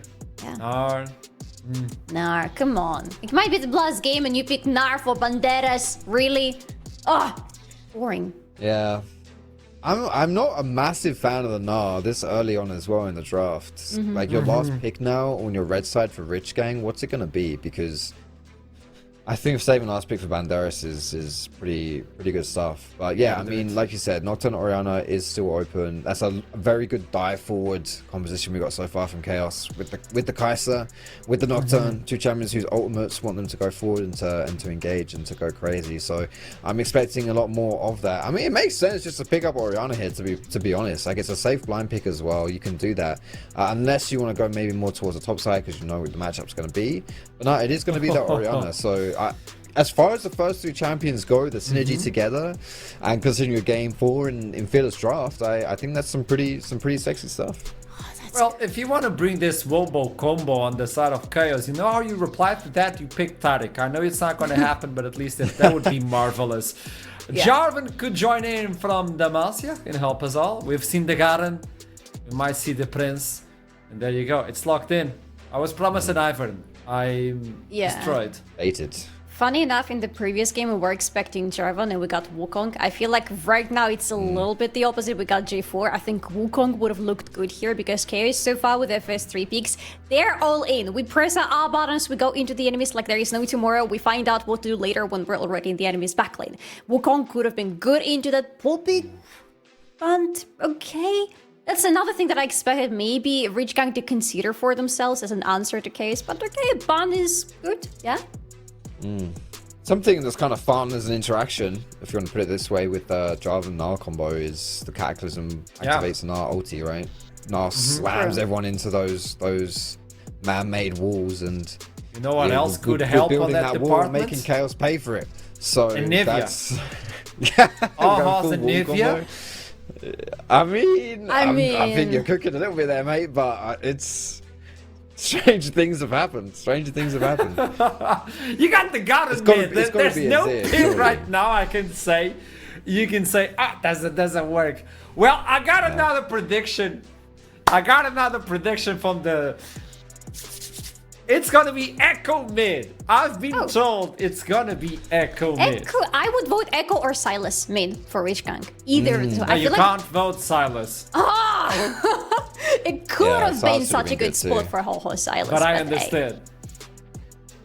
Oh, she got it right! Trouble, you saucy got it right! You saucy Migs. She just knows! We don't deserve trouble. Alright, she's spot on right there. Yeah. Ho is a melee merchant then. It's official. It is official. What? Yeah, that's it. That's just... Okay. So yeah, decent matchup. You can survive, stay safe versus Orianna. She's not going to punish you too hard. And you can dive in and all that lovely business as well. It's that Mordekaiser for Turtle. So we're taking out the priority targets in these team fights. He has played this one before. It's a bit of a Turtle special, actually. He's played it already here in NLC. And when I was doing a little bit of research on him before the NLC, he doesn't have a huge track record. He's relatively fresh as far as it goes for competitive. But he did play on Agurin's team in a tournament.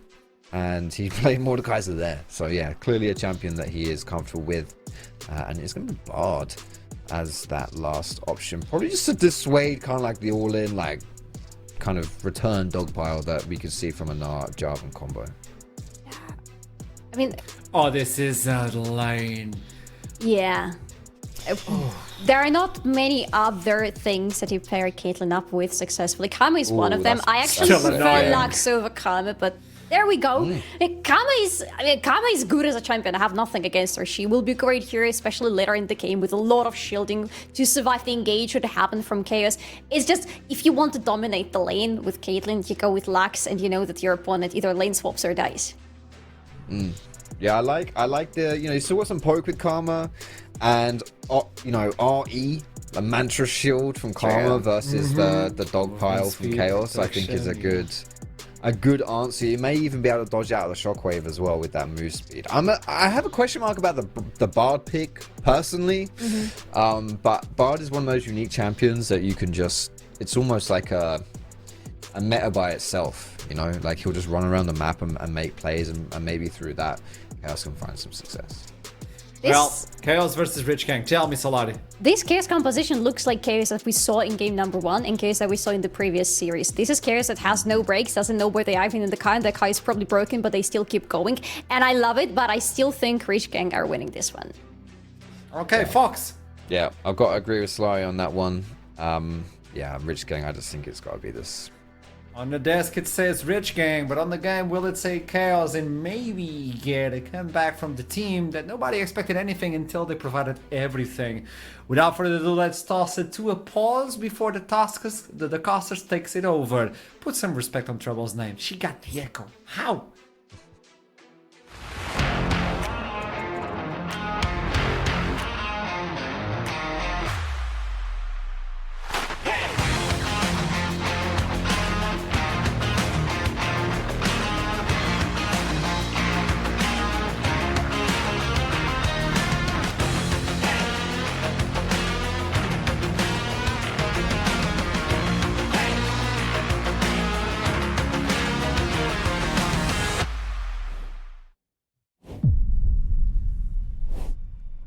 Welcome, ladies and gentlemen, to game number 4, Trouble. I am ecstatic. Ho-Ho's pocket picked Echo, and Rotsuo is playing his one-trick Bard. This is gonna be crazy.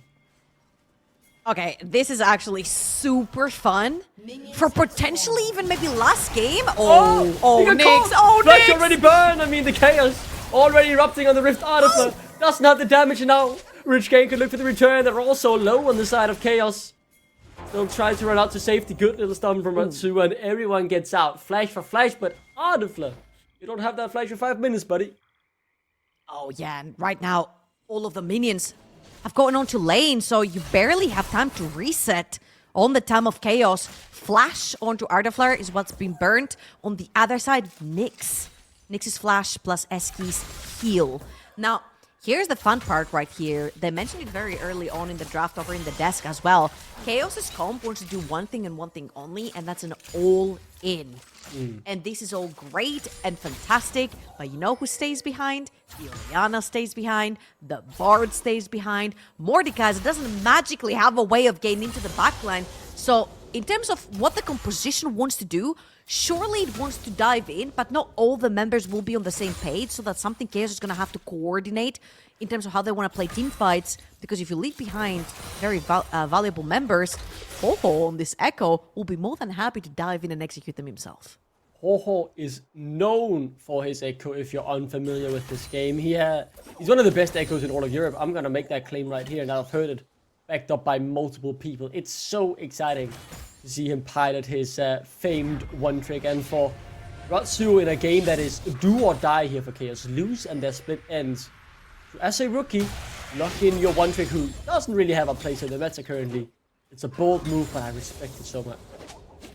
And I think we're going to have to end up in a situation where Turtle either comes into 1v1 with Banderas or just locks in Ho-Ho in the realm, so he can't get to the backline. I think this is going to be very key, especially later on when Mordekaiser can actually hopefully deal with the Echo. I'm not necessarily too familiar with the Echo versus Mordekaiser matchup, but I would want to hope that Turtle will definitely be able to survive that one. Ho-Ho, very mobile. Bard having a bit of fun though. Didn't force the dash. Ho-Ho knows his limits on this champion. That's one thing that is absolutely certain. Fearless, right? It just adds this level of creativity to the draft that is really fun to see. And when you then remember the mountain of stakes, right? Tournament life on the line here, but yes, they can't afford one more loss on Rich Gang. One game away from, I don't want to say redemption, because I think there's still more in the scene that needs to be unlocked for me to be satisfied with how far they got, but on the road towards redemption and rebuilding the high expectations we had for them earlier. Ho's had to deal with Rutsu so far. Tax picks also mid. But usually Nocturne's one of those champions that really needs lanes as insurances. You need lanes to make sure you don't get invaded. You need lanes to make sure that you get to that level 6 as fast as possible. Try and get your first gank. And ladies and gents, that's exactly why I wasn't obviously on the desk, but I was telling Declan this is an echo angle for Ho-Ho right here. Oh my god, forces the flash. Gets a solo kill too! That is Ho-Ho's echo, baby. Gang twice, doesn't matter. First blood, still secured. I think he'll go down here. Ratsuo's on the roam. Ho-Ho can dash over, but right into the waiting hands of Texas. They knew exactly what he was gonna do, and he knew so well too. Will be taken down. No, the kill will be gifted actually. He's gonna suicide to the turret instead. Doesn't want to give it to Suhi. A good bit of consent as Suhi now rotates bot. Excellent stuff right there from Ho-Ho. Used to be an OTP, if I'm not wrong, on that Echo. Yes, or at least a main. I'm not going to call it an OTP. I'm going to call him a main Echo player. And of course, you don't get rusty overnight. Skills are still there. And that's why I was saying that this is a Ho-Ho Echo pick right here. The second that I saw that Orianna mid lane, I'm like, this guy ain't scared. And I saw the Akali and the Sylas being banned away, but the Echo's still open now. Nyx, he's looking for a dive. No flash and artifact, no flash and artifact. Keep your eyes on that barrier available. But as you said, technically around, and as soon as they saw his face, they backed off the heal. Just enough to keep Ratsuo alive. Artifact takes a lot of damage as well.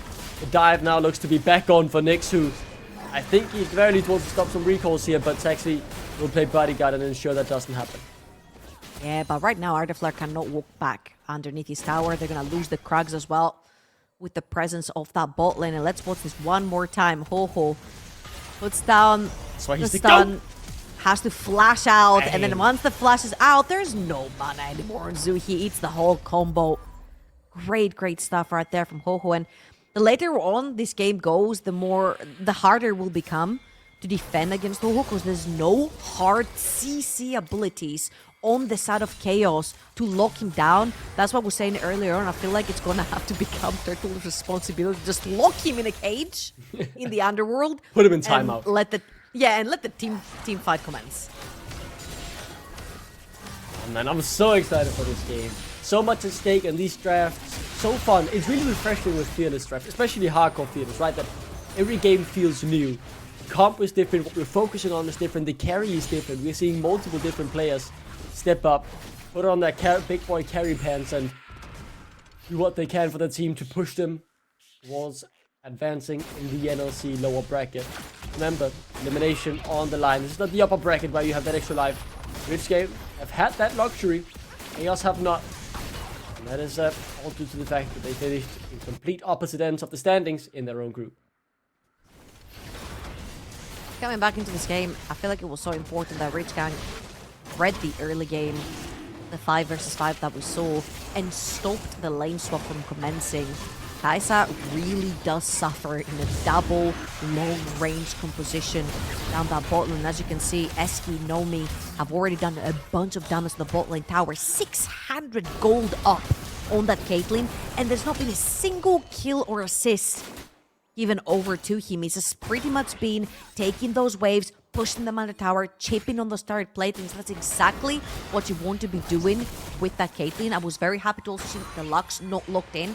It would have given Nocturne a way too easy target to engage upon, but Karma is a little bit tankier. She has RW to heal up, she has her shield, she has RE if she wants to use a stronger shield as well. So she's got more of a survival build to hit than the Lux would versus the Nocturne. Right here, Nomi, Eski, very movable from this lane.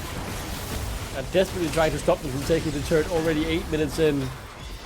Two-man can't do much. Nyx in the area as well. And in these sort of situations, when life is on the line, elimination, staring down the barrel of going out, the rookies of KAOS will not have that experience to draw on. They're obviously qualified playing best of 5, so now they'll take the game to the veterans of Rich Gang, but in the 1v1 situation. I mean, I think he wins it, but not that massively. Should be able to claim the kill on the other side of the barrier. Isn't good enough to keep him alive. Ratsuo goes down though, as Texvi now hitting away at the HP bars of Nyx, who's forced to flash out to safety. Eski, the next and most preferred target, but with the flash, he's able to get out to safety. And managed to shut down the Caitlyn lane for the time being. Reminder, one of the biggest threats on the Caitlyn lane is her having flash. I actually thought if Nomi blew his flash right here, he would survive. Ends up going down. They don't lose much on the bot side of the map. However, Turtle gets to shut down the pressure on the bot side of the map. Right now, they're going to need to defend yet again. And let's see who they send. As you see on the minimap, Turtle was heading towards the top side of the map. Not towards the bot, and I think Artaflare and Rutsu are looking for a reset right here. Not a lot of HP or mana. They're gonna have to send someone down the bot lane. You see, Turtle ended up in the mid lane. Zuhi's actually resetting, and someone's gonna have to go and stop that Caitlyn before she takes the tower completely. And the Caitlyn, I think actually this is just a tower already gone, probably, if I'm not mistaken. Should just be taken down. Yeah, little to no HP left on it, and while we head into this replay, there goes the first tower. We'll watch this one more time as I was talking about the rookies. I mean, they're certainly willing to take the game to the veterans, and I think it's actually a pretty good setup because he gets her low, and then Taxi's just waiting for, pretty much hand-delivering the kill with the paranoia. Nice to the Q as well from the Nocturne. I cannot see the Karma cooldowns and whether a big shield would have saved the Caitlyn or not. However, again, having flash on a Caitlyn lane as the bot lane tower has indeed fallen. 1,200 gold. Wow. Up onto that Massive Kai'Sa. lead. Insane lead for the Caitlyn right With here. just 10 minutes in trouble, actually. That is crazy. Yeah. Again, having the flash allows you to keep constantly putting pressure. Once the second the flash ceases to exist onto Caitlyn, she becomes a very, very easy target. And with Taxvik being on Nocturne, having these flashes of pivotal importance if you want to keep exerting that pressure on the map like they're doing right now on the top side. You're absolutely right, as Nick's able to dash out to safety. The Void spawning in just a few seconds time now. They have arrived. You've mentioned this in games before. But KAOS want to play around those Void Cups, and they'll keep doing so. That is Nomi caught out, does have the flash, but the paranoia is available as well. Good two-man CC, but the combo is actually clean. They've got the kill, they've got the feats of warfare, and they'll get out of alive as well, Trouble. Okay, how many times do I have to say this? Every time Void Grubs are up, KAOS has 5 members on the top part of the map. How many times do I have to say this for Ritzgang to actually clock it? Because they keep falling for the same thing over and over again. KAOS are a very structured early game team. They like going for the objectives, specifically for the Void Grabs, and they will fight them every single time. However, if they do find a good team fight, they'll take it over the Void Grabs after they have advantage on the map. And that's exactly what's happened here. However, Ritzgang, they do lose their Caitlyn, they lose their flash as well, which is very important. However, they will manage to grab the Void Grabs for themselves, which will then, in turn, help the Caitlyn that has just died tip the towers a little bit more fast. Void Cup, always nice. Drag up in 30 seconds. We'll keep our eyes on those neutral objectives, as once again, honestly, Trouble, it is that will be deciding the feats of strength. The warfare has often gone to KAOS, the tower often to Rich Gang, and then it's all about the objectives. 2 so far for Rich Gang, 1 for KAOS. Feats of strength are up for grabs as the veterans of Rich Gang, an organization that is long-standing, just like KAOS, but these teams, the Orcs, both having their first win in the NLC Div 1, but Rich Gang have the established names, the Norwegian veterans who, between this bot lane we're seeing now, have won 8 Norwegian First Division titles between them as they look to prove that they can take the step up into the best division the Nordics have to offer.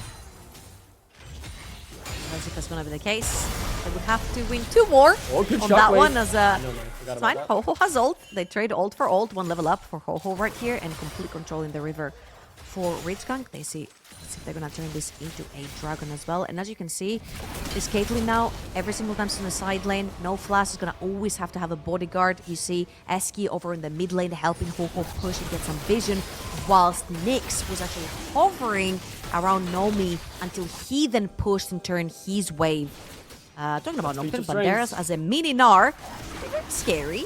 Does have the He'll be flash. able to make it out. Yeah, I think the ultimate actually could be enough. Ooh, good flash. Just barely getting out of range. I was pretty certain that if he wasn't able to get out of range of the field, he would be taken down with the paranoia available. But just feeding a bit of gold into Artaflare here later on, trying to make sure he will still be relevant in the game.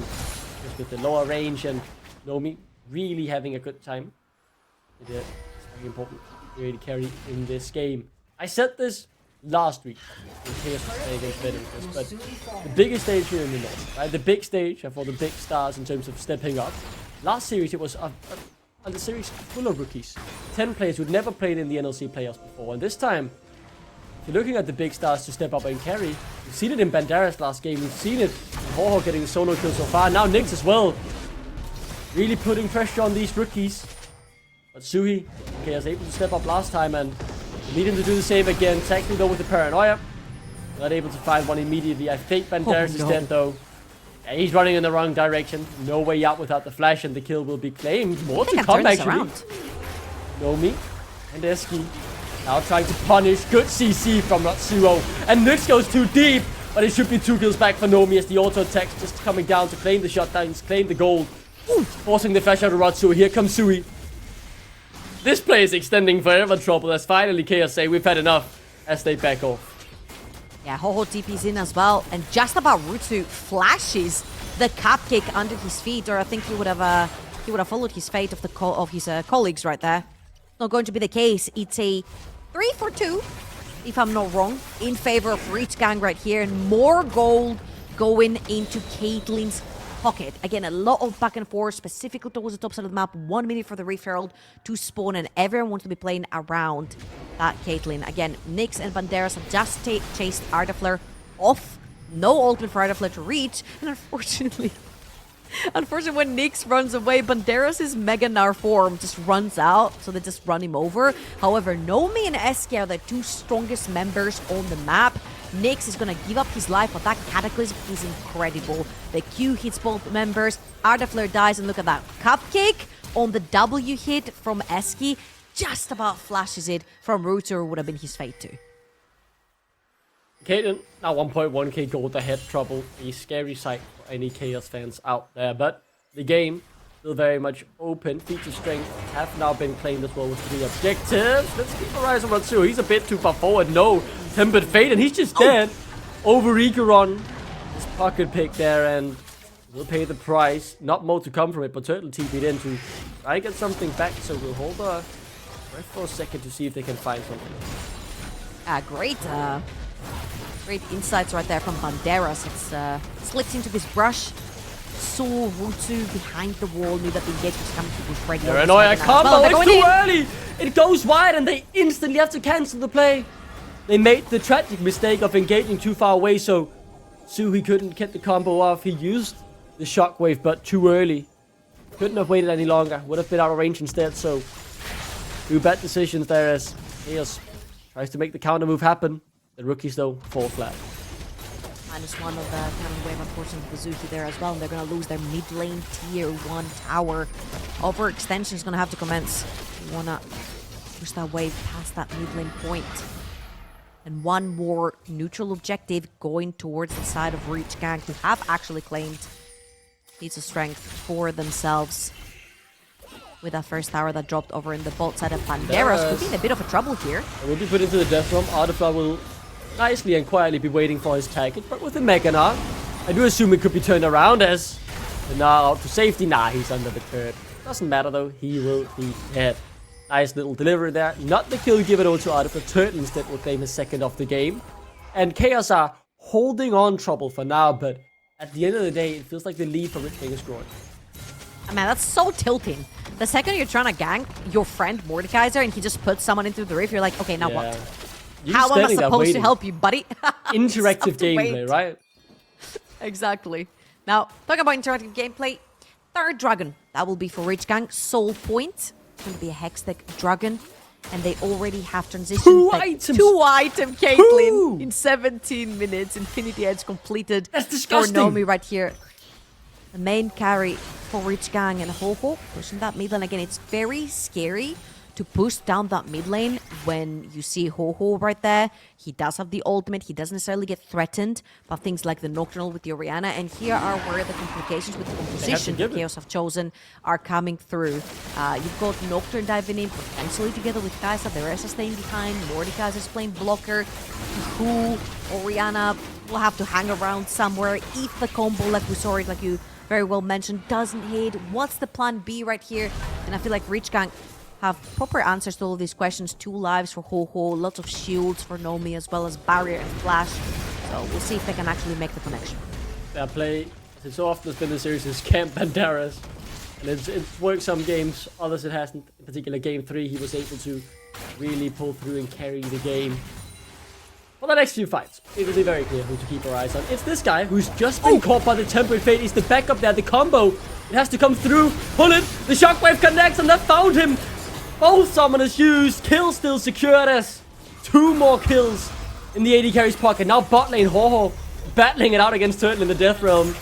Good look to outplay it. The heal comes through from the Chrono Break as he's able to dash out to save it. TP in! As KAOS are also low inside the pit. Banderas, does he have the mech? And 1 kill already claimed. Looking for more already as well. The auto attacks coming through, but the flash creates the space needed. The tower though, like clockwork, secures the kill. Here comes Ho-Ho as well. And they've found the fight. They've turned it around, but Suhi says not today. Puts down his foot and gets a kill in return.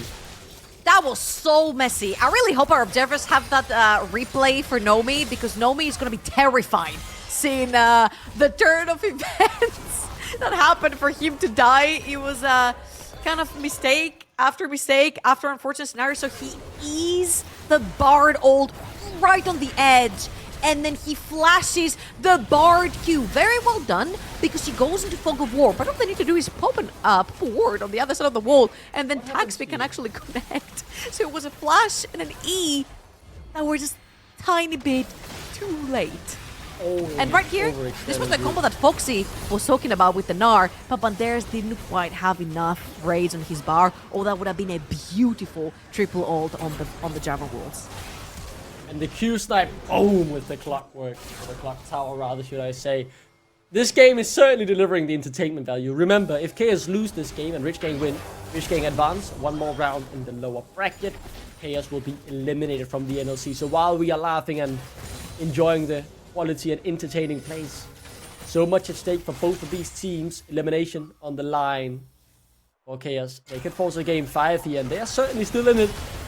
But it feels like even when KAOS get a good play, the veterans of Rich Gang keep their cool and get something back, either out in a cross map, or as we saw in the fight before, right? The re-engage, finding a few kills while only costing you 1. Yeah, now here's where the problems begin, right? Somebody has to take the side lane. Even if a Mordekaiser, it's a little bit easier, because if you get ganked, you can just ultimate someone and try to 1v1 until you're out of the realm. However, on the other side, you're going to need to have an Orianna. And Orianna is pretty much of a sitting duck. We saw Zuhi trying to pressure with Wei, with Victor in the previous games as well. And it's just very difficult when you play in a mobile sort of mage champion to not get caught. So they're going to have to ward really well, try to protect Zuhi, pressuring those side lanes, because they need those waves pushed out, sorry. They want to be making plays with the Nocturne. And for Rich Gang is pretty much a done deal in terms of you have to be pressuring first in an objective and set up with the Caitlyn. So you do not allow members of KAOS to come through. I feel like objectives are so important. That's why you see they already have 3 dragons. And in a minute and a half, there's most likely going to be a contestation for Soul for Rich Gang. Soul. That really be the deciding factor, as you say. A minute until, well, there has to be a fight for it. I'm gonna manifest it into reality here. Looking at the cooldowns, no flash on Nomi for it, but pretty much every other cooldown is up. Actually, a few more flashes are missing, especially from the top lane. But when you look at the carries, 3 out of 4 you go, flashes Shelly.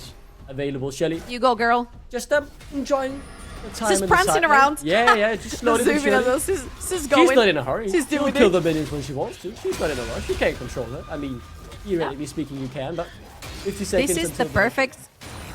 Yeah, absolutely. This is the perfect example for the meme, where it's like moisturized in Helene thriving. Well, she's not thriving anymore. Yeah, RIP. she's dead. Yeah, rest in peace, man. We'll see her next game, if there is a game number 5. The tension is reaching a boiling point soon. So has to lead to that one big fight that decisively swings the goalie's eyes in the mid lane. Shockwave not there though. The Shockwave missed and missed again. How do you make it's such a crucial mistake to make. So with this kind of iteration of the combo, the Shockwave has to be timed perfectly, where it's technically out of range but not. Is that just Soul they give up? Nocturne... whilst Nocturne is traveling out of range for the Shockwave, this is where you Shockwave, so when he lands, the Shockwave actually lands through the entirety of the combo, and this is going to be Soul. Hextech Soul on a Caitlyn, absolutely disgusting, as well as on an Echo right here. And KAOS, again, when you throw them off balance, when things don't go the way they plan, when they have been able to set up their plays, they seem to be making a little bit of over-eager moves. Now they're going to start Atakan. There is TP onto Banderas, but his Mega Gnar form is running out. Nyx has the ultimate, and there is no Paranoia, there is no Shockwave, 2 key ultimates for teamfight Nyx. They're into the death from Atakan to be secured in the meantime. Ho-Ho, thanks, Joker on the other side. Texby is dead, there is no smite, but they get the Atakan. But how many withdrawals will they lose? Ho-Ho, Chrono breaks as Atakan looks to take him down in 1v1 instantly though. Turret, or Turtle, sorry, on the other side is dead. They get the Atakan, and they'll lose a few revivals in the process, or withdrawals, should I say. Adafla, he's sitting duck here on the side lane. He's pushing forward, sees if he could get the turret, maybe get Ho-Ho, but no. Does actually get the shutdown with the Acathian Rain. They denied the Atakan. I think that's the bigger thing them there, not to give that over. Because in 30 seconds, the Baron will be up, they'll be back on the map, and this time they'll have their ultimates. Huge carry potential for Rutsu right here. Still has the Atakan buff. Together with Zuhi, of course, who has his TP available too. And let's have a look at this one more time, because this is just about how when KAOS have lost the Soul. And great stuff right there from Turtle. Takes Nyx into the realm. So even though Taxfig dies and doesn't have access to Smite, look how far away Nyx has been kept. Which means it's impossible to steal away with Smite secured by the Kai'Sa. Ho-Ho has to flash away as well. And I feel like Rich Gang right here pretty much in janitor duty, clearing out any remaining members of KAOS. Again, a pretty desperate play, but you have to take something off of the map. I feel like right here, Rich Gang, all they have to do is just push out their waves, put some vision down around Baron, and just try to pressure that. Look at all the vision they have around the top side of the map. Ho-Ho gets the pressure, knowing where everybody is at all times. The entire quadrant on that side is warded, as well as the Baron area.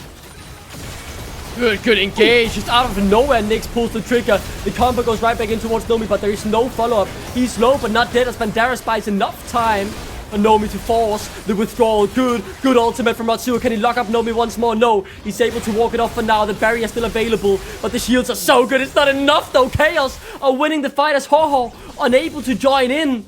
Massive fight as the attention turns towards the Baron. Great fight from KAOS right here. They're looking at Ho-Ho on the bot side of the map. Sorry, top side of the map. Pressuring the tower. They know he's running. He doesn't have his teleport up and available for himself. So this is a 4 versus 5. They're going to start the Baron, but the health bars are pretty low.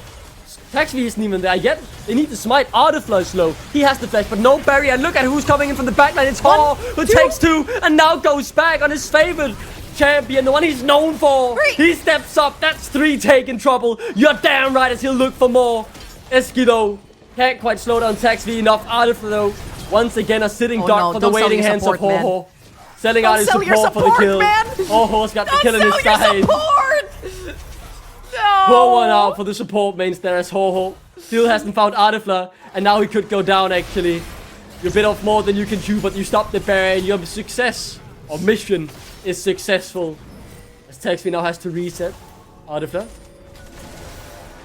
Oh, he gets back! And Sui finds Banderas! Is that the Baron now? Nyx is alive, I mean. Oh, dude, this game trouble. It's balancing on a knife's edge. If I'm Eski, I'm typing X9 in all chat. That was the biggest sellout of the century. Question mark pings being spammed. Question mark pings and X9s in all chat. However, KAOS, in a more serious note, they have the chance to make what they need to do to get us to game number 5. Oh, Nomi hits like a truck. The Baron, low Taxby is one shot. It's all they need to get him taken down, and they've stopped the Baron from happening once more. There is no shockwave, there is no paranoia, and they have to take the tail between their legs and run. As the Hextech Soul, the damage, the 3-item Caitlyn is too much, and now the Baron goes into Rich Gang's hands. Okay, the ping-ponging back and forth on the Baron. If it's Rich Gang poking them out, they have to back off. If it's KAOS winning the fight, Rich Gang has to back off. However, this time around, what are we watching here on the replay down on the bottom side? Oh, lovely. Well, that was one shockwave that hit. Props to KAOS for hitting that one. However, This is going to be Baron now for Rich Gang. They're about... The gold doesn't really matter. I was about to say 1.5 mil out. The gold really does not matter at this point. What does matter is keeping your carries alive in the backline. Taxfig has the chance to do something big. For about 2 minutes now, Nomi is going to be missing his flash in the backline. We have yet to see one of these big wombo combo shockwaves hit the backline. And I feel like if you don't eliminate Nomi from the equation, it's going to become really difficult to close the distance with. Artifly is power farming because in 30 seconds there'll be an Elder. He could have his 4th item with his recall right here. It's a big spike, but keep your eyes on Nomi as well. He hurts like a truck. We saw it just before. The Baron buff will obviously give them map pressure, but that Elder could very much be the final nail in what would be KAOS's coffin. They could flip this, they could win the fight, and they could be right back in it. Game 5 could be on the cards, but if not, the series could end right here. Rotsuo, do not... Why is my Nocturne topside? Why? Oh my god! Why is my Nocturne topside? I do not like seeing because of this. 5 seconds. Ho, looking for Sui. You need to get down to the Elder, bro. The Elder is up. You're the jungler, Taxvi. Kom nu for pokker, makker. Det er ikke her, du skal være. He's gonna get the kill, but they're gonna lose the Elder. They can't get down there in time trouble. They can buy a few seconds, they can. Very good buying time with the Baron. They've lost it. He can't get in time. Look at the damage from Noe. It's gone. It's gone unless the W steals a no. Not quite as Elder Baron up. Is Rich Gang for 2.5 minutes. I'm gonna lose my mind! Why top lane gank with an Elder? Okay. You know what? Need to calm down. Like the meme says, you need to calm down. Hextech Soul with Elder Dragon. I can literally see Ho just queuing in the backline. Nothing else. Just an EQ in the backline. And Zuhi just pops. Adaflare just pops. Rutsu, he doesn't even the whole. Look at the ping trouble. They're pinging mid. They're gonna run down mid and they're gonna force this objective down KAOS's throat. One final fight.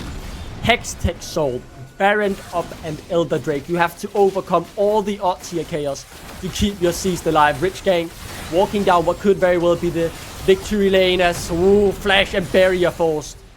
2 massive summoners for absolutely nothing in return. The base is falling to pieces. 15 seconds still on the Baron. The paranoia comes through. They found Nomi, but he's alive. And well and truly able to carry the fight. The favorite of Rich Gang could not be stopped. They've won a game, but that's all they'll get. KAOS fight bravely, but Rich Gang fight better as they look to close out the series here. They'll advance in the lower bracket and keep their hopes of the NLC glory alive. Rich Gang have actually done it, redeemed themselves, grabbed their first best of victory in the playoffs. This game, the tension was high in all of them, but Rich Gang seemed inevitable at the end. Baron, Elder, and the Soul could not be stopped. It's a deserved victory over the course of 4 games. What a serious trouble. Those games, man. 3-1 was the scoreline. But it felt closer than that. It could very well have been a game number 5, but Rich Gang said not today. Listen, I think it was so poetic that it just ended with Ho-Ho's Echo. Ho-Ho, Echo, First Blood, I think it was solo kill under tower. He had Zuhi's number. And I feel like the desk really pointed at Zuhi at the very beginning of the day. And they were like, he had a fantastic series in the previous best of versus Venom Crest. And he did. But Ho-Ho put him right in his place the entire series today. And I feel like Rich Gang, they have a lot to pick up from this because it was in no way, shape or form clean. And you did play against what was on paper the weakest team in the NLC. However, before we throw it over to the desk tackling, I just want to say huge congrats for the development that KAOS showed throughout the entirety of the NLC, and that they have actually towards the end found themselves a way that they want to play, and actually can't wait to see them after so much practice in spring. Yeah, it was a good showing for them. One they can be proud of. They can lead the split with their heads held high. Rich Gang had a better performance today though. They were the favorites and they lived up to that role. Not beautifully, but they lived up to it. There's still more to come from that team, I'm sure of it. This was just the beginning. As we'll toss it to the analyst desk to break it down. Thank you, Trouble, for joining me. It's been a pleasure as always. Mushroom, take it away. It was a beautiful run, but it's over for KAOS. Rich Gang keeps on the lower bracket to tell us how can they improve, because from groups until now, I think KAOS was the team that developed the most. Congratulations for all of those players. But Rich Gang were the better team today, and we gotta pinpoint that one. Although I can't stress this enough. Regardless of how you looked into the game, there was always a way for KAOS to get back in, and you were like, Rich Gang is gonna win, right? Right? Surely. You told me this a lot, like, they're surely gonna win, right? Yeah. It was this game, like the biggest win condition for both of the teams was the same here. Don't throw. Just please don't throw. Whoever Just throws. don't lose, bro. Yeah, just don't lose. Yeah. Like it's easy as that. But sometimes you feel like we are forgetting that a little bit because we are doing really silly things on the seminary for some reason. We're in the places we're not supposed to be in. We are engaging when we're not supposed to. We are overextending for some reason. We're on the other side of the map where the objectives are happening. So just a lot of question marks. Like I usually leave notes after each game. I just have a bunch of question marks in my notes for this game. Yeah, Well, I'll let you was, answer those one. Tell me, Fox. Yeah. It was that kind of game. It was that kind of game for sure. that kind Sorry, of hits the game. nail on the head. And you know, we got up to like 20 minutes into the game. It was relatively close. You know, and then it did feel like at times the teams were kind of just digging themselves into holes a little more than you would like to see them do. But this whole game, and to be honest, the whole series can be summarized in like a 5-minute window that happened towards the end of this game, obviously culminating in the victory for Rich Gang. So it started around 24 minutes into the game, right, where we had a fight around Atakan in the top side of the river, right? And as with all good things in the NLC, it starts with Atakan and this interesting objective that it is. So because Rich Gang are like, they're more towards the bot side of the map for this. KAOS' side, that they're the ones that can start this one up. They have the opportunity, and Tugspeak dies just before he can secure the Atakan. But crucially, KAOS picks it up. Okay, and then we get some like scrappy things here. Exactly, we'll zip our way through here because we're just mopping up and all that lovely business. But thing to bear in mind here is Rich Gang kind of had control, and then they let this Atakan fall down, which then leads to this follow-up play right here. Now, KAOS have the Atakan buff, they have the withdrawals, they have the revives, and an interesting decision leads towards this coming team fight here as well, where, I don't know, dude, but facing 3.5 versus 5 plus Atakan buff probably isn't an engage that is a good idea, to be honest. Just gonna throw that one out there. And it doesn't work for Rich Gang. It doesn't work for Rich Gang. They get completely boinked here. Horror is split pushing topside. And then this then leads to the Baron play for KAOS. But KAOS know the Horror should be on the flank. Because that's the whole reason they took the fight in mid. Because Horror wasn't there. But they still surprised by Horror when he shows up on the flank. He does a beautiful job up until this point where he just leaves Eski completely, as George has said. That is a big old sellout right here. Doesn't even pick up this kill on Kaisa. I'm running out of breath a little bit, right? But this play then leads to the bloody, what happens next? It was the Nash play, right? Because, okay, Bandos is going to die here as well. Like, it was so just this like 5-minute period. Just like KAOS are like, oh, maybe we can look for Nash here. They decide to go for it again, and it's the same result, dude. It's the same result. They can't take it. Rich Gang then are the ones who are able to pick it up as well. And I don't even really. That is like, you may have noticed in that replay back you guys just watched. Normally you see replay and there's a little flash on the screen, and then it comes back to us, and then another replay comes in, and we talk about it a bit more. Bro, that was like 4 or 5 replays in one, because it all happened at once. It all happened in the same period of time. And if there is just one moment, you know, that 5-minute period, shortly after that, by the way, Elder Dragon was picked up as well, or Soul, one or two, whatever. And it's just like, and then Rich Gang go on to win. And that is the story of this series. You know, it was nothing if not entertaining, and I loved watching it. Rich Gang have a few things to shore up though, because against better opponents and better teams, they might get punished for that kind of thing. You know, they might get punished for that, and I still think they're a far cry from the expectations I had of them coming into this split, and what I think their potential is as a team. This kind of summarized the whole series as we've seen it. So that's a good opportunity to talk with someone who played in the series. Nomi's waiting for us for the interview, so we need to communicate. Congratulations, that was the series. Was it too close for comfort though? Not really. I don't think so. After the first game, You're always so chill. I mean, the first game was kind of fluke because they lane swapped, and Yeah. so we just after the first game we decided to, okay, if they don't lane swap, like if we keep our lanes 2-2 and 1-1, we're just gonna win, and they're just trying to get out of the the matchups. So they're trying to find like a small window of how to win the game, but we're just they just standard. So even through all the chaos, no pun intended, we've got to see through the series where one play could turn everything upside down.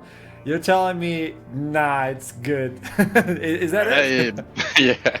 I mean, even the first game, like we were gonna win if I just didn't press the herald and just ran it down on the mid turret, which was completely my I'm glad you fault. brought it up.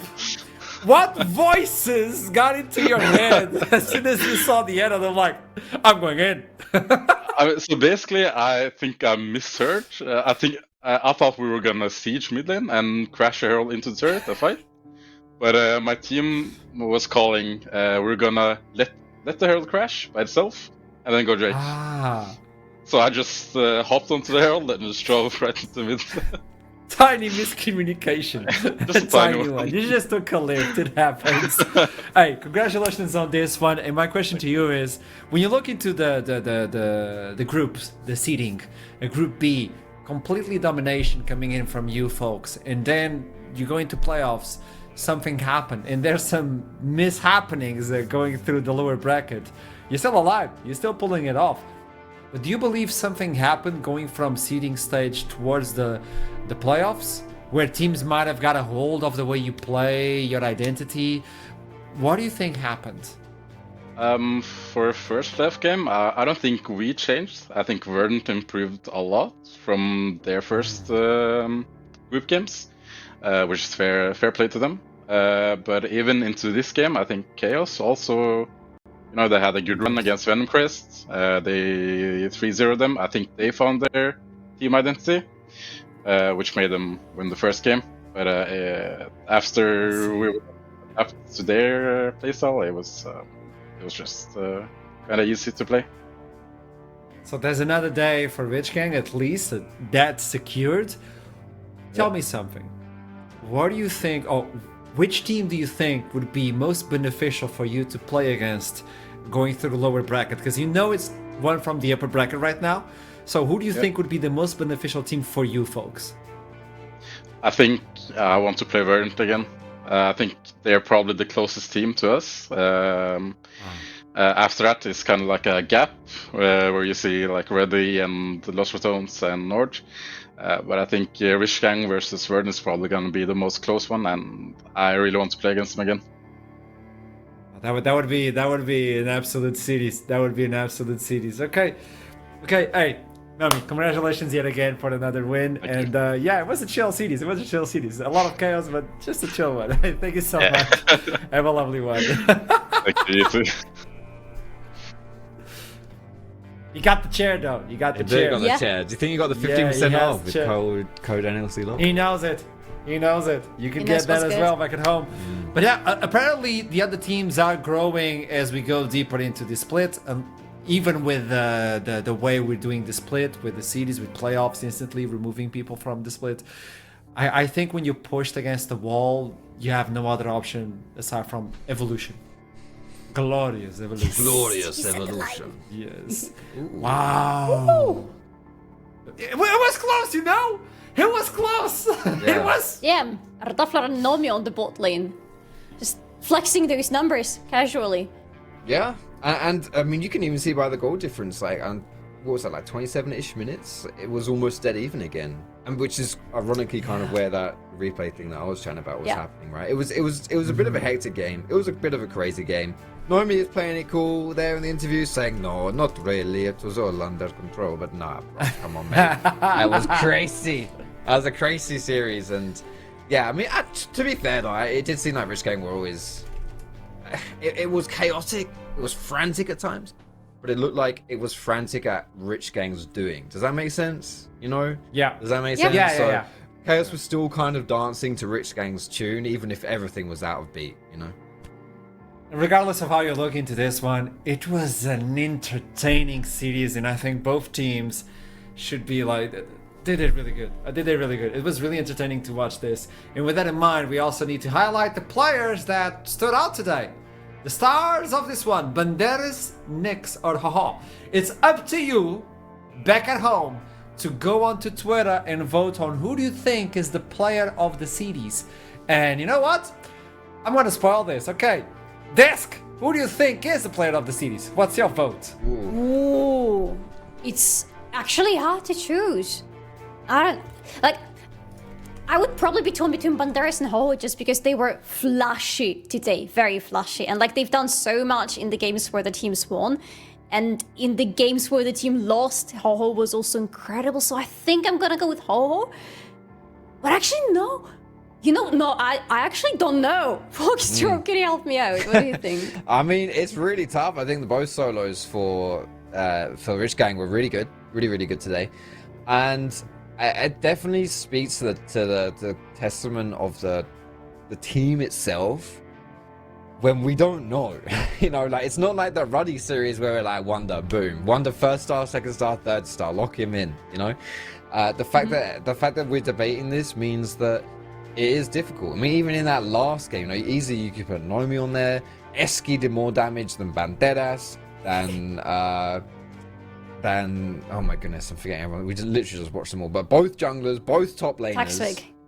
Yeah, like he out damaged basically everyone in that one. Well, yeah, too many people playing support Karma, and obviously always still had all those defensive benefits. So I think all of the Rich Gang crew had some pretty good hits in this series, and it's going to be tough to pick a player that stands out. Regardless of how you vote, the vote will be well taken care of because all of them deserve this player of the series. But it's up to you to tell us who do you think is the one, the star, the shining star. But as we keep climbing with those stars in the sky, we need to understand how the mountain is looking. And this is the bracket. We're gonna be blessed tomorrow with 2 series instead of 1. Best of 3 for each of them. Los Ratones versus Bulldogs will start the show. And then it will be Verdant versus Nord. Well, this is a lovely one. I don't know if you want to give me like some sort of predictions, because Bulldogs just skyrocket in terms of quality. Los Ratones are Los Ratones. As stated by Rich Gang, Verdant are looking extremely good, and Nord are looking solid as well, so I have no idea. Yeah, it's gonna be... I'm expecting to see Los Ratones and Nord on Valentine's Day. That's my expectation coming into this. Oh my god, yes, That's perfect romantic. date. Yeah. Yes. It is. Aw. So that's what How I'm else to thinking spend there. Valentine's Day than on the Summoner's Rift? With all of our loved Wow. ones, League of Legends. Yes. We're all married to the game. Beyond true love. I say. Well, yeah, because I'm single. With that in mind, also, I would like to remind you that you can have a date with us on finals, March 1st and 2nd. That's where you can buy your tickets. Well, the tickets are already on sale if you want to join us on finals in Nottingham. Oh, apparently, there you go. Oh, this is really interesting. I just got information. All tickets are sold out. However, but we might have a surprise for you next week. So keep in mind that you could be watching with us right there. But if you're not, we'll try to find a solution for you. It's sold out instantly, by the way, in just a few minutes. Well, I'm really hyped to see you there. I don't know who's going, but type on the chat and tell me I'm going, and I'll buy you a coffee. I don't know, something of the sort. I just want to be with everybody and to meet all our teams. With that in mind, you could have one of these. Yes. A desk. I'm standing, by the way, because I have a standing desk. And how can you do that? head on to Arozzi website and use this code NLCLOL to get 15% off on everything that is not already on sale. And what does that mean? They have a lot of things on sale. A lot of them. I've seen 40% plus off on a few items. So don't skip a beat. It's your opportunity. And with that in mind, without skipping a beat, Desk, what would you like to tell me before we log off? That was definitely one of the series. Of all time. Yeah. Yeah. You know what? I'm just going to say, we went in complete different directions here. Solari's like, yeah, in series, yeah. I'm going to say, Archer, mate, just because you're alone on Valentine's Day doesn't mean you're unlovable, okay? I love you. Damn, I was not expecting that. Aw, thank you. With that in mind, I would like to say the same to you back at home. We expect you on Valentine's and tomorrow as well. We have 3 days this week. 1 is off, 2 days to go. Because without you, it's not the same. NLC is NLC when we have you around, production and all the casting crew and desk as well. Congratulations, you did an awesome job. And I expect to do it again tomorrow. It's a lovely time to spend with you all. Until then, keep climbing and I'll see you soon. That was lovely. You're lovely.